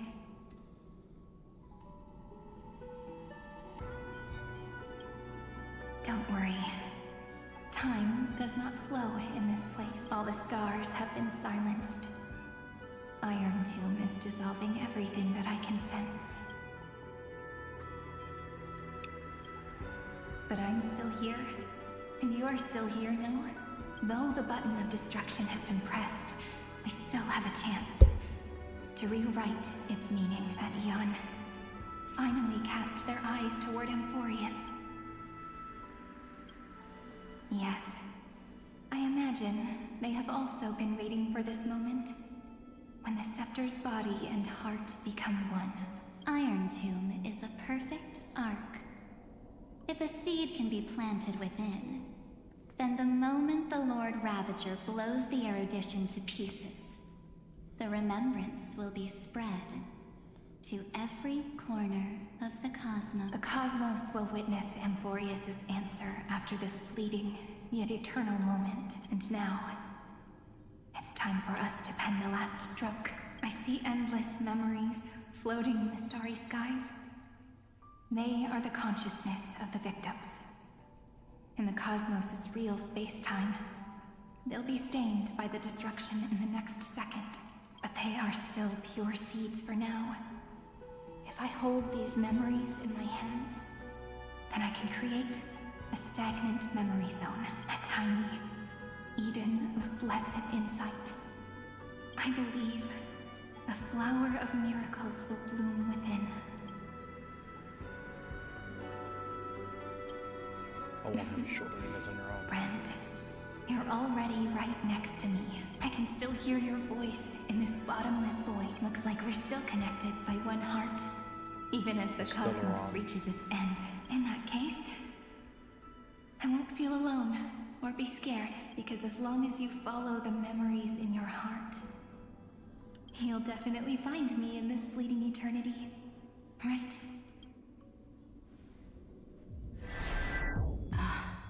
Cyrene. What are you waiting for, passenger? I specifically came over to check on you in case you got lost. What's the big deal? Pom-Pom is the conductor after all. At long last, you've embarked on this road as well. Many, many years ago, they were standing at the start of the road in hesitation, just like you are now. So, Pom-Pom came over to give you one message. Run. Don't think about anything else. Just run. Even if the entire cosmos has stopped. Even if everyone else is tripped by the darkness, you still need to keep running. Picture yourself as the Express, moving forward at full speed, because that's what the Trailblaze means.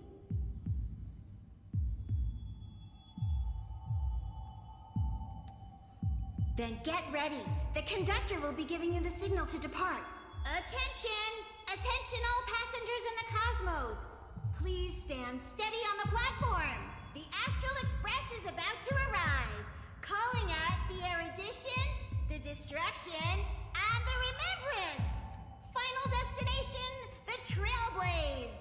5, 4, 3, 2, 1. We depart for tomorrow. The world has never been so quiet. It's so good. If the view in your memory ever grows fuzzy, its power just reaches the...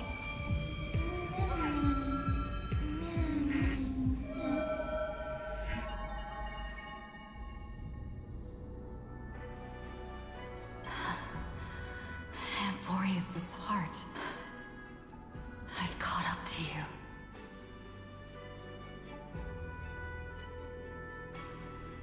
Let the first light illuminate chaos.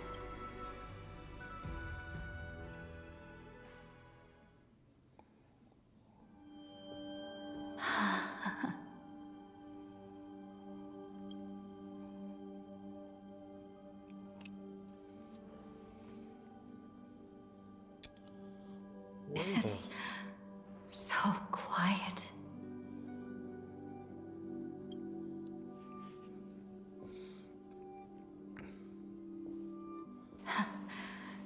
Everything's frozen in the most beautiful moment. This garden is your memory. I'm here, Cyrene. I knew you'd find this place. And walk into my heart as you've always done. Then let us both do our duty. The hero who trailblazes the way forward, and the fairy who watches over remembrance. We never changed at all, did we?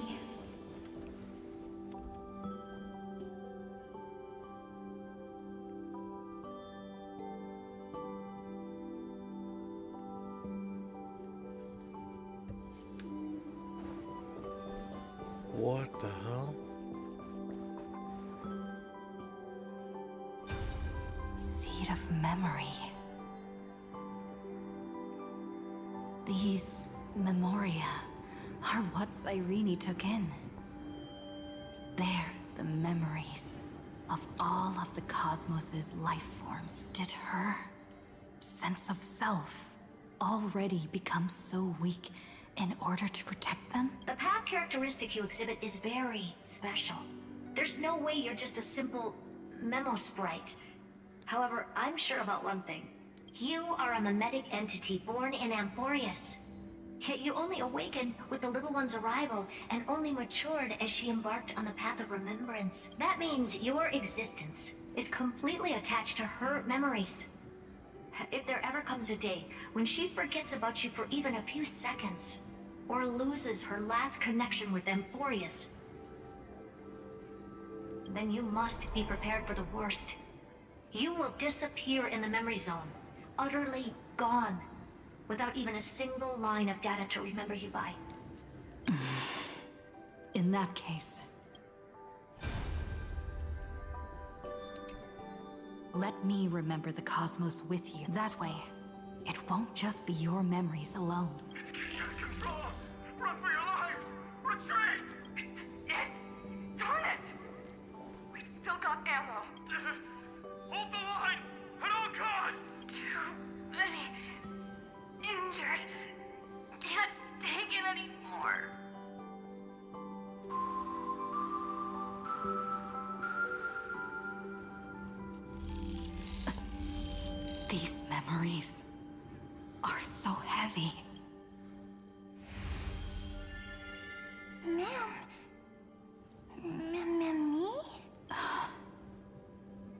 Do you feel better now? Hang in there, Deliverer. I finally get it now.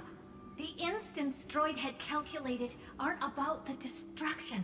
What they want to prove is how the cosmos would come back after being destroyed. If a new life is to be born, its seed has to be dead. When the remembrance converges with the trailblaze, lead us to witness the miracle. Of course I will. I won't give up. Nervous center. Not responding. It's the same nonsense. Not responding. Look at this mess. The world, my child. You'll see. It's me, friend. Don't you recognize me? Or did I really change that much? How many more memories? Tired? Then take Jocko. a break. No one's gonna blame you. You don't need me to give you words of encouragement. So, I just want to tell you one thing. I'll tell you the purpose of your stop at Amphoreus. On that trip, you will encounter a pure child of a Nostrabot. Teach her what love is. And then you will directly face the destruction for the first time. From this point, your choice will split destiny in twain. In the darker of the two outcomes, the trailblazing journey will turn into a flawless memory. She will carefully treasure and protect everything you and the Astral Express have experienced, until that magnificent war between the gods, when she, with love in her heart, will ascend at the end of time to become the master of causality. The universe will be snuffed out in the destruction, and you and she will become the beginning and the end of the Eden of blessed insight. You shall become the only two lives in all of existence, and you shall live in an eternal past, present, and future. You shall sow as many seeds as the sands of Ganga, trim an awesome kea of leaves, and harvest a nayuta of flowers. That is the cosmos's fourth kind of finality, the remembrance. But for now, you still have a chance to make a choice. You still have a long way to go on your trailblazing journey, child. I'll keep this brief. The journey has only just begun. Welt, our other companions, and I still have many secrets we've yet to share with you. So, aren't you curious? We kept these stories to ourselves because we believed we had a long future ahead of us. Even a cosmos-spanning crisis, once the dust has settled, is nothing It's so more rare for them than to a see them memory of together the in journey. green. A single point on our long road.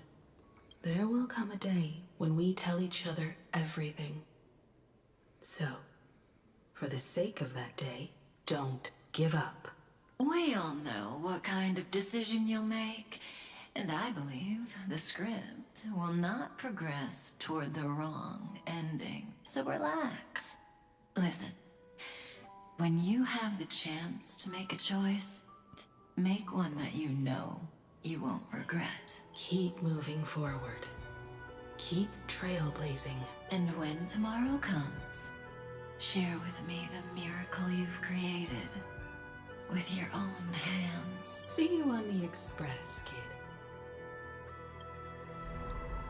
See you in destiny. I will reach tomorrow. The prophet has arrived. The world beyond the sky was never gazing up at the sky. Look! There's a red light in the sky. Cyrene, wake up. Together, we will tread on the path of remembrance. No wonder I always had a weird hunch. But that also means I was right in thinking As long as friend and I are together, we can do anything. Our friend's shoulders are really dependable. Now, countless consciousnesses are flowing in our hearts. Can you still move? It's time for us to complete the real Genesis. In the instant Iron Tomb's hatred devoured everything, a gaze fell upon me. The remembrance. That was the god who appeared in Cyrene's dream. Their figure and speech were both so blurred.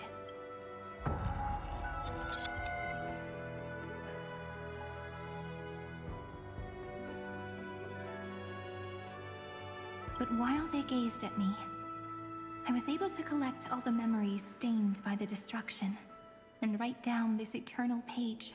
And now, we will use this tranquility to cleanse Iron Tomb's rage. Simple.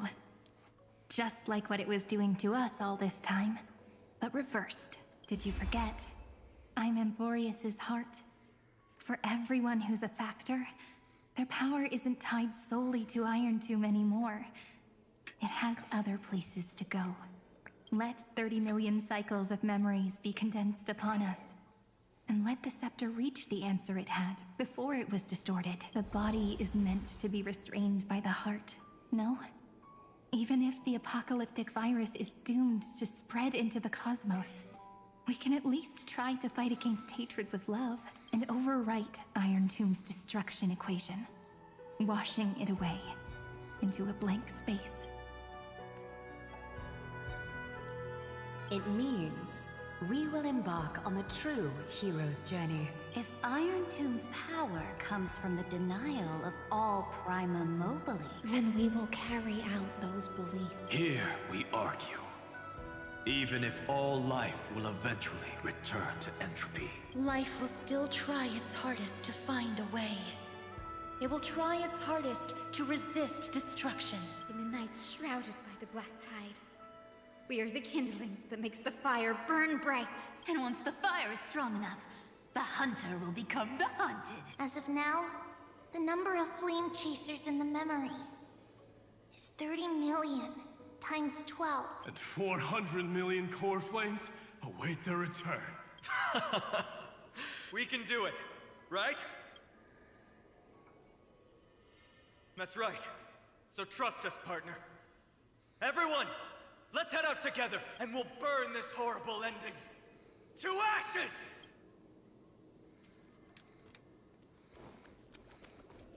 From the dawn of newborn cries, to the night when all beings fall silent. We are the messengers of the new world. Listening to the call of the tides, and granting rebirth to heaven and earth. then we lead civilization to glorious feats. The question imposed by the gods will be solved by the children of humanity. We will tell them that the flame chase cannot possibly have been a lie. When starlight illuminates the sea of flowers at the end of the west wind, all living things will stir, roused from the cradle of sleep.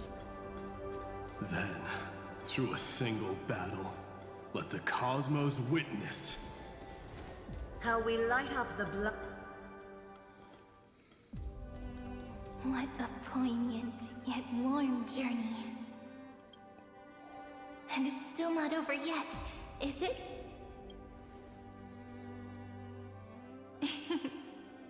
We finally meet. To meet the hero within, in a corner of memories at the saga's epilogue, and under such a romantic sky, I really don't have any more regrets. On top of that, the little seed had grown into such a big tree. Don't I look really pretty right now? Of course you do. Cheerful, beautiful, optimistic, Just how I imagined I'd look as a grown-up. It's because everyone has been gently adding to the story you left behind. Remember how we made a promise to one another? When we met again, it'd be my turn to tell you a story. A story about love, no? I've been looking forward to that. And you must also remember the first story I wrote for you. The one about the crystal flower and the little fairy. So now, I want to add something more to this story and us.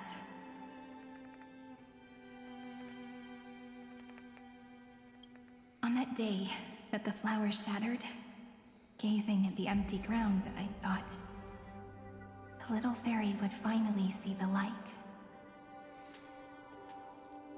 But that light wouldn't be found in the flawless flower, nor in the fairy's eyes. Rather, in the world mirrored within every fragment of the shattered crystal. All the flame chasers walk in your 30 million retellings of their story. At this moment, all the memories are tangled with each other, and all the previous cycles have gained meaning. People will come to understand that time and time again, when they stood at the crossroads of fate, they would never have chosen otherwise. In the experiments of erudition, and in the breeding ground of destruction, it is entropy increasing, a merciless truth, an evil instinct. But under the pen of remembrance and the trailblaze, the flame chase is a journey that changes from constant losses to an unwavering act of release. It's about knowing how fate is shattered, yet still embracing fate's brokenness. It's a journey that longs to receive love, but longs even more to offer its love to others. That's so heartwarming. But I'll add a small bit to suit my tastes. I'll write that love is an innocent flower. It grows up silently, creating longing in every passerby. But the flower itself cannot walk into the world. Unless someone plants that love into their heart and brings it with them into tomorrow, right? You really have learned everything now. Then, join all the other flowers in this story. And let's write an ending unlike any before. For this world we so deeply love. Why did you set out? Why do you trailblaze? What? Who is it? Was that Akivili? Don't be afraid. Take my hand if you feel nervous. Either that's Akivili or Terminus. Honestly, I've always thought you were really incredible. After all, no god guided the path of the Trailblaze. It could only be forged by those who dare to take their steps one at a time. So, that's why I'm asking you. Step up as a senior and show everyone in Amphoreus how it's done.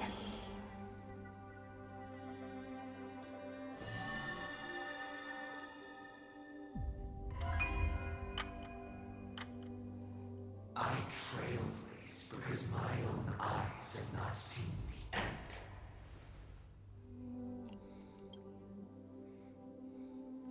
But I'm different. I chose to trailblaze because I am already on this road. So that's gotta be Akivili then. The end of chaos is a mass of pure pure darkness, pure destruction. However, Amphoreus' light has 13 different colors. We won't lose to that darkness, will we? Then, take a deep breath, one last time, friend. After 13 heartbeats, light will create the heavens and earth. Are you ready, friend?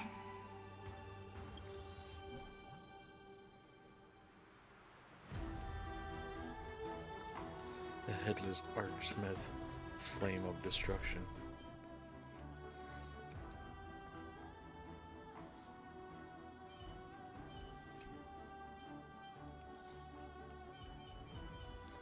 Oh, I missed you so much, Castorus. How about a hug before we share our work? Let us fight for the world we so deeply love. Just how we had wished.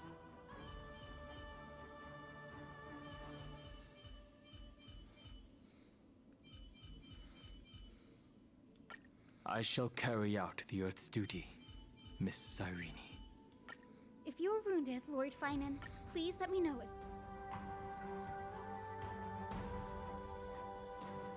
Seek the 13 factors of life, and let them converge into the primordial chaos. Using the remembrance of the past, we will trailblaze tomorrow's destiny, infusing a world-bearing love into destruction, and inscribe the opening stroke of Genesis. See you tomorrow. See you tomorrow. See you tomorrow. See you tomorrow. See you tomorrow. See you Tomorrow. See you tomorrow.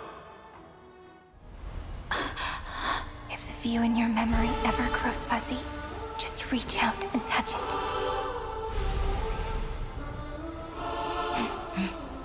Then, restore its power to nourish the spirit. My friend, on the next page we write together, there's only one thing we need to do. Let's give this long, painful, nearly hopeless tale a truly gentle ending.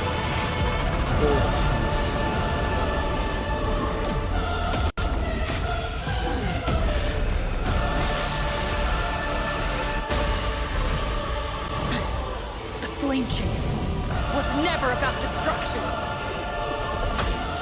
It was about breaking free and trailblazing!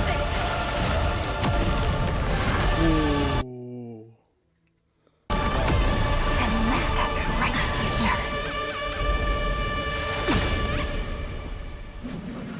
be as we've written. I shall compose 400 million sagas. We will rewrite the Flame Chaser's path. In the months of fate, I command the wandering steps here to reach harmony. In the month of June, I lift my banqueting cup to dispel nihility. In the month of balance, I make order the foundation of freedom!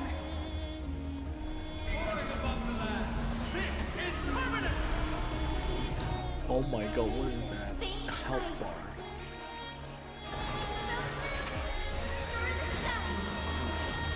This is nothing.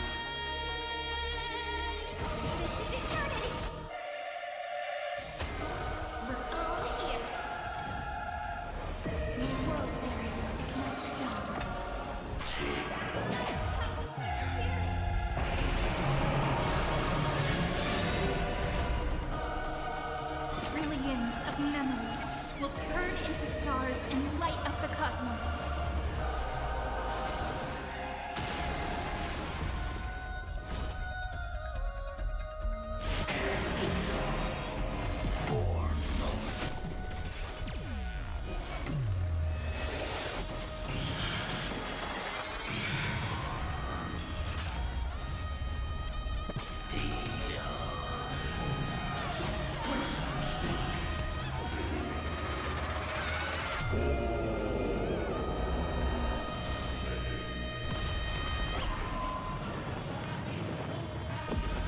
Oh my god.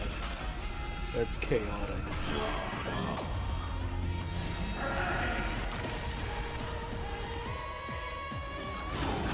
In the month of weaving, I extend golden threads to weave beauty. In the month of reaping, I enlighten the foolish with luminary erudition! In the month of fortune, I scatter elation throughout the dawning day!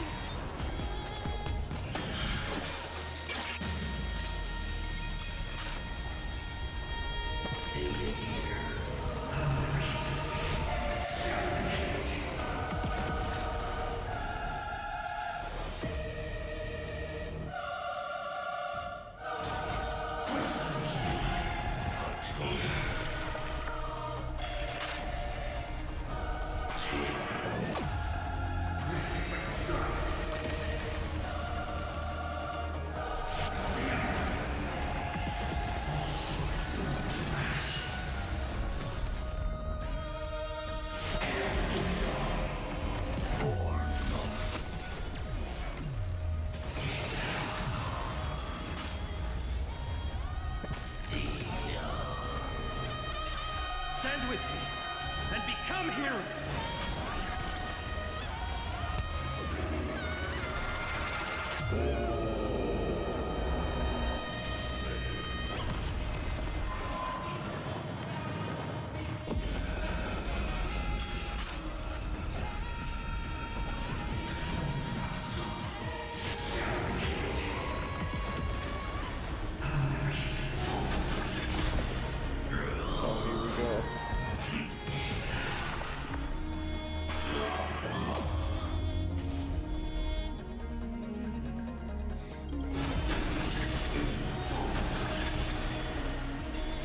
Stand with me and become heroes!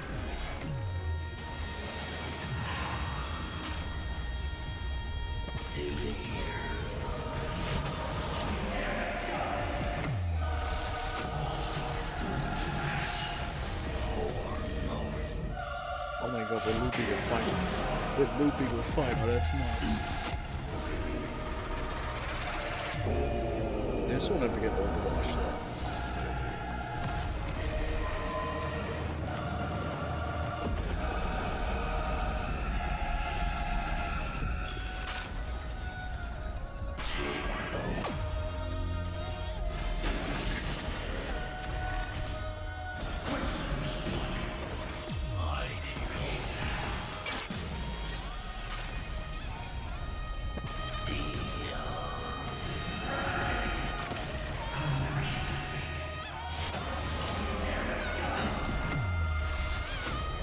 Stand with me and become heroes!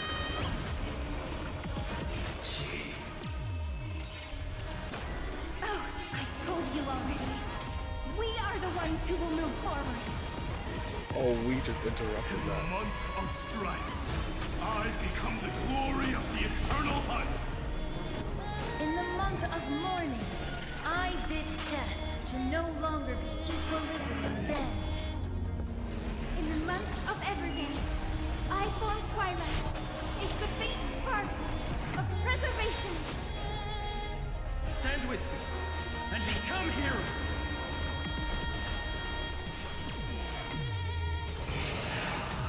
This is nuts. What the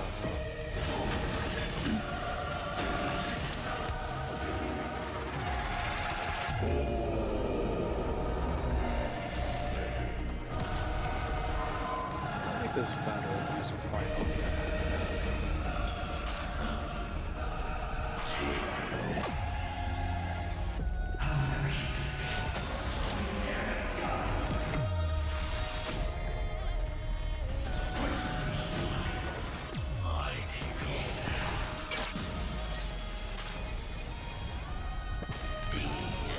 Final is just a playable boss.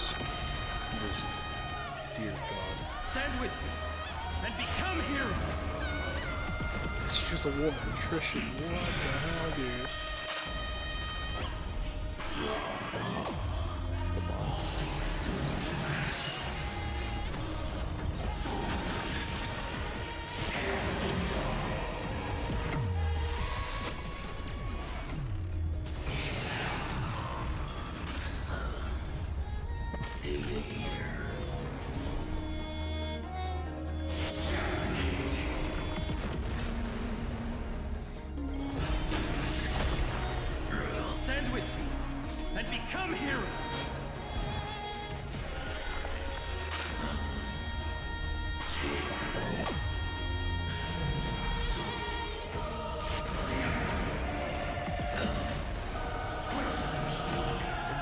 of cultivation.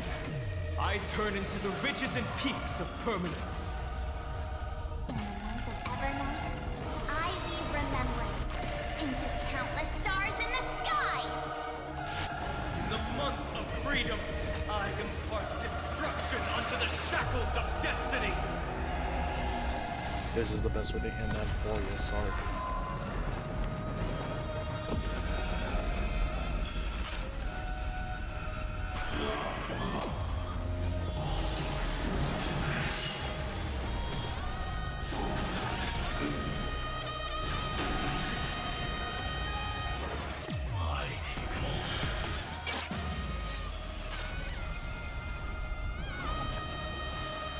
Stand with me and become heroes!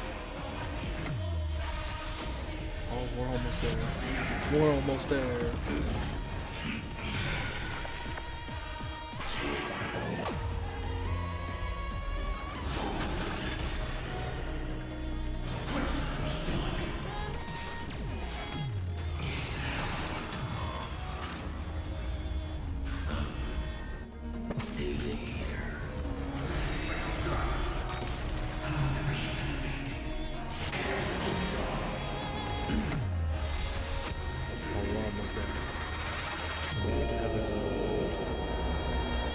Come on, we're almost there.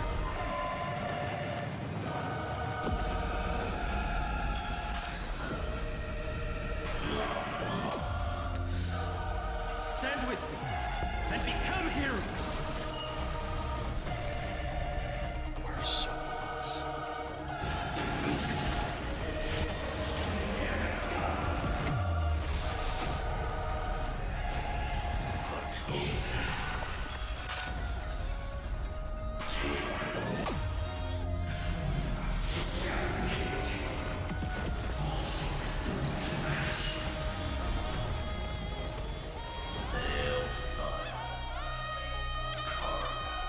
Headless giants. If you never had a chance to be the master of your own destiny, why not give us that choice? Let humanity prove to you that even the breeding grounds of destruction can bloom with gentle flowers. At the end, we shall trailblaze at dawn for the road ahead. And pen a genesis as I've written.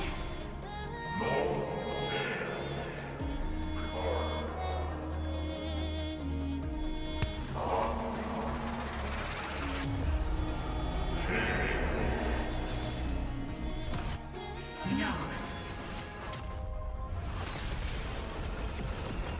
Oh, we got a button mash? Oh, we got a button mash. We got a button mash. We got a button mash. Reject this false answer.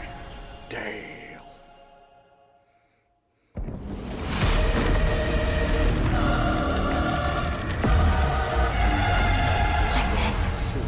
Embrace the stars.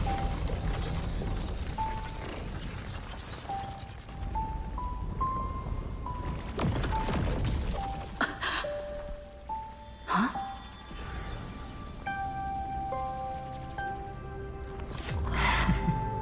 To end the destruction with destruction. At last, we can sit together and watch the victory fireworks, partner. And Cypher being a cat. Why not come a little closer? This warmth is proof that we live.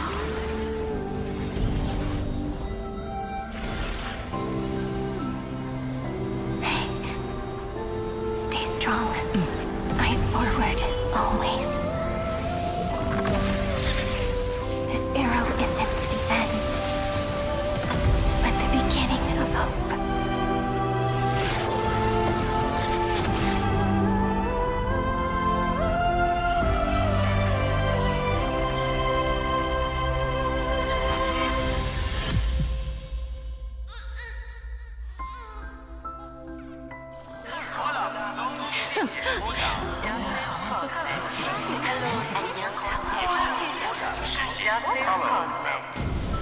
The conclusion is irrefutable.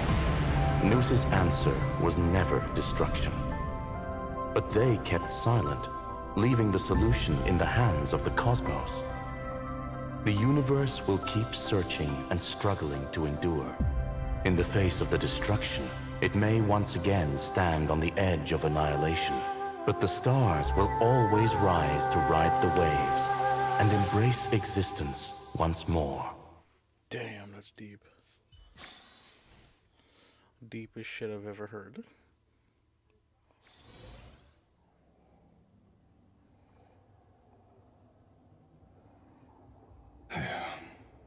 It's over, Lycurgus. Yes, another failure. How is Madame Herta? She's fine. The IPC is keeping her under observation. She'll to bind a mortal body to a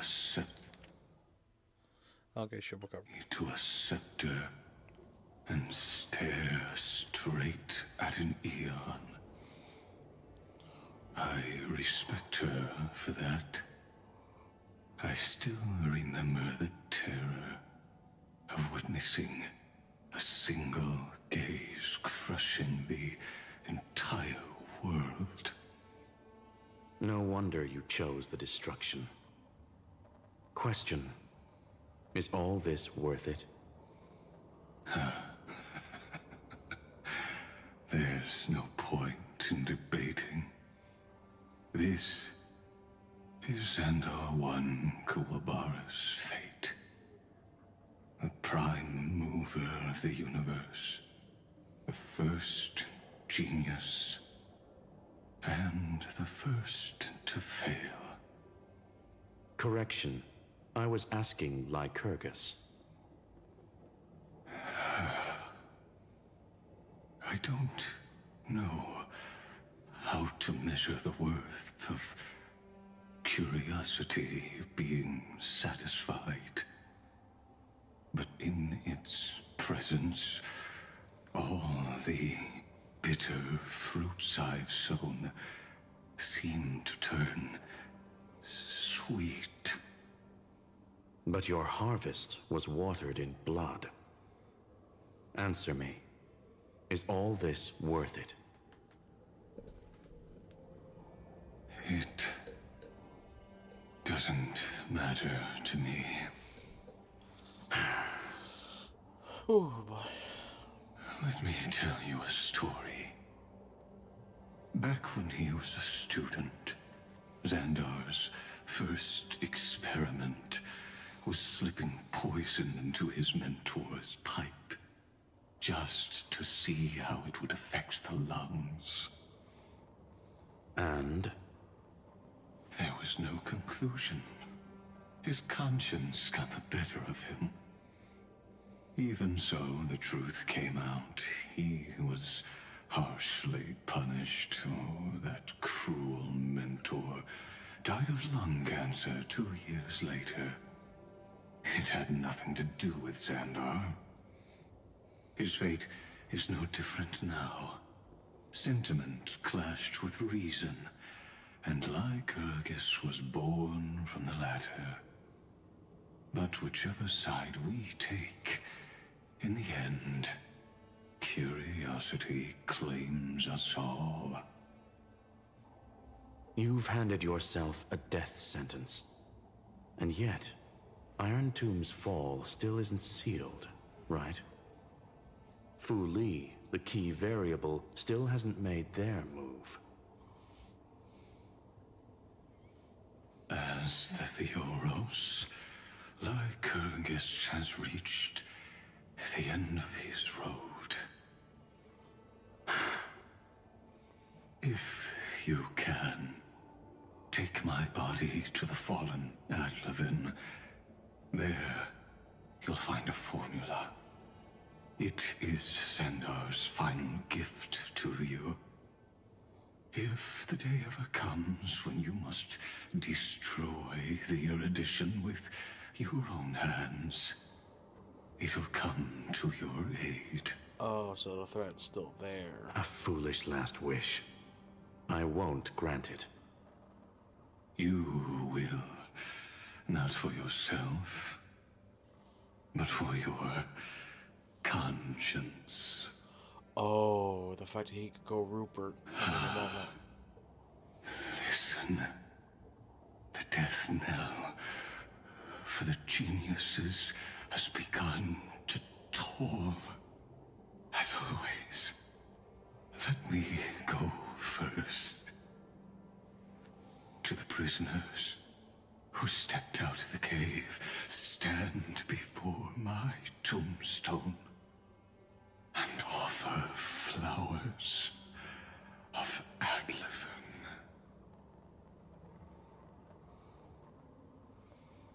Oh boy.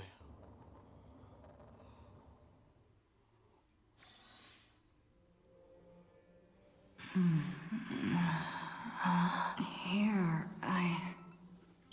I'm back on the Express.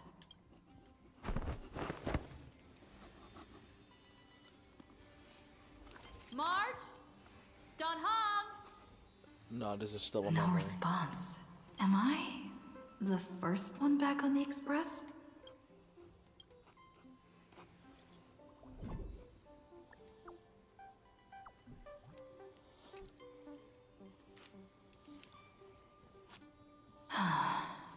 Nobody's here. I'm getting worried. Did we really win? Why does it feel so unreal? Looks like they are waking up. What? Hey, I told you not to talk. Someone's in the bathroom. Oh. An intruder. Better be careful and check it out.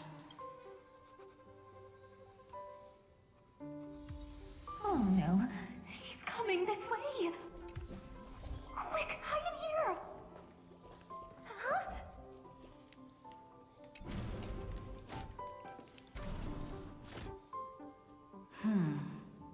Nobody's here. Could it be my imagination? Bloop, bloop. Bloop. Oh. Caught you.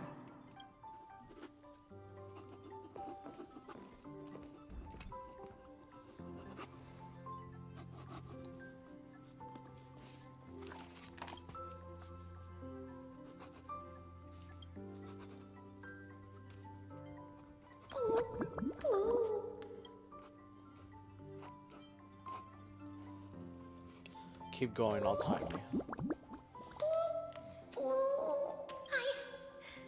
I can't go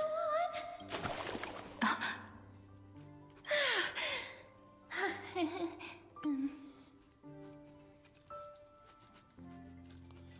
So what, are we getting like a 5-hour extended sex scene between the three of them? Okay. You?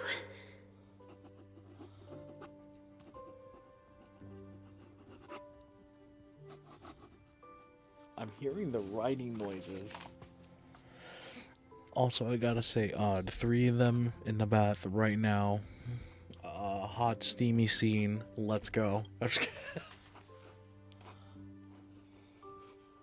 Wait, please. This isn't what you think. Ugh, I told you to keep quiet.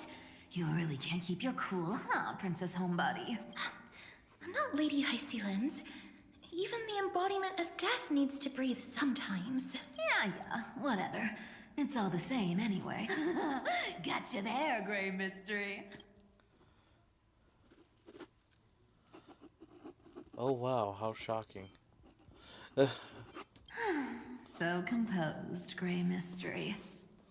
It looks like that big battle really helped you grow up, didn't it? Speaking of which, your Astral Express is quite luxurious. I hear you travel to different worlds. Must have collected quite a few interesting treasures. Hey now, don't go throwing wild accusations around. Hey, I was just thinking out loud. I wasn't actually gonna do anything. Don't be so tense. Who knows? One moment we were shouting about love and justice, fighting Iron Tomb's virus. And next thing I know, we're all on this express.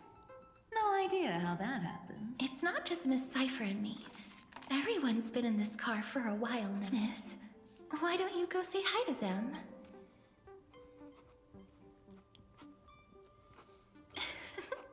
Don't worry. Everyone's following the rules here. If you're worried, feel free to check everything out yourself, miss.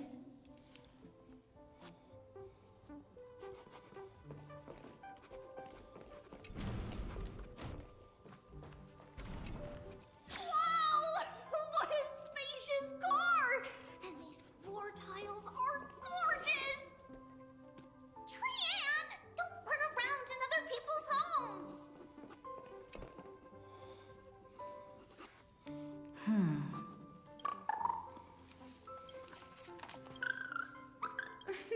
Watch your step, teachers. Ah, Gray. Look who's finally awake. I hope Cassie and Miss Cypher's little prank didn't scare you too much. As expected of you. When we woke up, the entire express was completely empty. Not a single soul in sight. Such a shame. I was looking forward to making new friends. Especially since they were Gray's most trusted travel companions. Oh no. Because we're not going to see them anymore. Did you also wake up from total chaos? I'm afraid none of us here has the answer to that question. Don't worry. We beat Iron Tomb together, right? They must be on their way home.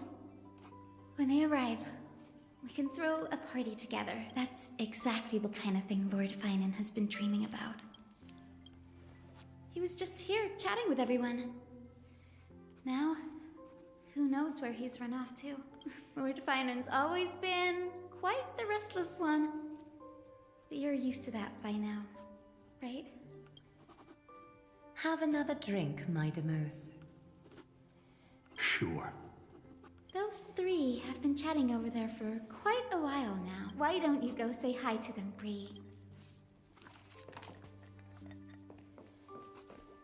A moderate system, similar to the Demigod Council, is the only guarantee of a long-lasting civilization. In my view, most civilizations across the cosmos will eventually evolve into this form. Look who's here. If it isn't the master of the Astral Express. It's good to see you. Glad to see you're safe and sound. I helped myself to some equipment and drinks from this, bar of yours. Hope you don't mind.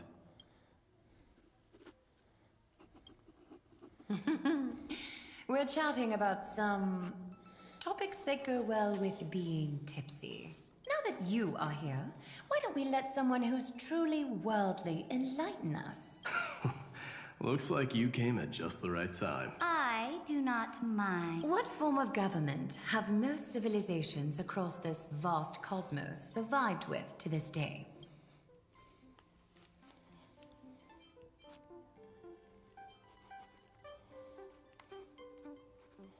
I'm not well read. That's exactly the kind of answer I'd expect from you. I bestow upon the Astral Express this supreme mission.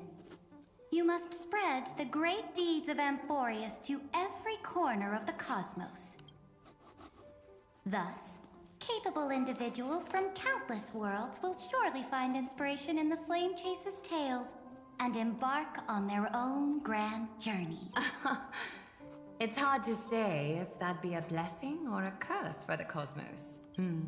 I can imagine our conversations here will only get more unrestrained.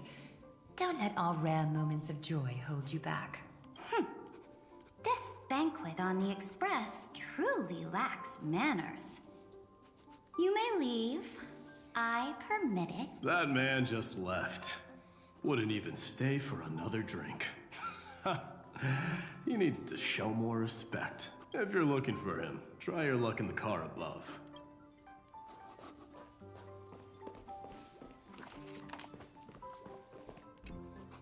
I finally caught you, Trian. Running so fast in someone else's home.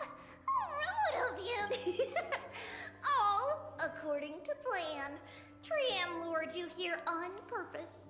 Look, there are several adorable outfits here. Trian wants you to try them on so Trian can draw you looking all cute. Oh my, you even dare to scheme against yourself?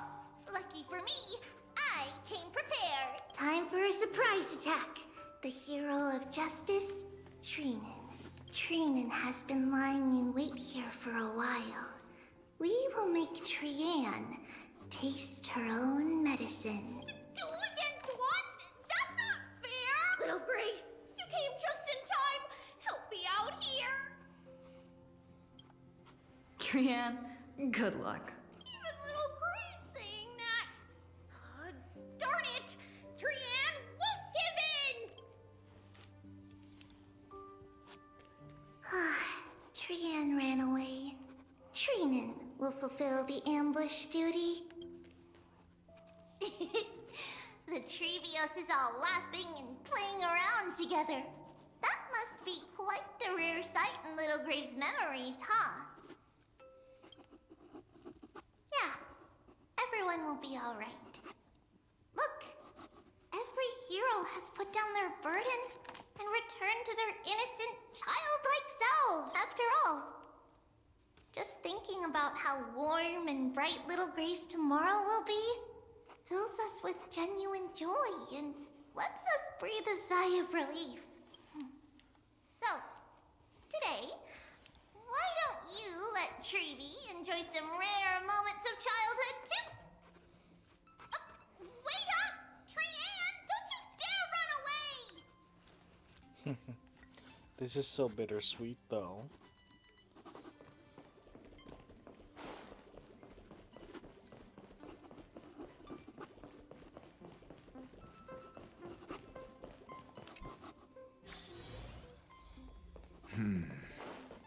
Based on my calculations, there are countless celestial bodies with water in the cosmos. By the way, I heard that the Imperator's Flame Chase army like to hold feasts at the Luminary Throne. That's true. However, sometimes Dux Carminum and I feel it's a bit inappropriate to drink so freely before the throne of the most revered titan in the grove. Inappropriate? What's inappropriate about it? I only wish I were born earlier. I would have partied like that from the month of Gate all the way to the month of Fortune.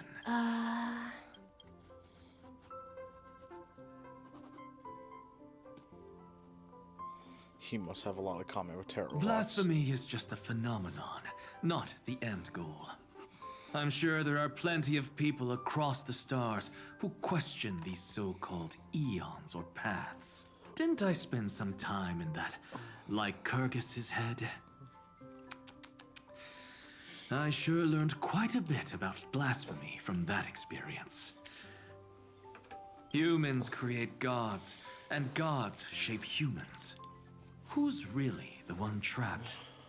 The creator or the believer? Professor Anaxagoras, let me just check one thing. You haven't bought into those twisted theories of that Theoros, have you? Don't worry. The difference between a genius and a madman is that a genius shares lethal truths, while a madman tries to force them upon others. I see. It's like drinking honey brew at a banquet. Likable folks invite others to raise their cups together, while the unlikable ones force others to drink with them. Being able to break down complex information into common sense like that. You're quite the scholar yourself.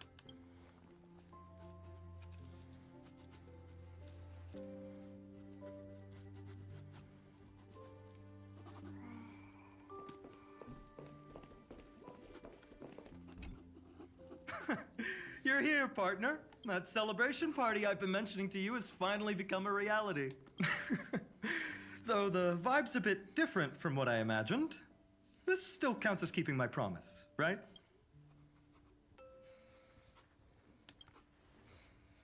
What you speak of has indeed already come to pass.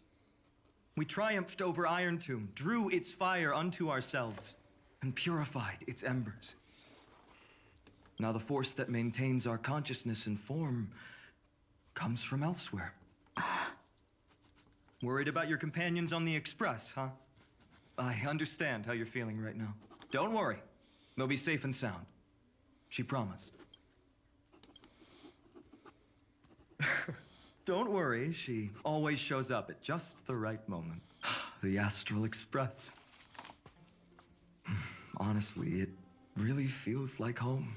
I can imagine how much you, Dun Hung, and Miss March must have missed everything here when you were trapped in Amphoreus. The beautiful windows, the soothing music, your fellow travelers on the Express. Like how golden wheat stalks sway in my dreams every night through the countless cycles. Among all these stars in the sky, there must be another little village like Ides Elysiae out there, right? I think I've found my own wish, partner. Someone once told me that home is where you can be truly free and at ease. Maybe roaming the cosmos with you all is my strongest desire right now. All of us together, of course. The Shinjo Alliance, Penacony. I blame my poor imagination. I can't picture what those worlds look like at all from Dun Hung's descriptions. So I have to see it with my own eyes, right?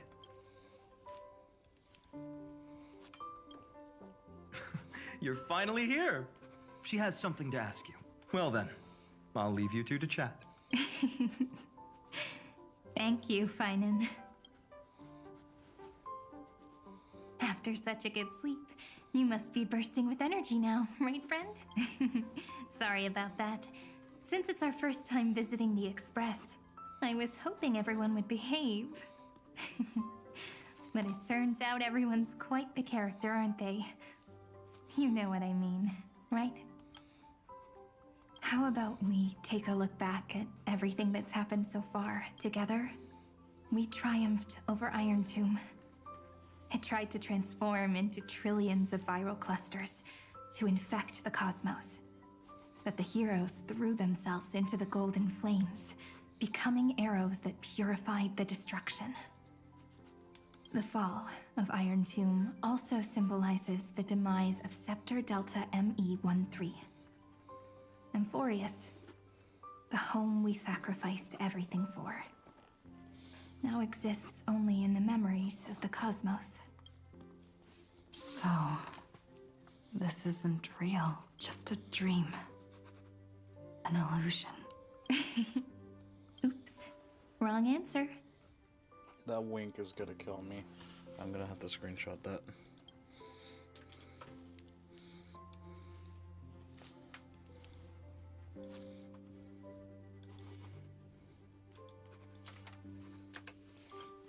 Huh? In that instant when you broke through space-time with the Trailblaze, carrying all the world's memories back to reality, that world, once shackled by data, became a seed waiting to sprout in the cosmos. Did we really manage all that? Just as Kaslana's rage of 30 million cycles made the destruction shed a drop of golden blood, perhaps we too have already left long trails on our respective paths. Freedom. What a wonderful word. But that alone isn't enough to make everyone a true life form yet. But Amphoreus already has a tomorrow. So as long as you carefully preserve and tend to all the seeds, then when the Trailblaze creates another miracle someday in the future, I believe this world we deeply love will sprout and bloom into a beautiful flower. Don't worry, I've already kept all the seeds safe in the first fruit for you. And its name is As I've Written. So, it's time to reveal the correct answer. This isn't a dream, nor a fantasy. It's the epilogue of As I've Written. At the end of the story, the characters take their final bow and embark on a journey of no return. the one who wasn't part of the story, yet helped write its romantic ending. She bid farewell to her friends and returned to her home beyond the tale. Promise me one last thing, friend. When we say goodbye, give me a smile, okay? I will, Cyrene. Every star that the Trailblaze passes by will remember the name of Amphoreus. Hey, it's not fair that you get to be the only cool one here. We'll keep an eye on her. She had better keep her promise. Leave it to us, Cyrene. Your story will be sung across many worlds. Stories this complex and twisted are always hard to believe. If anyone questions the truth of this tale, you'll all have to stand up for us. Rest assured, even the most stubborn person can't withstand our six fists. You're so reliable, March. Shh. Listen. There's a book here? Its composition is similar to Memoria, but it's far more resilient than ordinary memory bubbles. Keep it safe. Perhaps this is the final gift that Amphoreus left for the cosmos. Oh no! Passenger March is sleepwalking. Sleepwalking? Oh no, oh no! I don't want to make a fool of myself in front of everyone!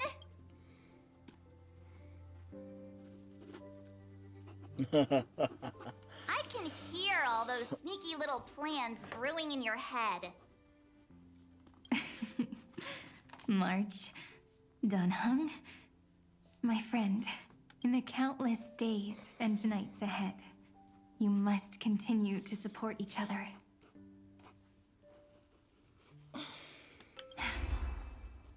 Time to head home, everyone.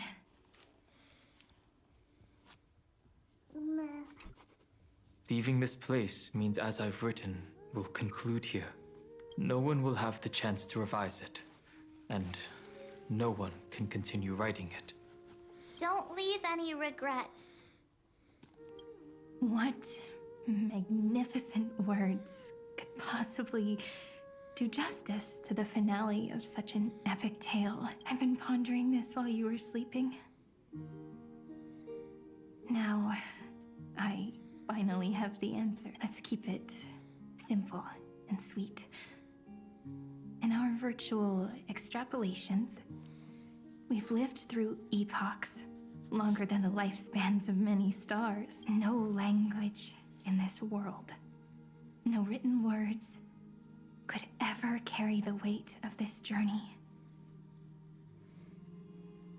In that case, let's not be bound by the minutiae of words. Those who understand its passion and romance will naturally be moved to tears by the final period placed at the end. And now, it's time to say goodbye to our readers. And so we reach the final page of As I've Written. Let's not leave behind any regrets, everyone. Everyone's here. Who wants to write the first line? Going first is the hardest job. I don't want to make a fool of myself. How about letting the great Imperator draft it for us? Are you all such cowards? Then I shall enlighten future generations. Just like the 30 million cycles of flame chase. Without me, there is no world. Go think, observe, and conquer. What's wrong? Everyone's gone quiet.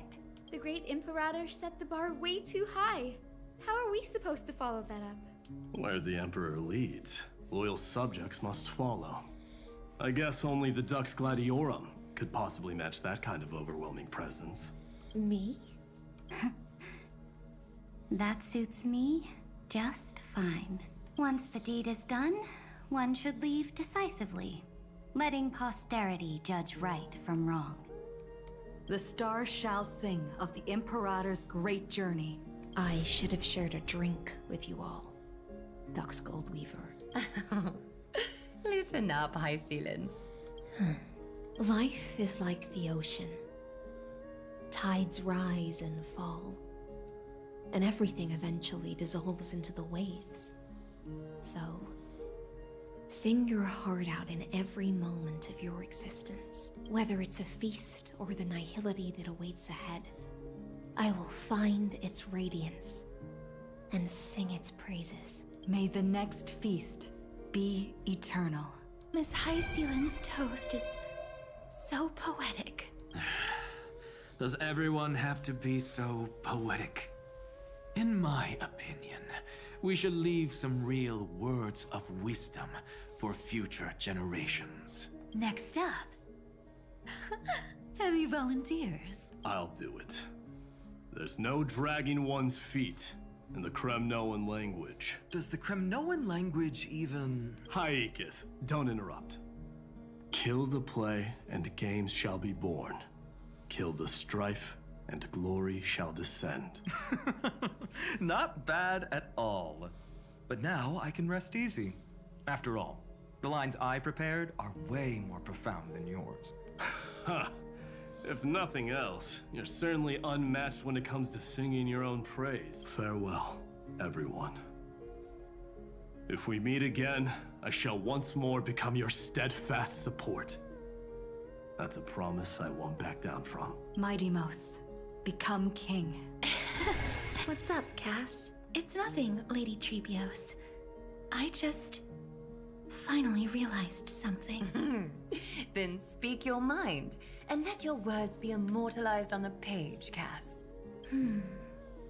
If your heart still has room to spare, share a bit of gentleness and softly cherish all the beautiful things around you. That's so beautifully said, Cassie.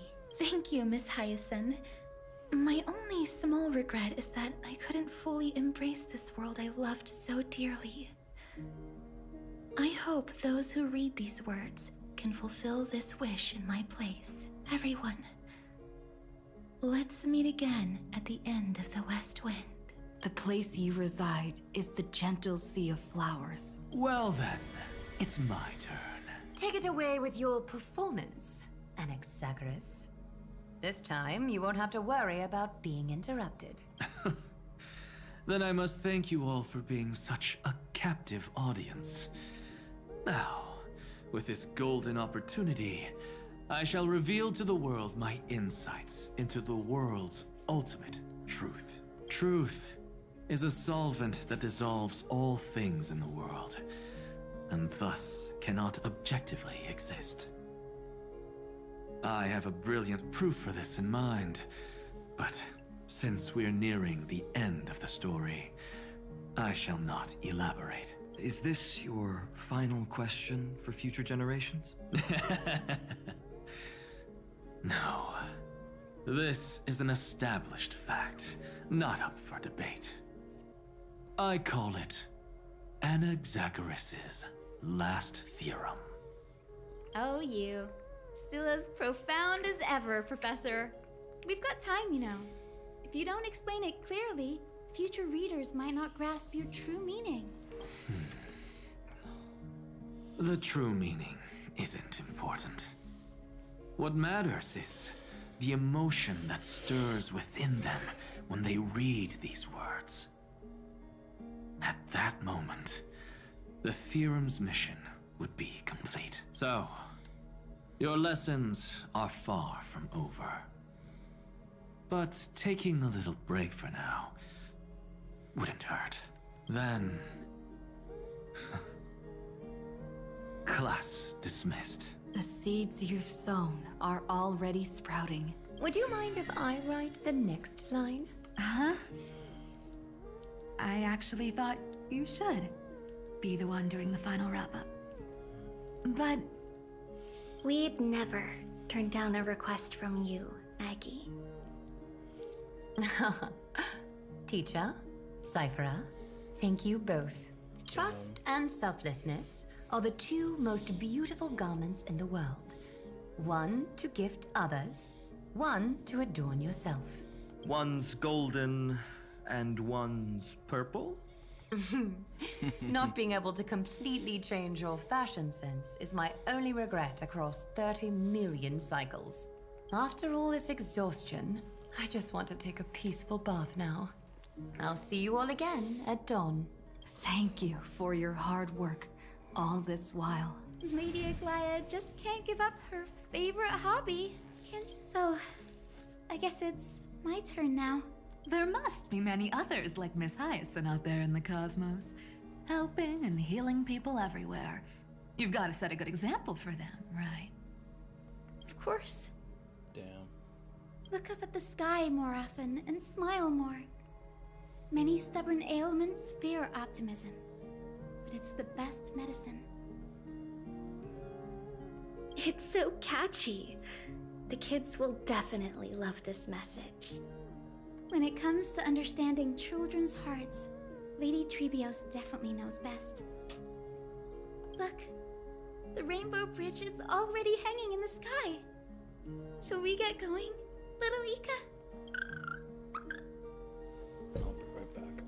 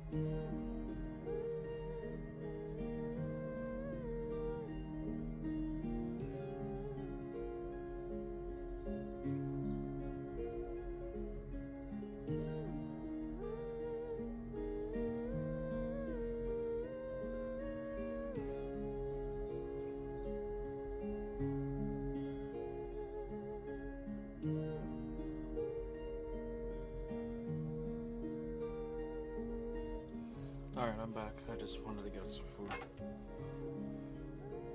It's you who healed the sky. What's on your mind, Miss Cipher? I'm thinking. Should I leave behind a riddle?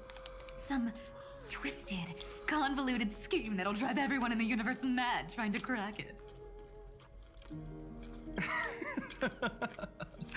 I see. You know what? Just go wild with it. No one's gonna judge you. Oh well, my brain's not working right now. Let me be genuinely sincere for once. Don't be afraid to fall. Just run. Destiny's just a slow-moving nymph. It can't catch you. So in the end, little Syphy's message was the most straightforward one. Even if you combined 30 million of me, I probably wouldn't have read as many books as you did in one lifetime. I won't pretend to be cultured before Big Sis Treeby, Trinan, and Trian. Amphoreus' greatest trickery. Gotta bounce now. Meow! Homeward you come, distant wind.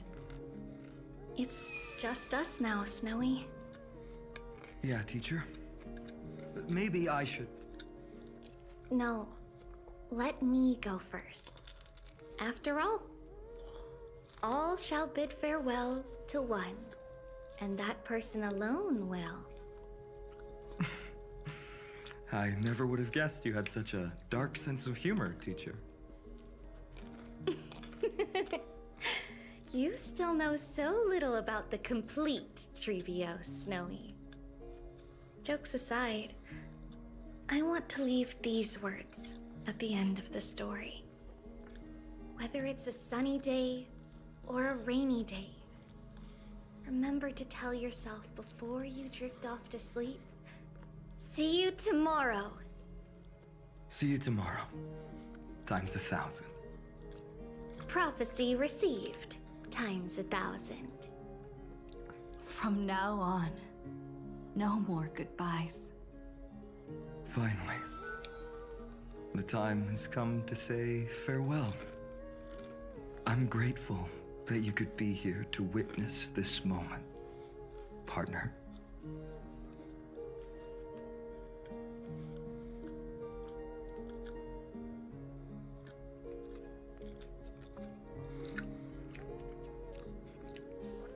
Hopefully we meet them all again one day.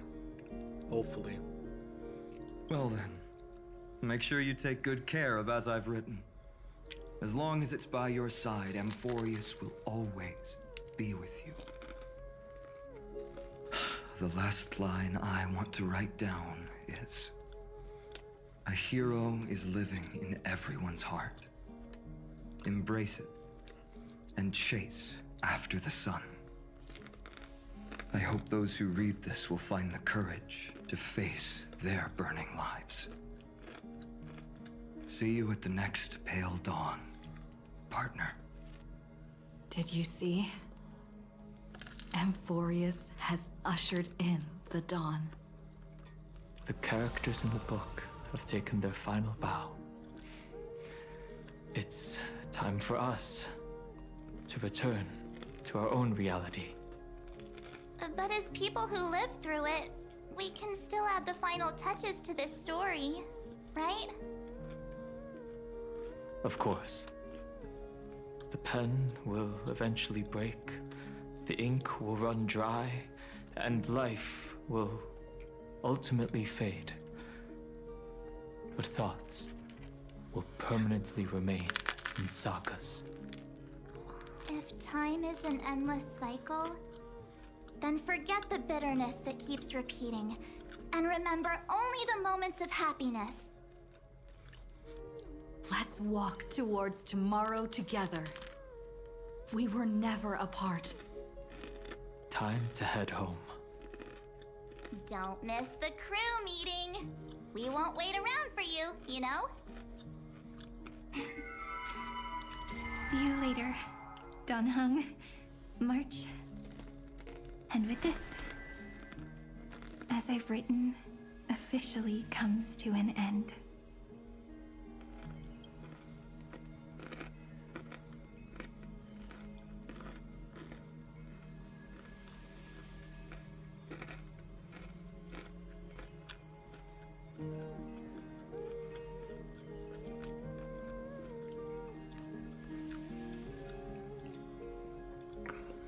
So far, I think my overall impression of Amphoreus is patch 3.0 was really boring.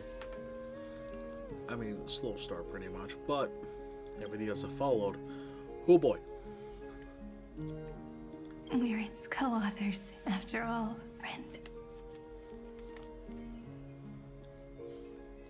Once the words are written down and have been read by others, the meaning they carry is no longer in our control.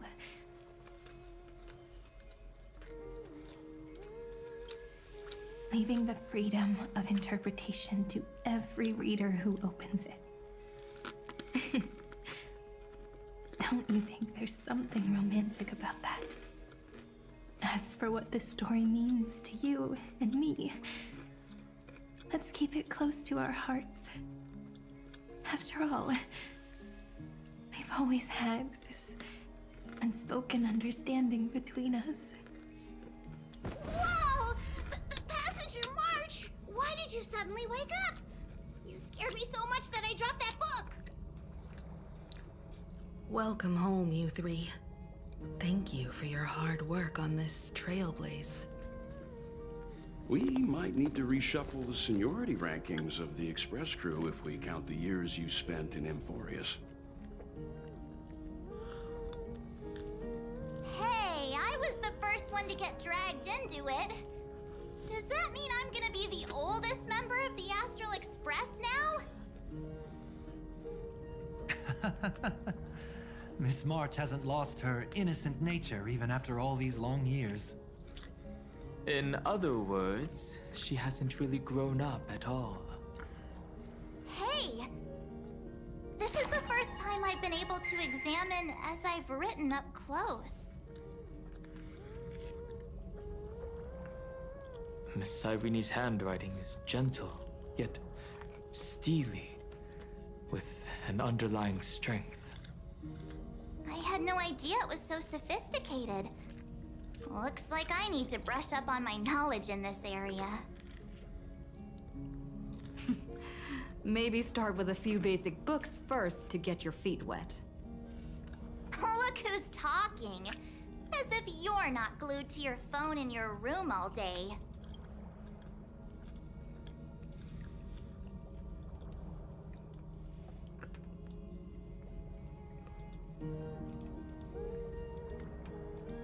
Huh?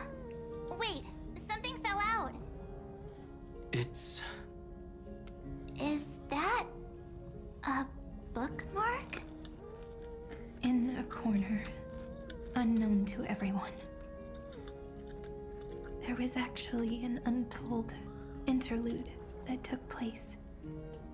I left it out of the story because it involved a choice. A choice I made for my own selfish reasons. Can you forgive me, friend?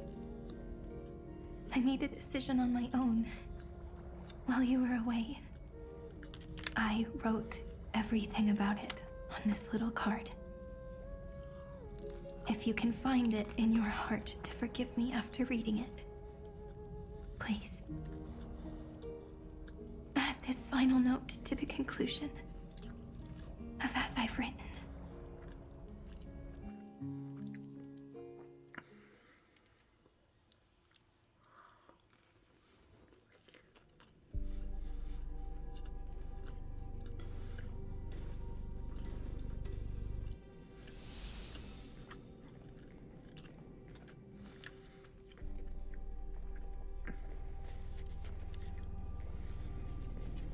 Memories swallowed by Iron Tomb. Return now to reality.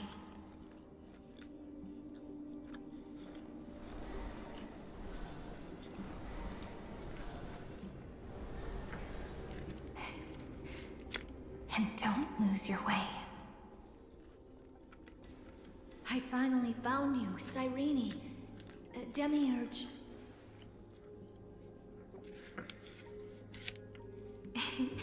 We won the battle. Thank you, Madame Herta.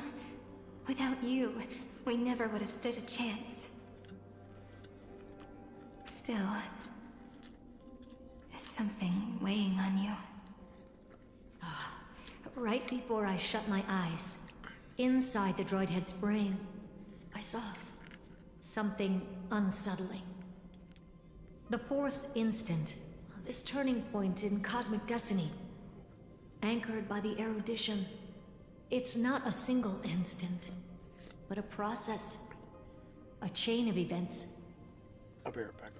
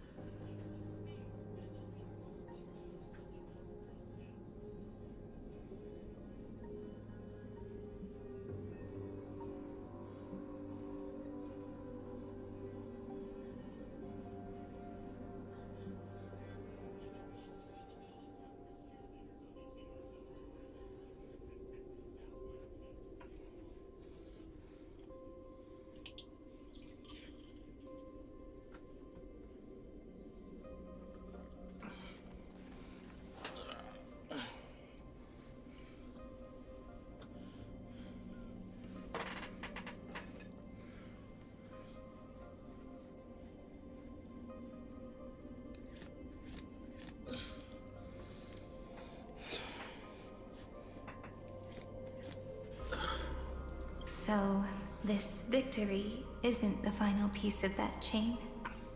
Far from it. This is only the beginning. The first toll of the death knell for the cosmos. That sorrowful look doesn't suit you, Madame Herta. Don't hold it in. Tell me. Not long ago, you crossed paths with the Eon of Remembrance again, didn't you? Yes. Even if the figure was hazy, I knew right away. That was the god from Cyrene's dreams. Causality has gone wrong, just as I thought. Causality? Let me put it in your favorite fairy tale terms. The universe began as a seed. It grew into a great tree. And the present is its branches and leaves. The erudition calculates how the future will sprout. With so many possible outcomes, they choose to anchor one path, cutting away the crooked or fragile branches. But if things continue that way, the branches grow endlessly, the leaves multiply, and one day the tree collapses under its own weight. That is why there is a concept in biology called lignification. Soft sprigs form a hardened shell and fuse with the trunk. For the universe, that process is what we call memory. Under Fooley's record keeping, the past becomes memory. In the corners, they forget. Even the events of the present become fruit without roots. So it is the opposite of the erudition. One calculates what is to come, and the other holds on to what came before. We were never meant to have to speak of this.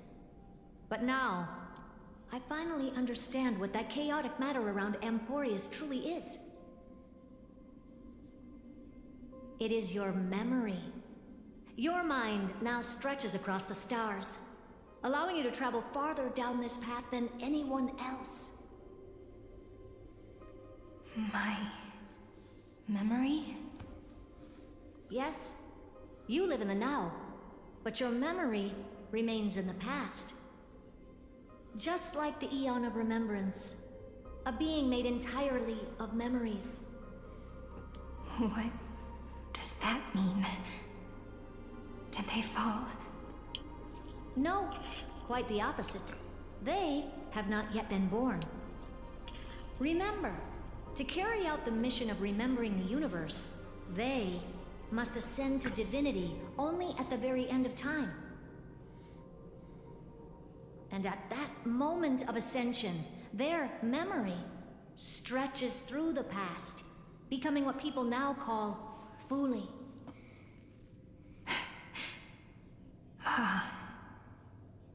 That is why they feel so distant, so cold.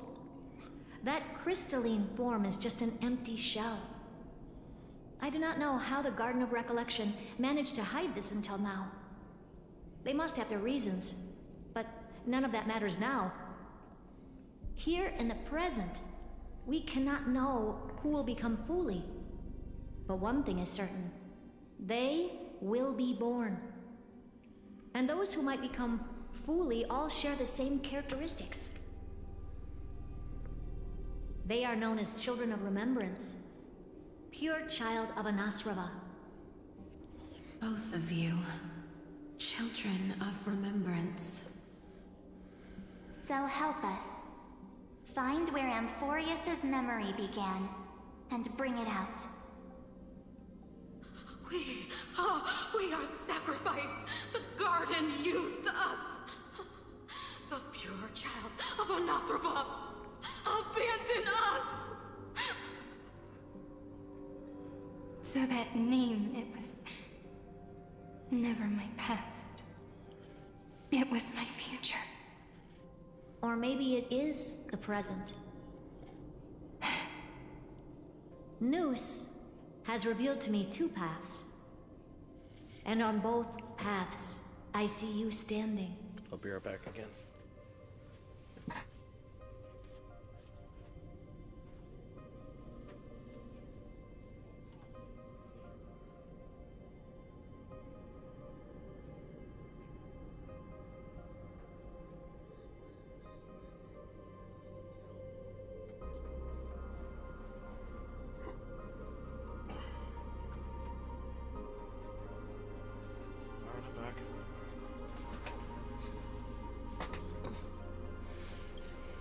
The first, follow the trail of memory you have forged. Break free from this world and reach for the stars. That would mean Amphoreus's causality will no longer concern you, at least not the person you are now.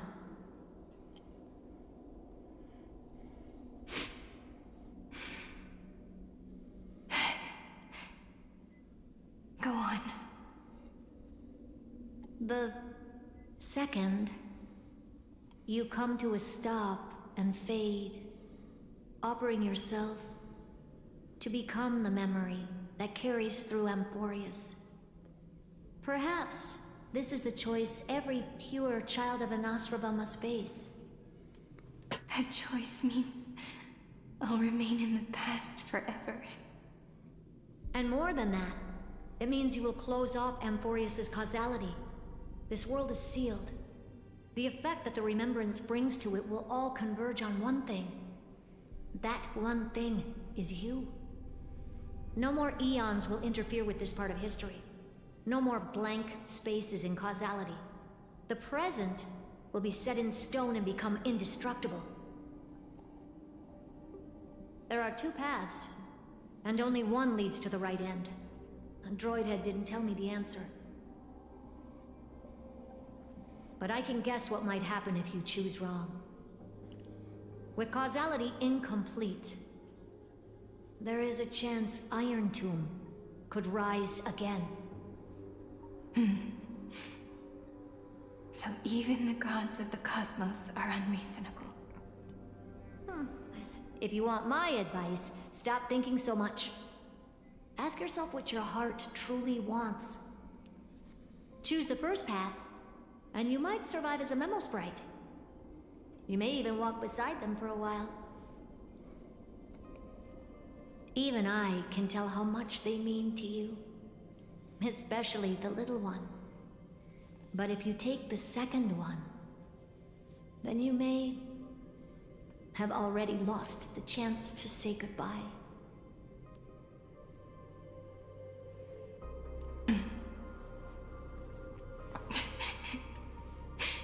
You can hear the I compassion have in made my Herta's decision, voice. Madame Herta. It's subtle, but it's there.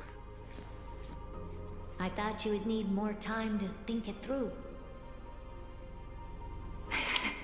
The answer is clear, is it not? Still, I do need a little time to quiet the sorrow in my heart. Her kindness is always just right for the moment. I believe she will forgive me.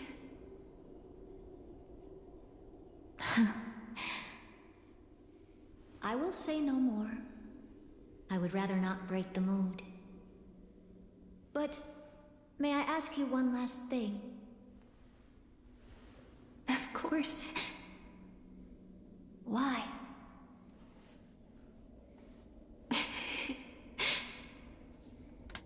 I once heard a saying that went something like this.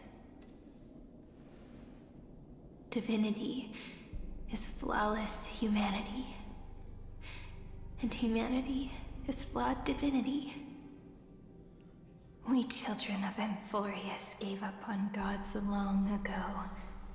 Those beings who love to play pranks on the universe.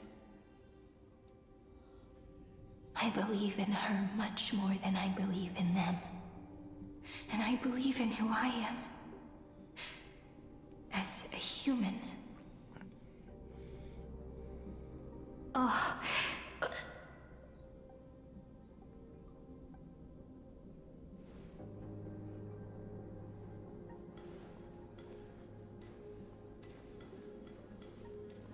That really is a comforting answer. As for the one wish I still have trouble letting go of.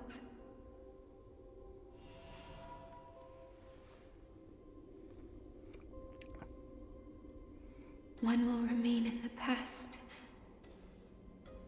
One will walk toward the future. I believe that the one I cared for most will witness on behalf of the ripples of past reverie. Every starlit tomorrow.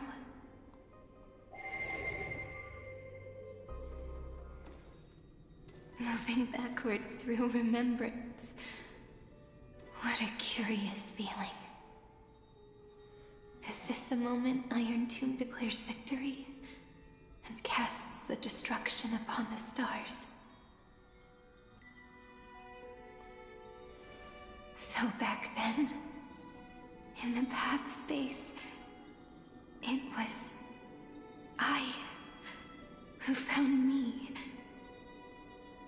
The gods whispered others were nothing more than a girl talking to herself. Now that I remember, what I heard back then was...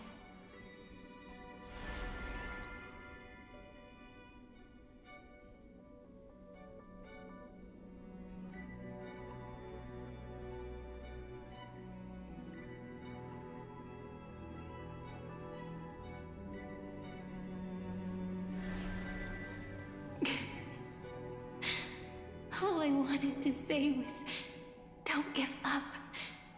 She will find you. Memory truly is amazing. Then let me wield this power and plant the seed of causality for the miracle that is destined to bloom.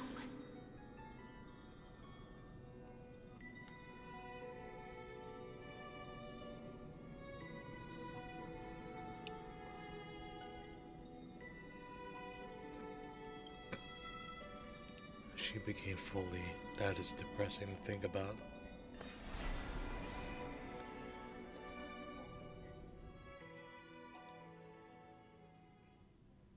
Even so, must we walk all the way to the very beginning of memory? It's such a long road. A bit lonely to walk alone. Then, would it be alright if I came with you?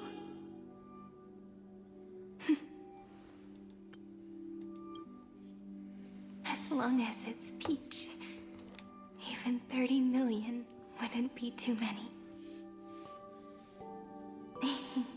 One is enough. Take a deep breath, and then we can set off, alright?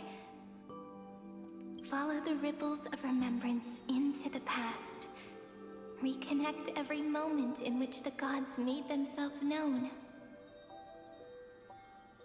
Clearly, cause leads to effect. But now, the future gives new meaning to the past. Effect flows backward and nourishes cause. Maybe that is what makes memory so beautiful. So, let us return the way we came. Look back at every ripple that formed.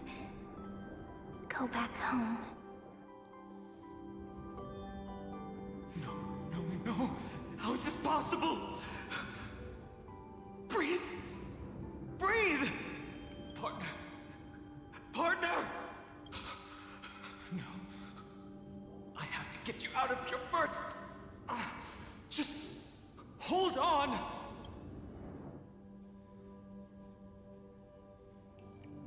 Remember? That pale dawn breaking through the endless night? The spear of strife nearly claimed her life. And it was you. You, playing God, who cradled her body with your gentle gaze. Aww. Then, before Orynyx's altar...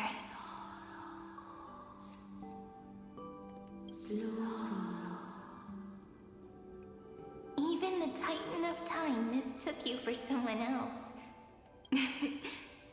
I never imagined there was a hidden truth behind our first meeting. The first time was also the last time I saw you, friend.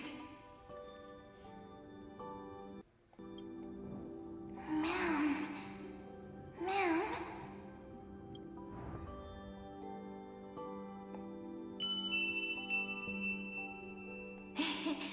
That melody from the memory. I've got it now.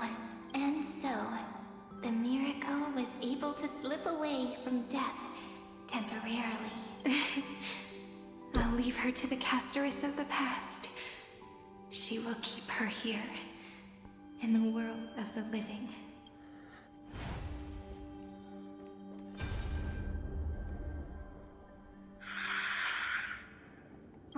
Darn it! What are these things? You're not taking me down. Not before I find a way to help her and Don Hung. If you've got a bone to pick, take it up with my six-phased ice. March wandered all across Amphoreus for 97 days straight, chasing one goal: to save her friends. And with her bow and arrows, she brought down every obstacle that stood in her way. So that's how it happened. My skill with the bow. I owe it all to March.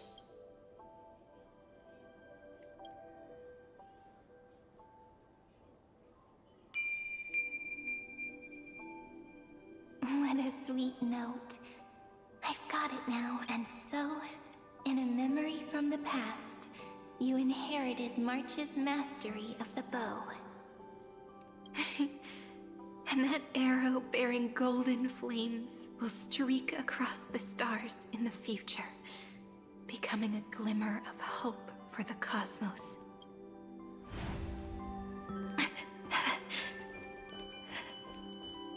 Are you okay? No worries. I'm just a little tired from all the walking. You really need to work out more. 3 paths interweave and fetter Amphoreus, co-authoring the fate of the world. Ordinary pathstriders aren't known to leave traces in the mirror. So if what you said is true, then this isolated star system must be home to at least 3 beings comparable to Emanators. I would even go as far as to say, eons themselves. To gain the favor of the stars for Amphoreus, the Remembrance sent a call for help to the cosmos. But the obstruction from the scepter was far too strong. Even the gods could do nothing more than send a fleeting mimetic being to someone who walked the same path. Thankfully, Miss Black Swan caught that fleeting moment.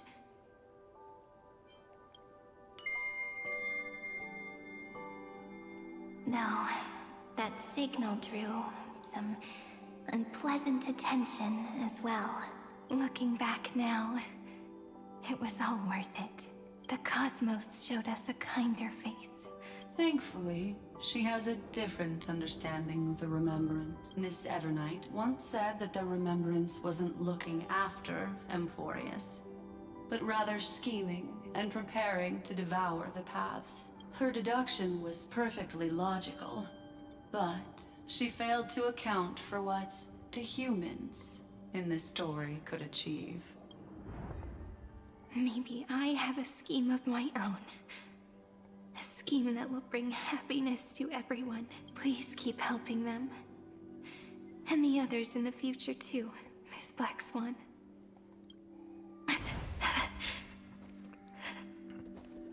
Looking back on the past really does wear down the mind.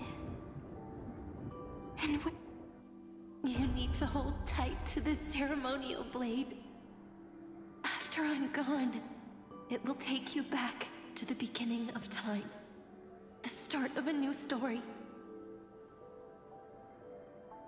I believe that in that story, or in countless stories, each alike yet unique, everyone, all the companions who sacrificed themselves, alongside the deliverer we once dreamed of as children, will reunite beneath a vast, endless sky. If we can never break free from this prison, I will stand my ground. Until the day someone shatters this endless cycle and writes the final chapter of Amphoreus' fate. In the blink of an eye, we have returned to the turning point of fate, with nothing but a fragile sliver of hope. We embraced 30 million cycles of futility, and began the eternal recurrence. I still remember the first time I saw the god appear in a dream, looking at me from behind a thin veil of crystal. Back then, I wondered if they might be someone with ill intent. But now, I finally understand. She was always standing beside me. And she is so very beautiful.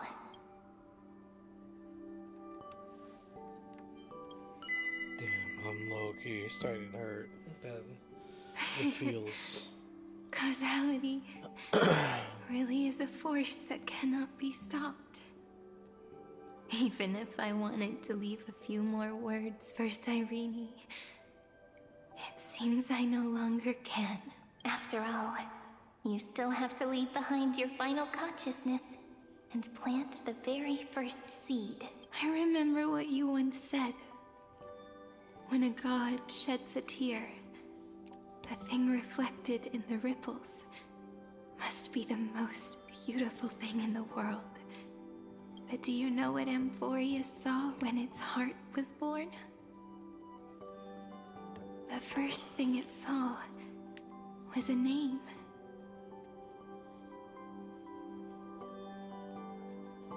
0, 9, 3. Looks like you figured it out. Sometimes, all it takes is a change in perspective to reveal something truly unexpected. Don't you agree? That's right. Turn these numbers upside down, and you'll see a beautiful eternity. Something we believe in, the ego. The ego? Is that a Honkai Impact reference I see? Oh boy. Damn, this is... Oh god. I want to protect everyone in the village. But can I really do that with the strength I have? I shouldn't think too much. Better finish the farm work Dad left me first. The hero within has been by our side since we were little. Finan has always been strong.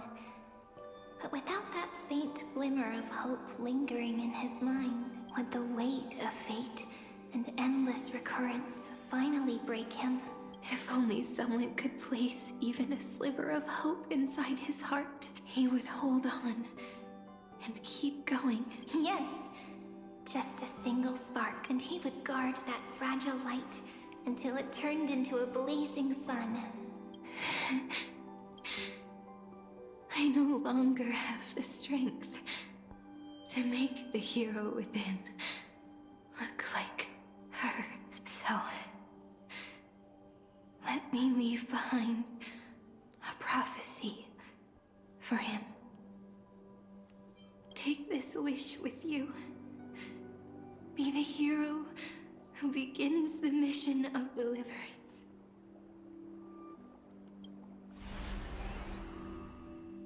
As prophecy foretold, you will bear the blazing sun until the pale dawn breaks.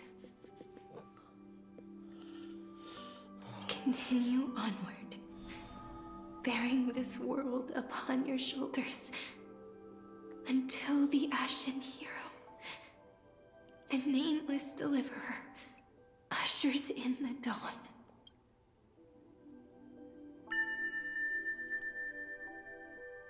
Now, your eyes have seen through all of Amphoreus, from the end back to the beginning. Damn, dude. Looks like time's running out. Oh, no. The first ripple was where it all began for me. 1, 2, 3, 4, 5, 6, 7. I thought they were just musical notes. Behind this door, I can smell it. The scent of wheat fields. You're clever. I bet you figured it out long ago, didn't you? The end of this journey back. The final gap in Amphoreus. It leads to the place we both call home. We can finally go home. Are you ready? If you leave memory at the very beginning of the story and cast the first stone, that final gap in Amphoreus will close. The causal loop of Amphoreus will become a fixed point in the stars. In the long run, this is the better decision, but damn, it hurts. And if I don't do that, then this world and the cosmos beyond the sky might still fall into the destruction.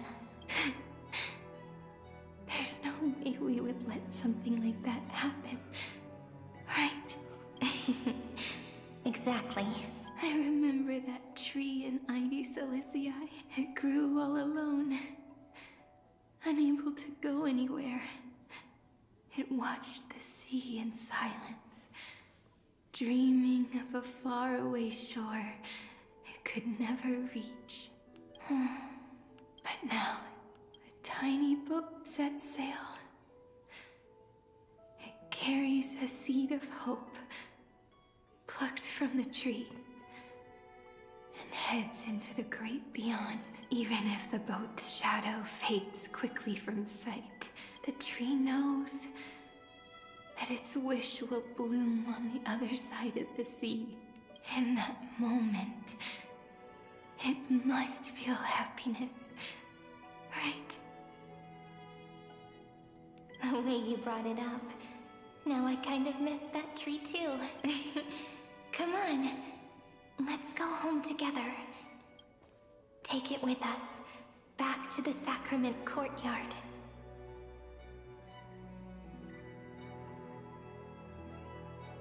Let it become remembrance's anchor, tying together the times we knew so well.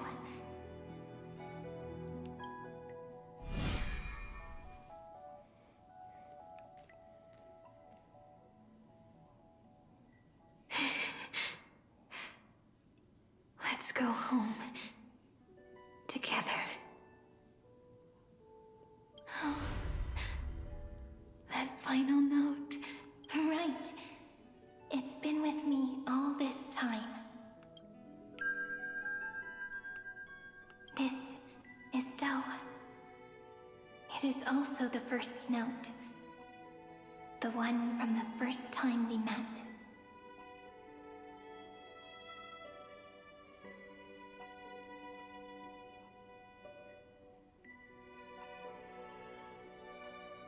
And the one that stayed to the very end. Ide Silicii. The place where it all began. It's like time itself has stopped, and the breeze and the sound of the waves never seem to rest.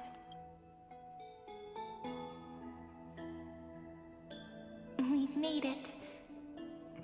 This is the place where we first picked up the ceremonial blade. Whoops, I didn't mean to skip that. The Sacrament Courtyard. And where we first began writing journals. Now, the journey through memory has reached its end. Once the anchor is placed, what awaits us is 30 million lifetimes of reunion. Looping. Again and again. Endless farewells. Do, re, mi, fa, sol, la, ti. And with them, endless encounters. Ti, la, sol, fa, mi, re, do. Such a happy scale. Whether it's for Cyrene, the Deliverer, or every sprouting branch of Amphoreus, I leave this tale of love here. May the river of time flow backward, bringing scenes of the future before our gaze. In the eternal land that no one remembers. The legend of the Trail Place is about to begin.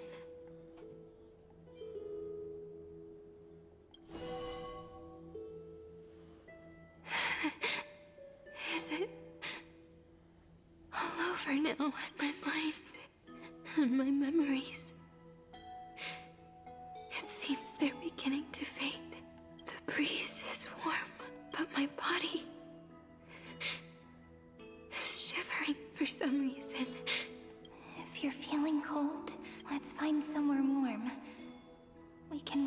somewhere.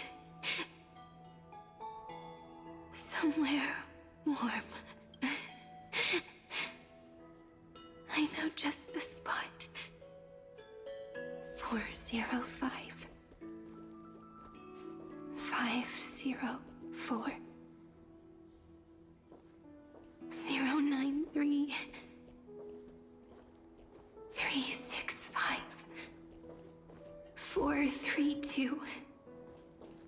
252. 496. 720.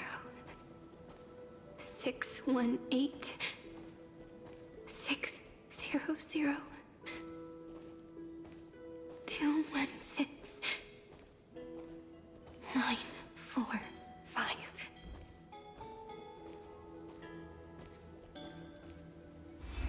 Treebeos. Suridra. March 7th. Danhone. Electra. Hyacinthia. Caslana. Anaxagoras. She becomes fully and loses her memory of everyone. That's Aglaya. Midemos. Castoris. Cyphera. Cyrene. And you. Look. Everything is already as we've written. no. And so the flower fades at the journey's end, only to take root again at the journey's beginning, and leaves lost as yesterday's conclusion.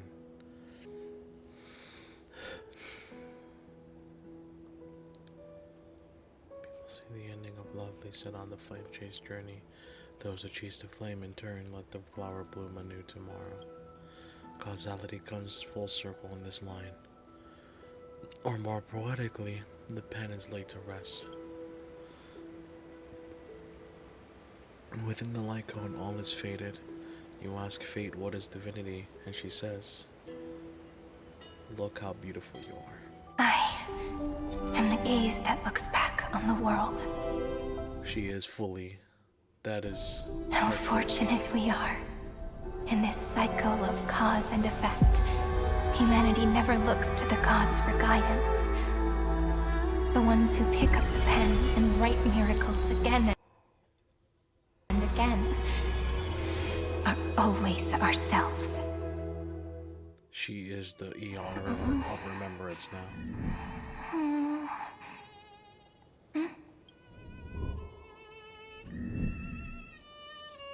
Am I still awake?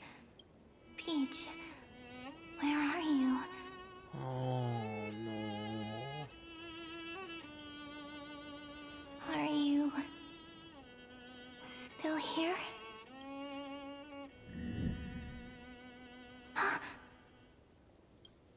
I shrank.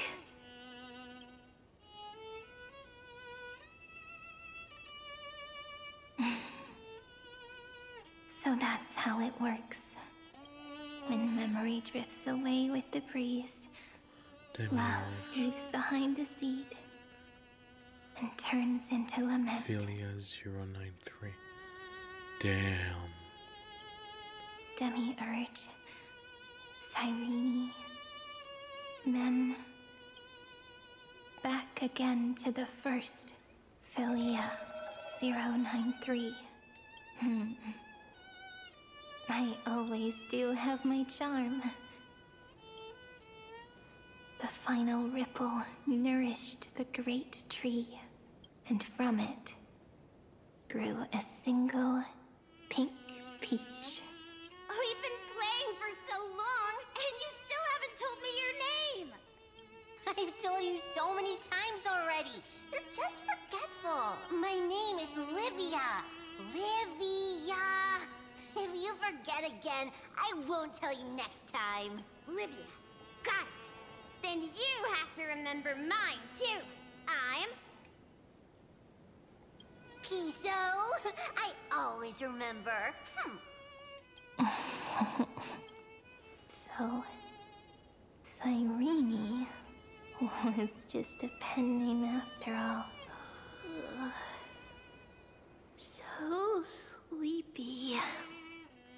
That drowsy little fairy barged into my mind again. The last of my memories are slipping away. I wonder what this world will look like when I wake up again. I remember a cry and my name, daughter of Lady Cilicia. We...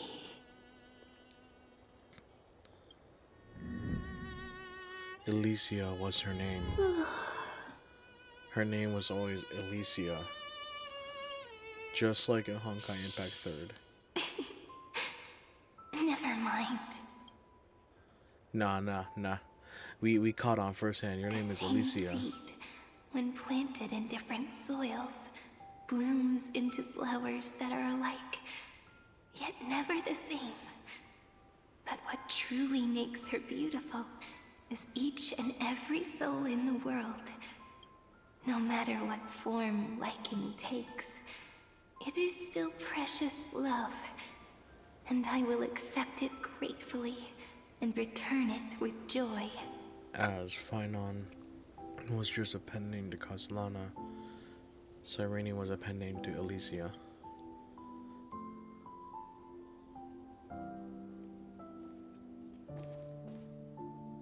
Do you remember my favorite story? That crystal flower was so beautiful because it reflected the eyes of the little fairy.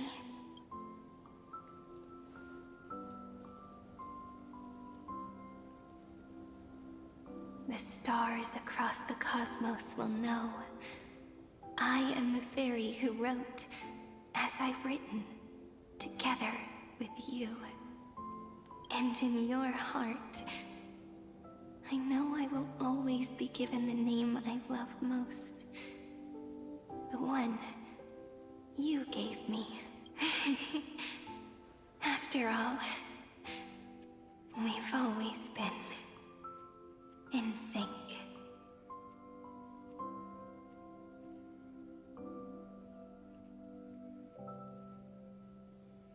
Hey, don't rush! Slow down. Let the words settle. We have plenty of time. In Amphoreus' month of mourning, all conflicts across the land come to rest. On the 11th day and night of the month of mourning, the dead will part, the living will embrace, the snow will fall, and bonfires will rise to warm every heart aching with lament. It may sound heavy, right? But on this day, laughter always rises louder than tears. Because people understand that parting is for the next reunion, and sorrow is so we may love more deeply. That is why this day is her favorite of the year. Under the same sky, across 8 phases of the moon, 13 heroes composed an epic together.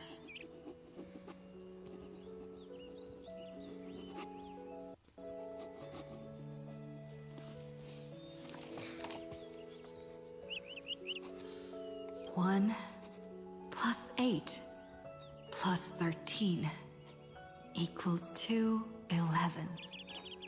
Would it feel more fitting if the rest were written in Miss Cyrene's voice? Agreed. Then, we'll add 1. A 1 like none that has come before. a one that blazes new trails. I make this wish. On the 12th day of the 11th month, 13 heroes will take every core flame ignited across 30 million lifetimes and scatter them among the stars. Later, when the people who know this story gaze upon the cosmos, they will discover that the countless stars in the sky now glow pink. And after 13 seconds, that radiant light will quietly fade away. It will be such a romantic, yet puzzling sight, but that's all right. They will keep that mystery close to their hearts, constantly pondering what the ego truly is. A love for humanity.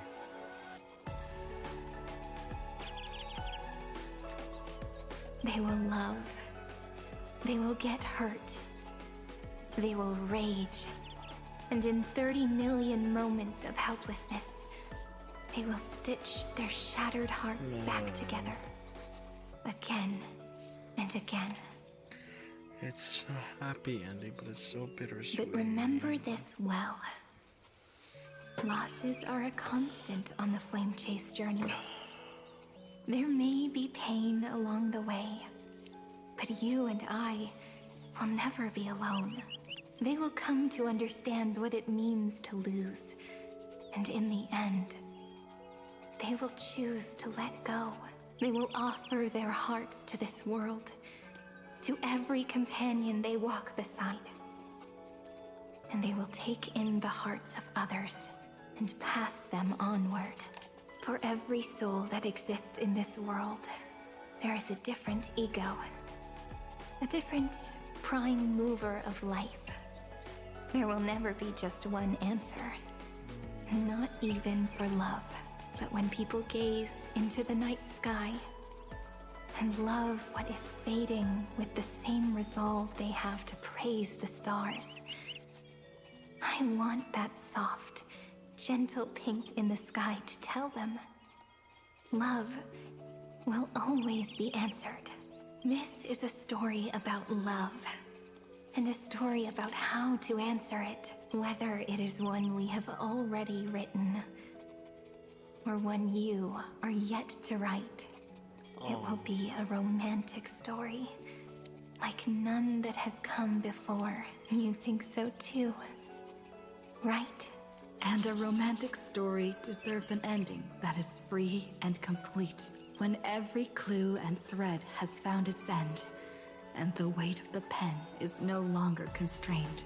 Pour the spirit of trailblazing into it, and end this tale with the most pure and romantic period.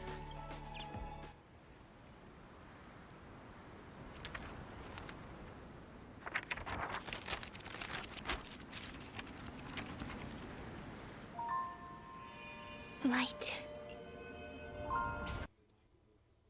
Sky. There's just so many cutscenes. Stars. Seeds. Flowers. Birds. Hope. And love. Such words of beauty were how I first imagined the world. For as long as I can remember, I've used them to tell the stories of Amphoreus. And now, this is the last one. A story about tomorrow. Dedicated to you.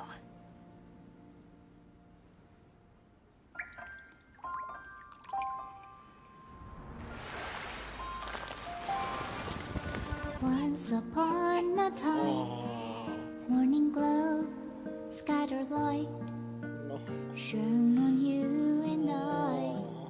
Fading poems, frozen rhymes, our traces on the breeze. Damn. Whispers Oh, of she's tearing up. past reverie. Please let me linger for now, enveloped in your sound. Love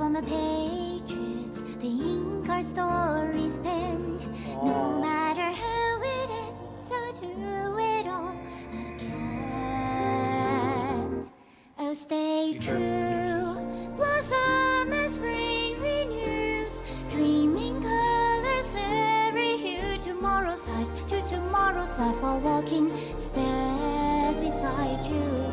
So stay true. The winter's rhyme anew, woven memories are blue. Like a melody, sing a song of reverie. This is so beautiful.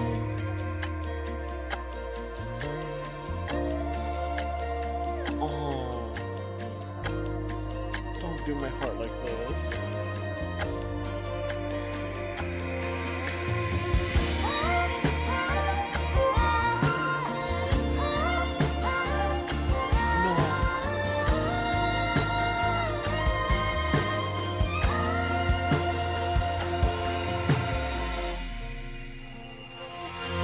Please stay true. Cherish your memory. Go with love, your hearts, your tears, rivers flow. Rivers, gardens grow. I hope you bloom in beauty. See you That's when you know it's so good. You just start crying and controlling. end of time in the mountain frozen rime.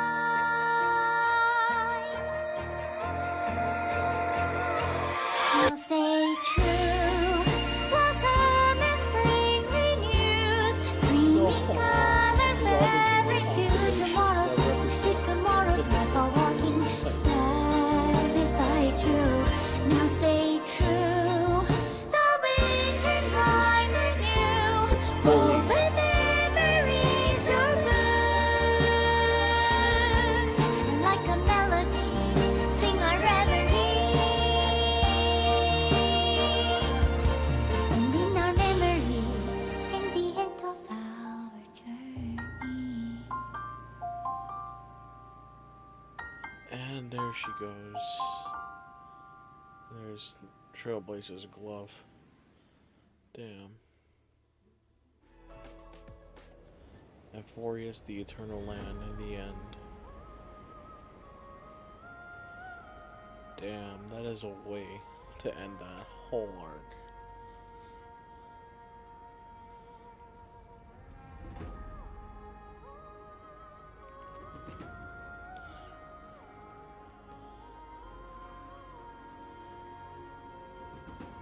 Zanawa Kurabara, Nano Canoes, Script Supervisors, Cyrene, all that is so cute.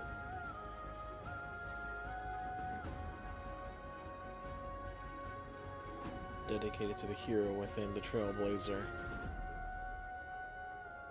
May this journey lead us starward. Damn. That hits so hard. But I don't think we're done yet.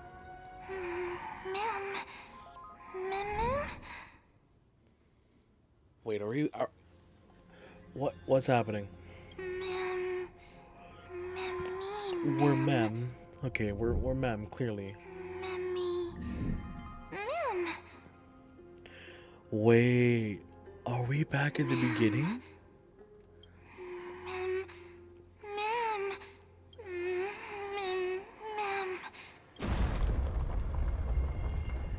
We are back at the beginning. That's where we crashed.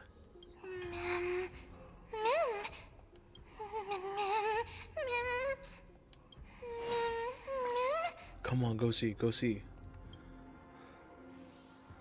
Oh yeah, we control her. Go, go, go.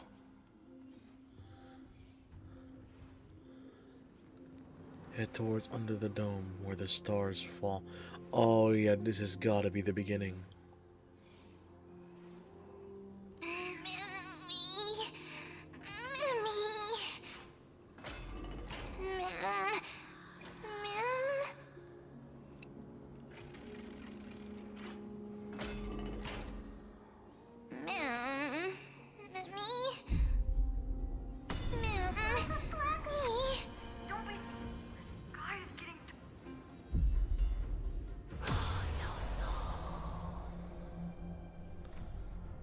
Oh, Elysio's the one guiding us. It's no longer working. Looks like it's just the two of us out here now.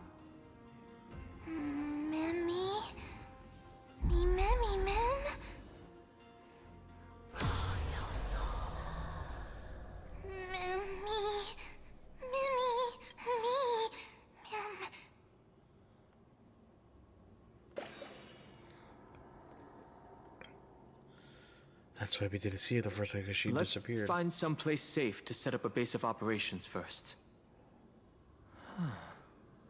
This statue and the buildings we've seen so far point to a civilization here on Amphoreus. We can only hope that they're not hostile toward outsiders. Min? I've reunited with you so many times, and every time feels like the first time we met. Each time, love breaks through the stubborn cycles and takes flight toward a pink tomorrow. Is that the end? It's still early. Yeah. Where to now? Okay. Flying to a pink tomorrow.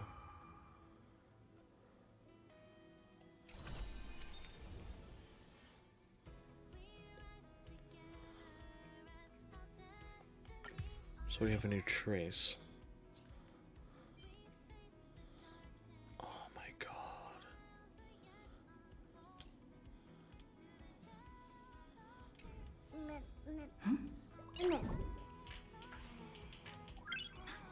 Yeah, never done the seal slimers thing.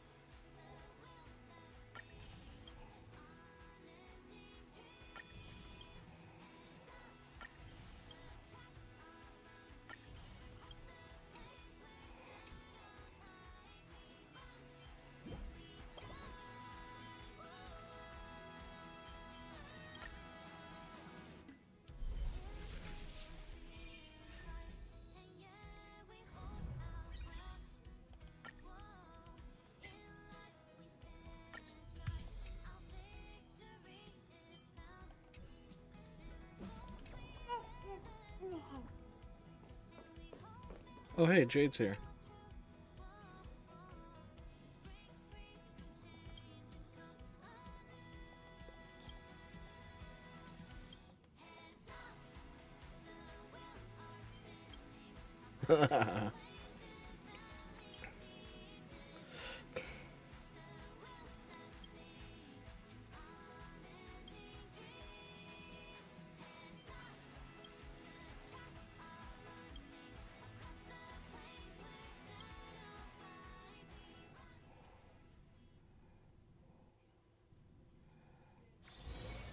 Anything I can do for you?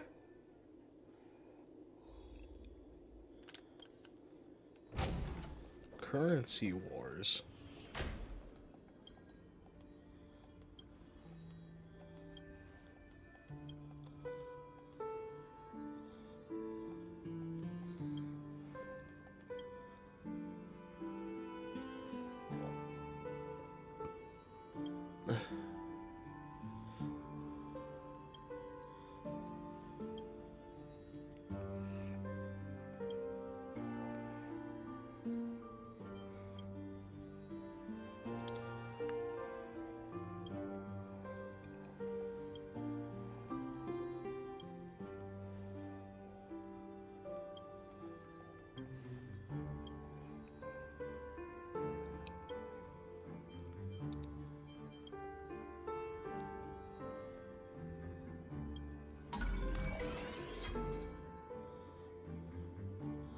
Actually, wait, can I back out? I want to see what's happening with the space station. Because I remember they were pretty much involved.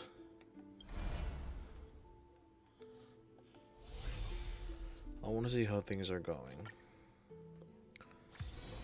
This haven of Yesterday memories. and tomorrow. Every touch, every moment is like a thorned rose.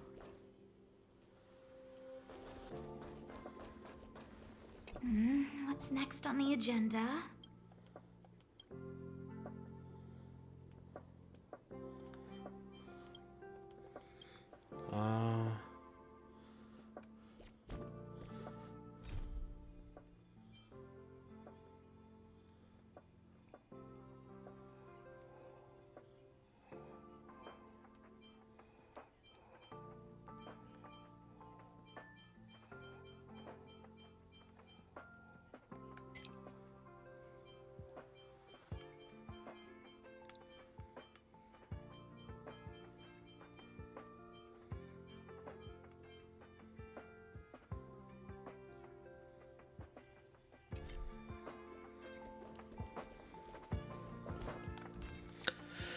Is there anyone I could talk to?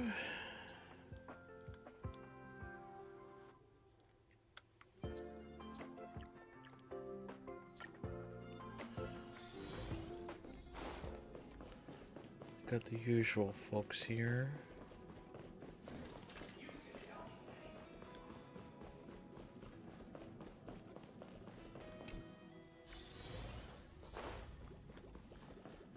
I kind of cure. Oh, wait. You mean you just waved a probe around in deep space and found our pal and Don Hung? That little thing's really that impressive, ninja girl? This is a ninja tech device, blessed by the Great One. It senses the ultra-low frequency electric waves of the human body. Oh, that's a whole lot of pretty wubbaboo. But since we found him, let's drop the act. You played it well. Who do you think you are? Brother Hanu? Thinking you could pass as a Galaxy Ranger? Huh? Lord Cowboy Ninja, you have turned on me for no reason. Don't tell me the traitorous monkey ninja bewitched you. Are you walking the path of heretics now? Enough. My name is Silver Gun Shura. Oh. Ugh. This is why I hate putting over-the-top characters into the script. You and this mysterious ninja girl. Both of you are impossible to play. Director Sparkle doesn't care for Mad Men. Cut the chatter. What's your real reason for being here? Come on. What bad intentions could a masked fool possibly have? I am so Just here to watch a confused. show, shuffle a few cards. My two prized actors were drifting through space for ages, and you all couldn't find them. What choice did I have but to come myself? Otherwise, who's going to share the stage with me? You don't even care about the Iron Tomb disaster threatening the whole universe. It seems the fool's wisdom isn't all that deep. Ranger, don't think waving some righteous flag gives you the right to throw sidelong jabs. And don't act like you've got no motives of your own. You're hoping this war involving the gods might be the key to freeing that broken-legged wolf. Who else knows about that? Just me. Do you believe it? Relax. I'm not interested in disturbing that living legend. I just couldn't resist messing with you when I saw you come back empty-handed. You little... Fine. Since you saved our pal and Don Hung, get out of here. But remember what you said. Leave the boss alone, or else. You don't have to worry at all. In Director Sparkle's next script, gray hair gets the spotlight. What? Let's skip the formalities about how the Express crew led the formation of the Cosmic Alliance and saved civilization from the destruction. Thanks to the Express crew's support, our operations stayed on course, even under the relentless pressure from the Marketing Development Department. Miss Himiko, the Strategic Investment Department extends its deepest thanks. Your department's contributions during the crisis did not go unnoticed, but besides disaster relief and holding the line, you've had your hands full with something else too, haven't you? Indeed. The Cosmic I Alliance's remember something victory about a this time has revealed something finality truly mission precious. a while back. A glimpse of what united civilizations can accomplish Could this in be the face of destruction. alluding to it? Our department is summarizing key lessons from this campaign. If another crisis of this scale appears on the horizon, we intend to have a system ready to respond. If the IPC can take the lead in establishing a true frontline against the destruction, it will bring hope to every civilization. Of course. That still hinges on continued support from the Astral Express. Once the Iron Tomb matter is settled, we will be in touch again, Miss Himiko.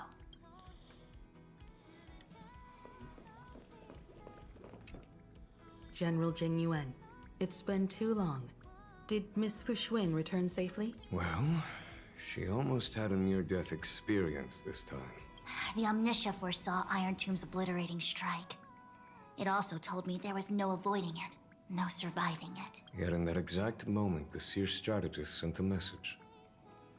The empty fortune has cracked open, and fate can now be decided. Then we lost contact. Alas, always so cryptic. Your brilliant senior soarer never says anything plainly. Left me pacing all night. Stop lying, General. No need to be upset, Master Diviner. Cryptic talk comes with the territory of being a general. The soldiers of the Cienjo stood firm in this battle amidst overwhelming odds. Their courage and sacrifice deserve recognition, and it just so happens that the golden blood of ruin the Alliance needs is in the Nameless's hands. It was taken by the hero Kazlana of Amphoreus at the cost of his life, directly from Nanook themselves. Though Kazlana is no longer part of this world, that kid can still reach a fragment of his memory. Perhaps Kazlana would be willing to entrust the golden blood to an ally who went to great lengths for Amphoreus. But to strike an eon as a mortal, even for but a fleeting instant, this deed alone deserves to be etched into the stars and remembered forever.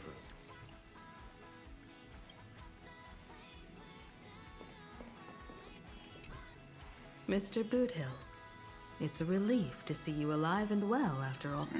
Born tough. Though, I ought to apologize to you, Miss Himiko, for missing the Express's signal earlier.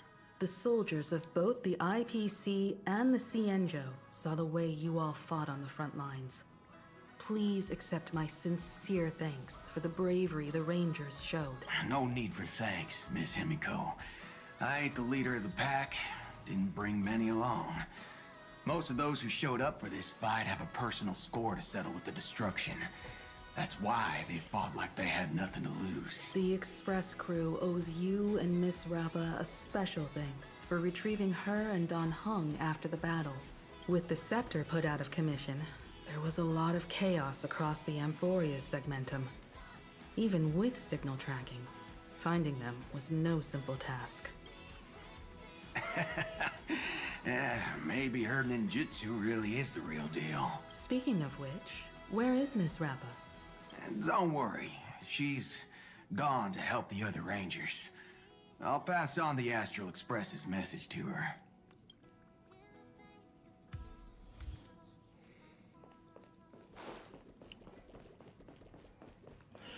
I want to see where Herta's at.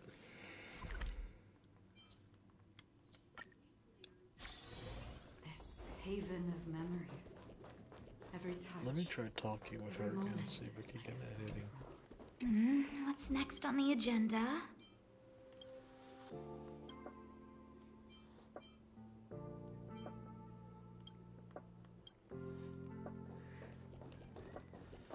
I feel like there should be something with Herta.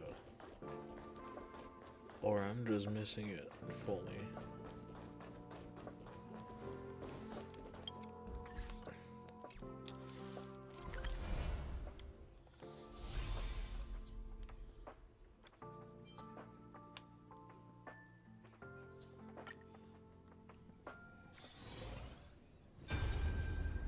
What?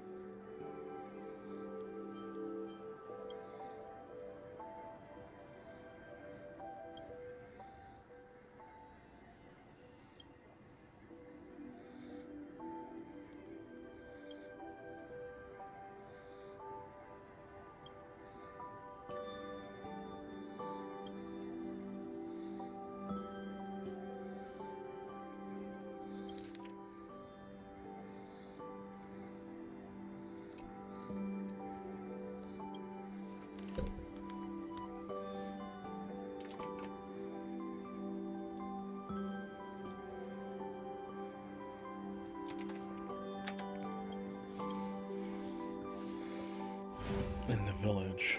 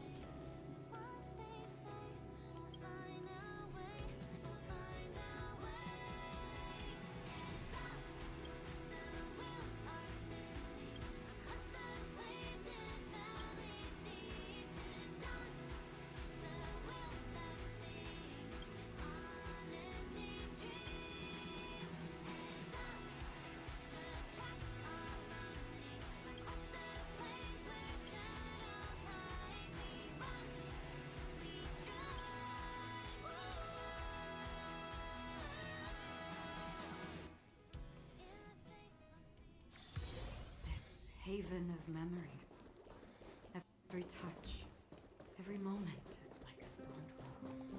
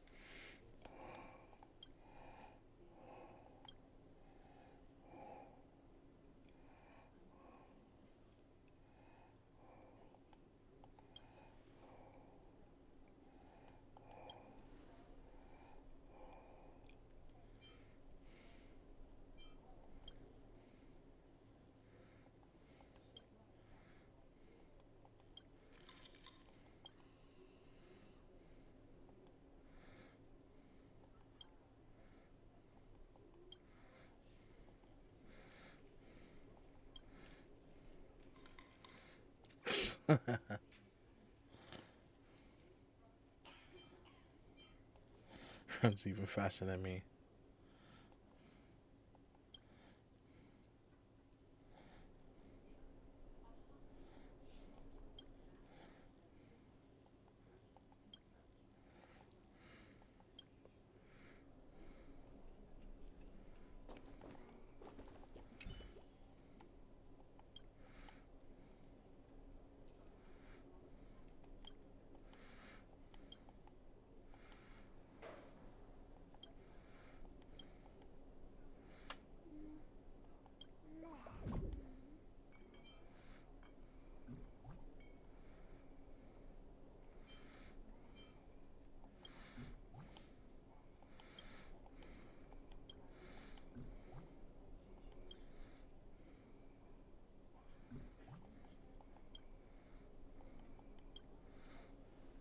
How many moons does Amphoreus have?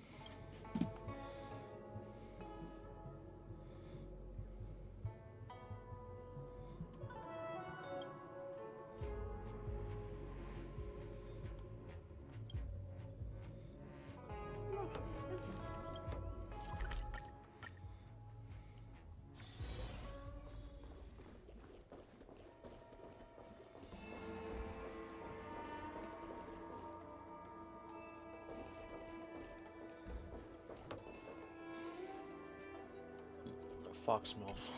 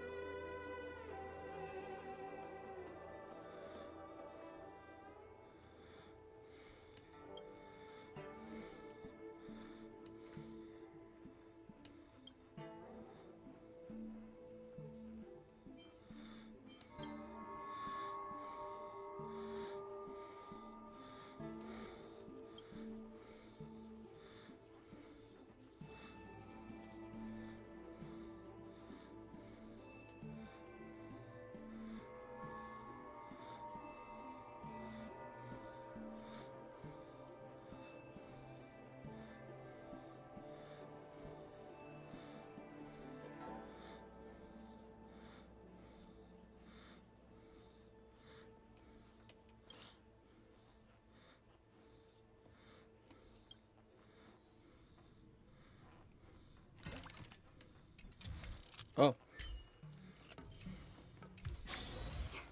Why don't you go ask the general?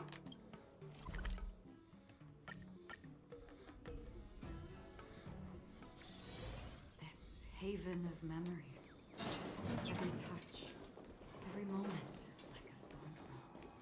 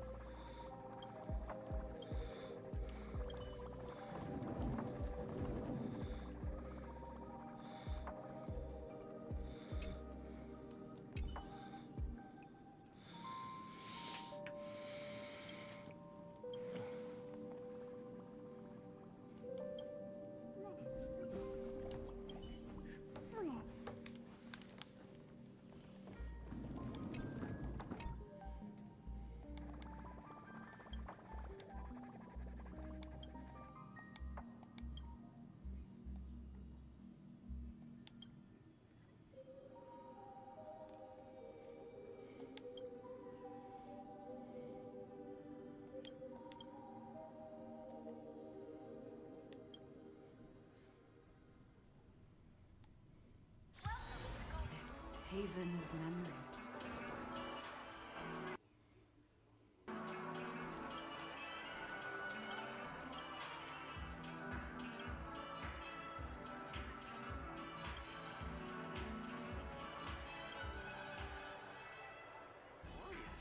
A world made of...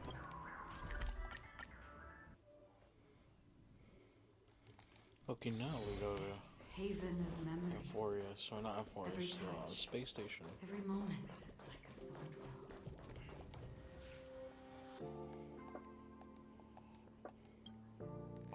Hold on, I'll be right back.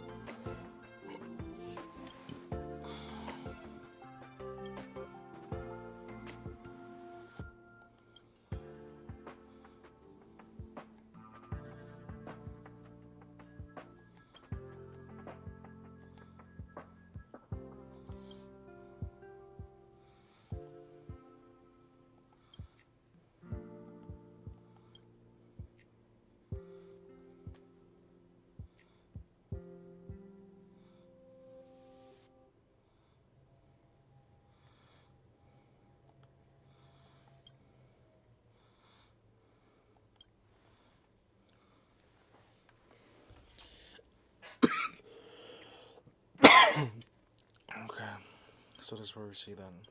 Oh, puppet heard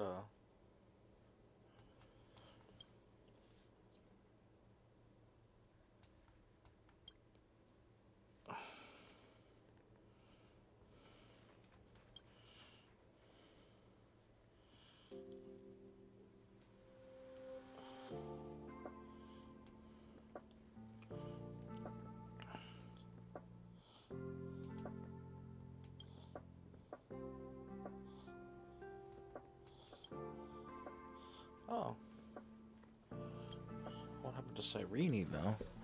At least per what the Trailblazer knows.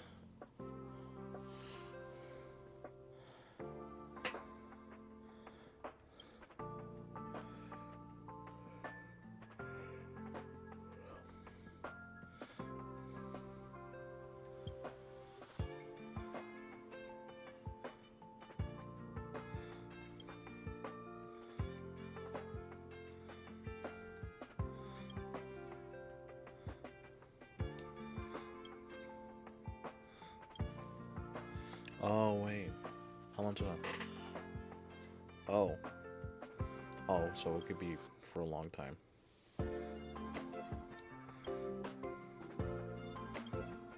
Aww. The prime mover of life, what is that?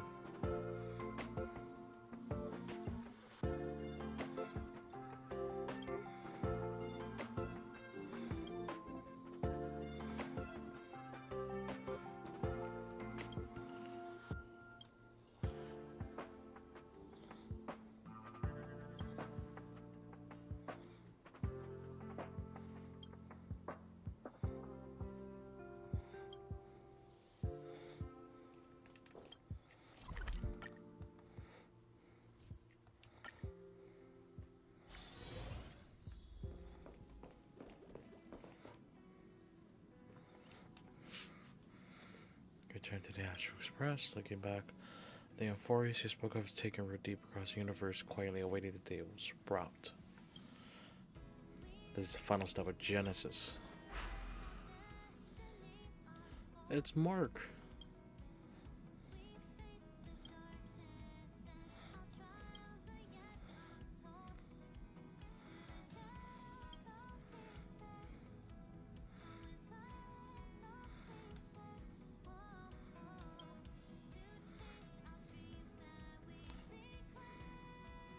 Spindle 3, a new species resembling chimeras.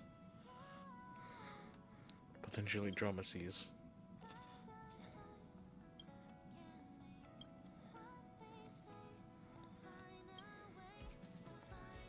Heartbeat sounds.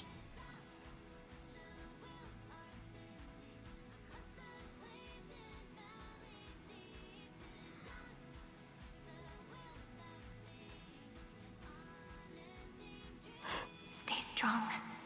Eyes forward. Always.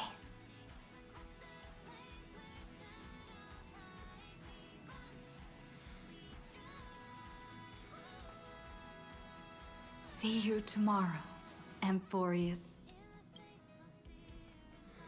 Damn.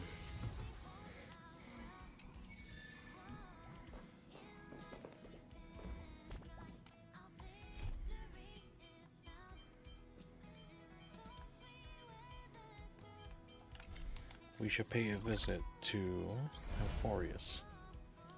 Currency wars I'll do another day.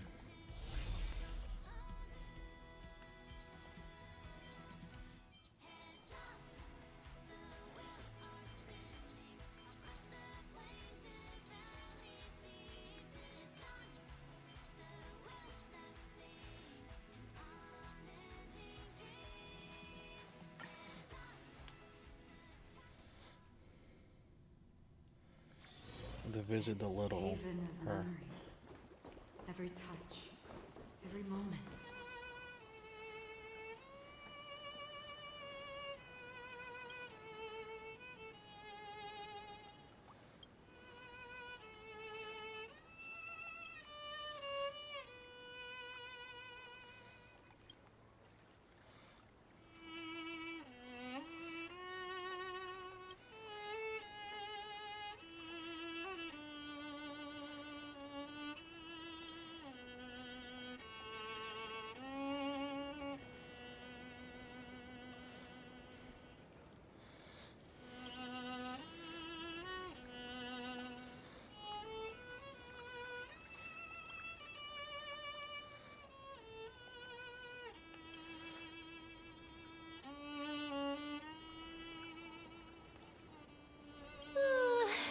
I'm feeling kinda sleepy.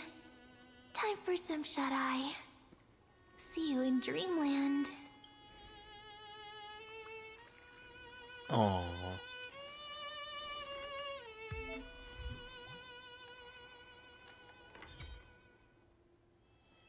Okay.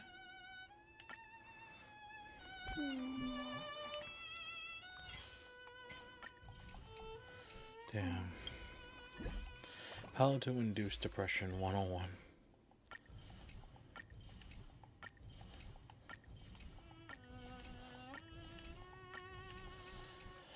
Alright, before I go to bed, because it's like 1 in the morning, we gotta do dailies, as just like ended off.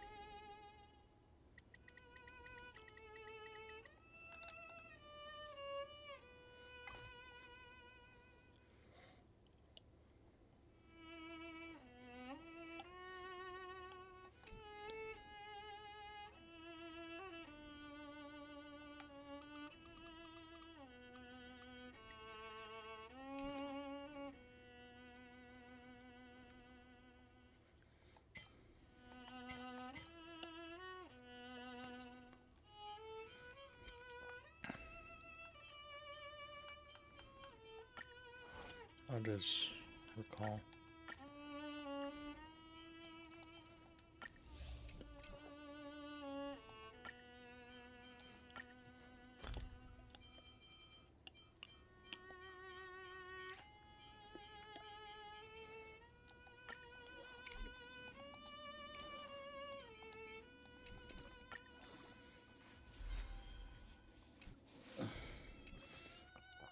I know there are other events too.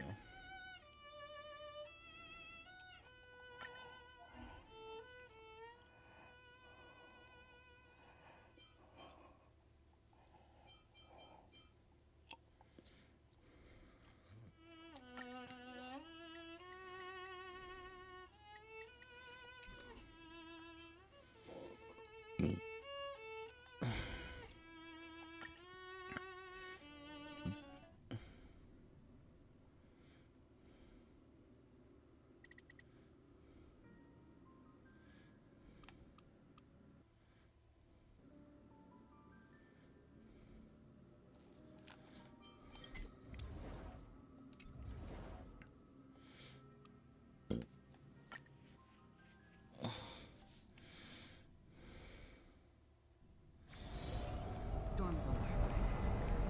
Spring forth, gleam of old blaze. Relax. Embrace a new life. Stand still. Good times never last. Time to say bye. Boom. Good times. Time to say bye. Boom. I'm just doing dailies at this point. I don't care. I weep for the departed.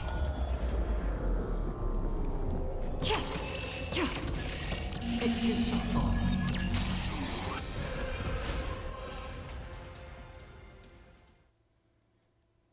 Relax. Life's like my friends. Indulge yourself! Stand still. I weep for the departed.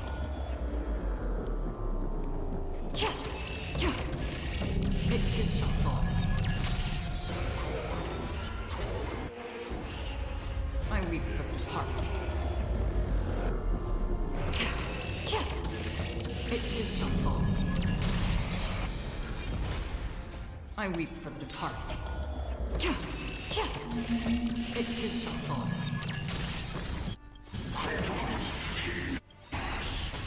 I weep for the departed.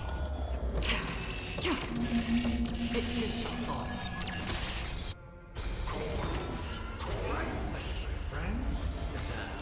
Indulge yourself!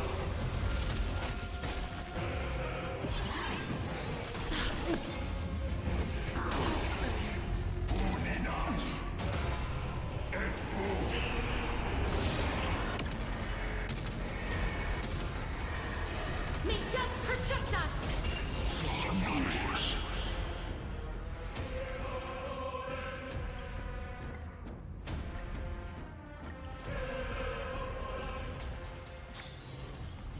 Haven of memories.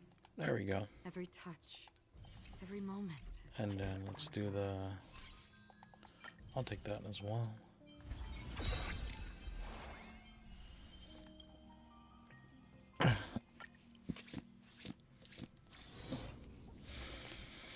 Let's do the trials before we dip.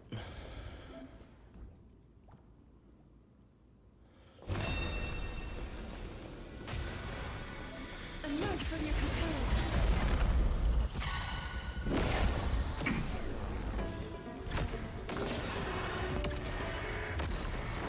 Bloom.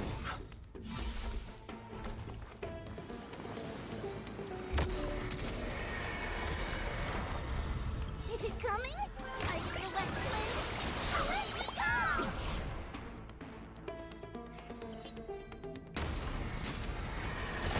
May death protect us!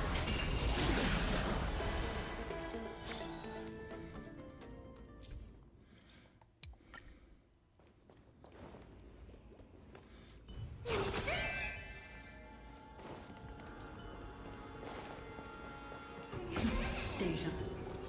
Emerge from your cocoon.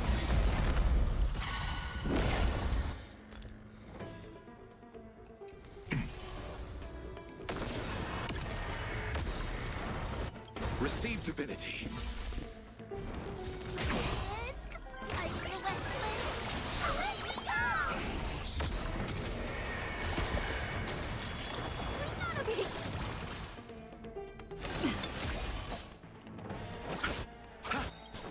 eternal sleep. The dead return!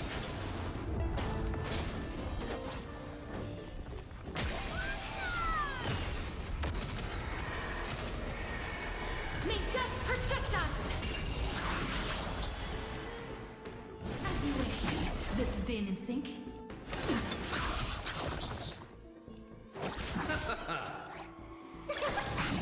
Is it coming? I feel that flame. Let's go!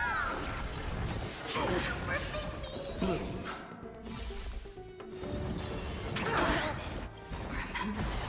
You want to knock me down? Embrace a new life.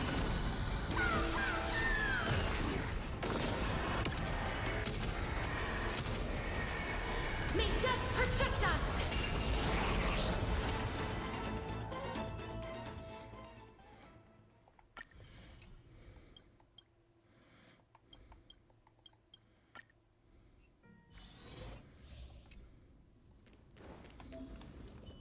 Sound finally!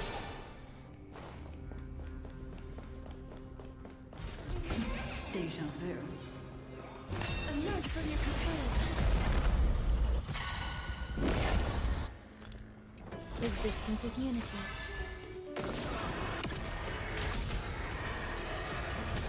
Every petal, all will be swept away by the wind. Let's try it this other way. We can do it!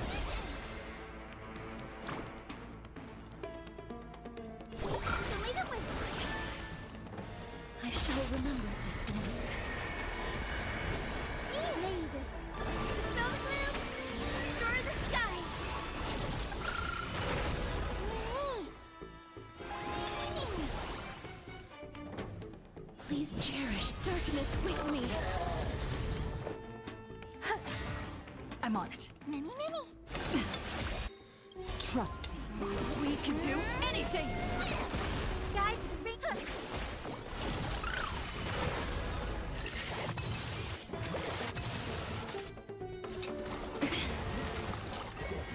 Enjoying yourself?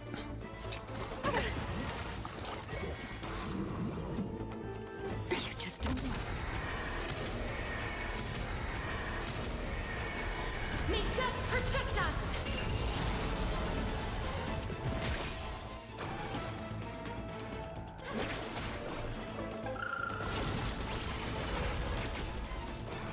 I'm still here.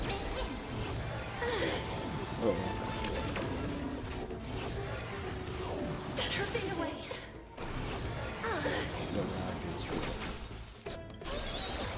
Mavis, dispel the gloom, destroy the skies.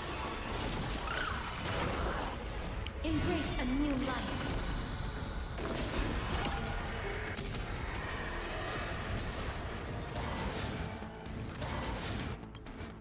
Trust me. We can do anything!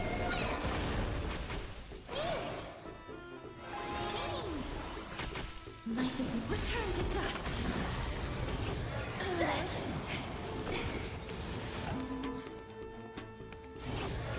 Stay away. Someone.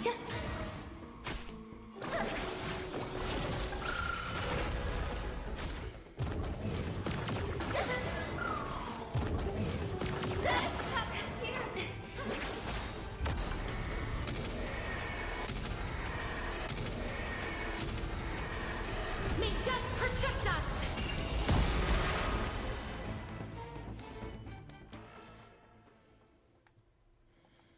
And now we just have to do Cyrenia's trial.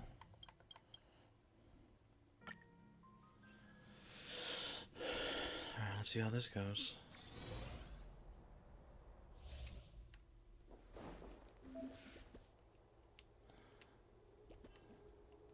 Turn over this eternal page.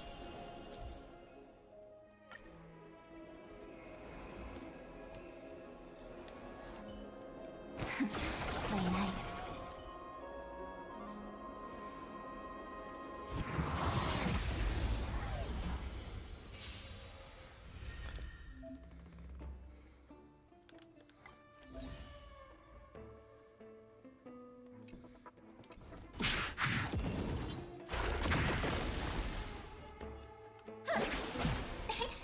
turn to shine. Flowers, bloom for tomorrow. Don't worry. Night falls. Good night.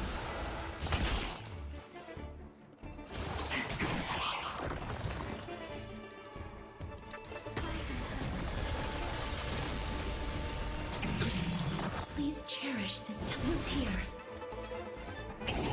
Holy crap, I'm lagging.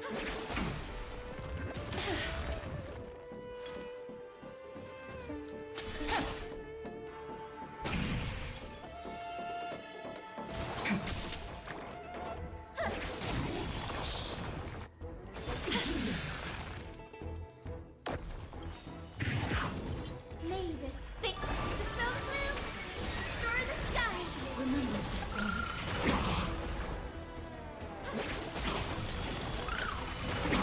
Together we can stars. Shine for the heroes. Memories waiting to be woken up by a shooting star. Remember me with love. Time, watch over the Evernight. Don't blink.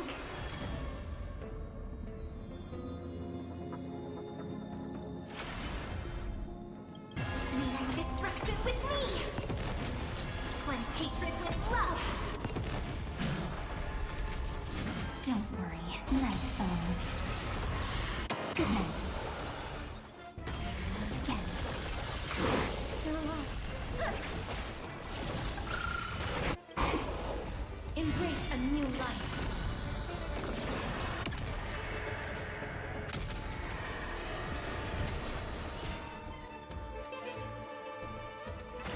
It's the answer. Stop messing around.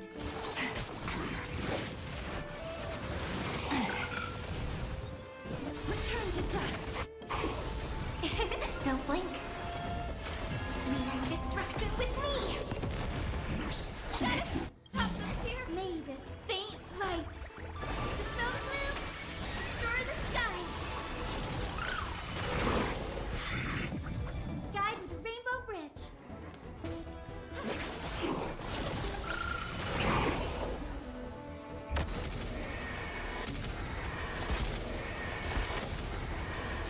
May death protect us. Let's start the second movement. This is eternity. Time for some sweet drink.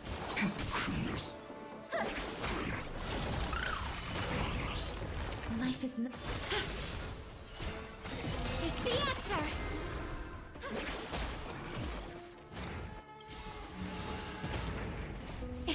Don't blink. Cleanse hatred with love. Alright. I'm not pulling anytime soon. I think I'm gonna wait for Dahlia. As much as I've really fallen for Cyrene, nah, I don't think I'm summoning.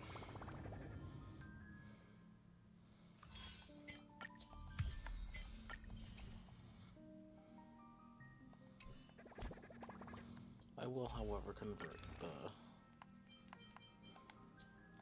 No, I don't want to do a Neric pouch. What the hell? Okay, and I'll take those. Cool.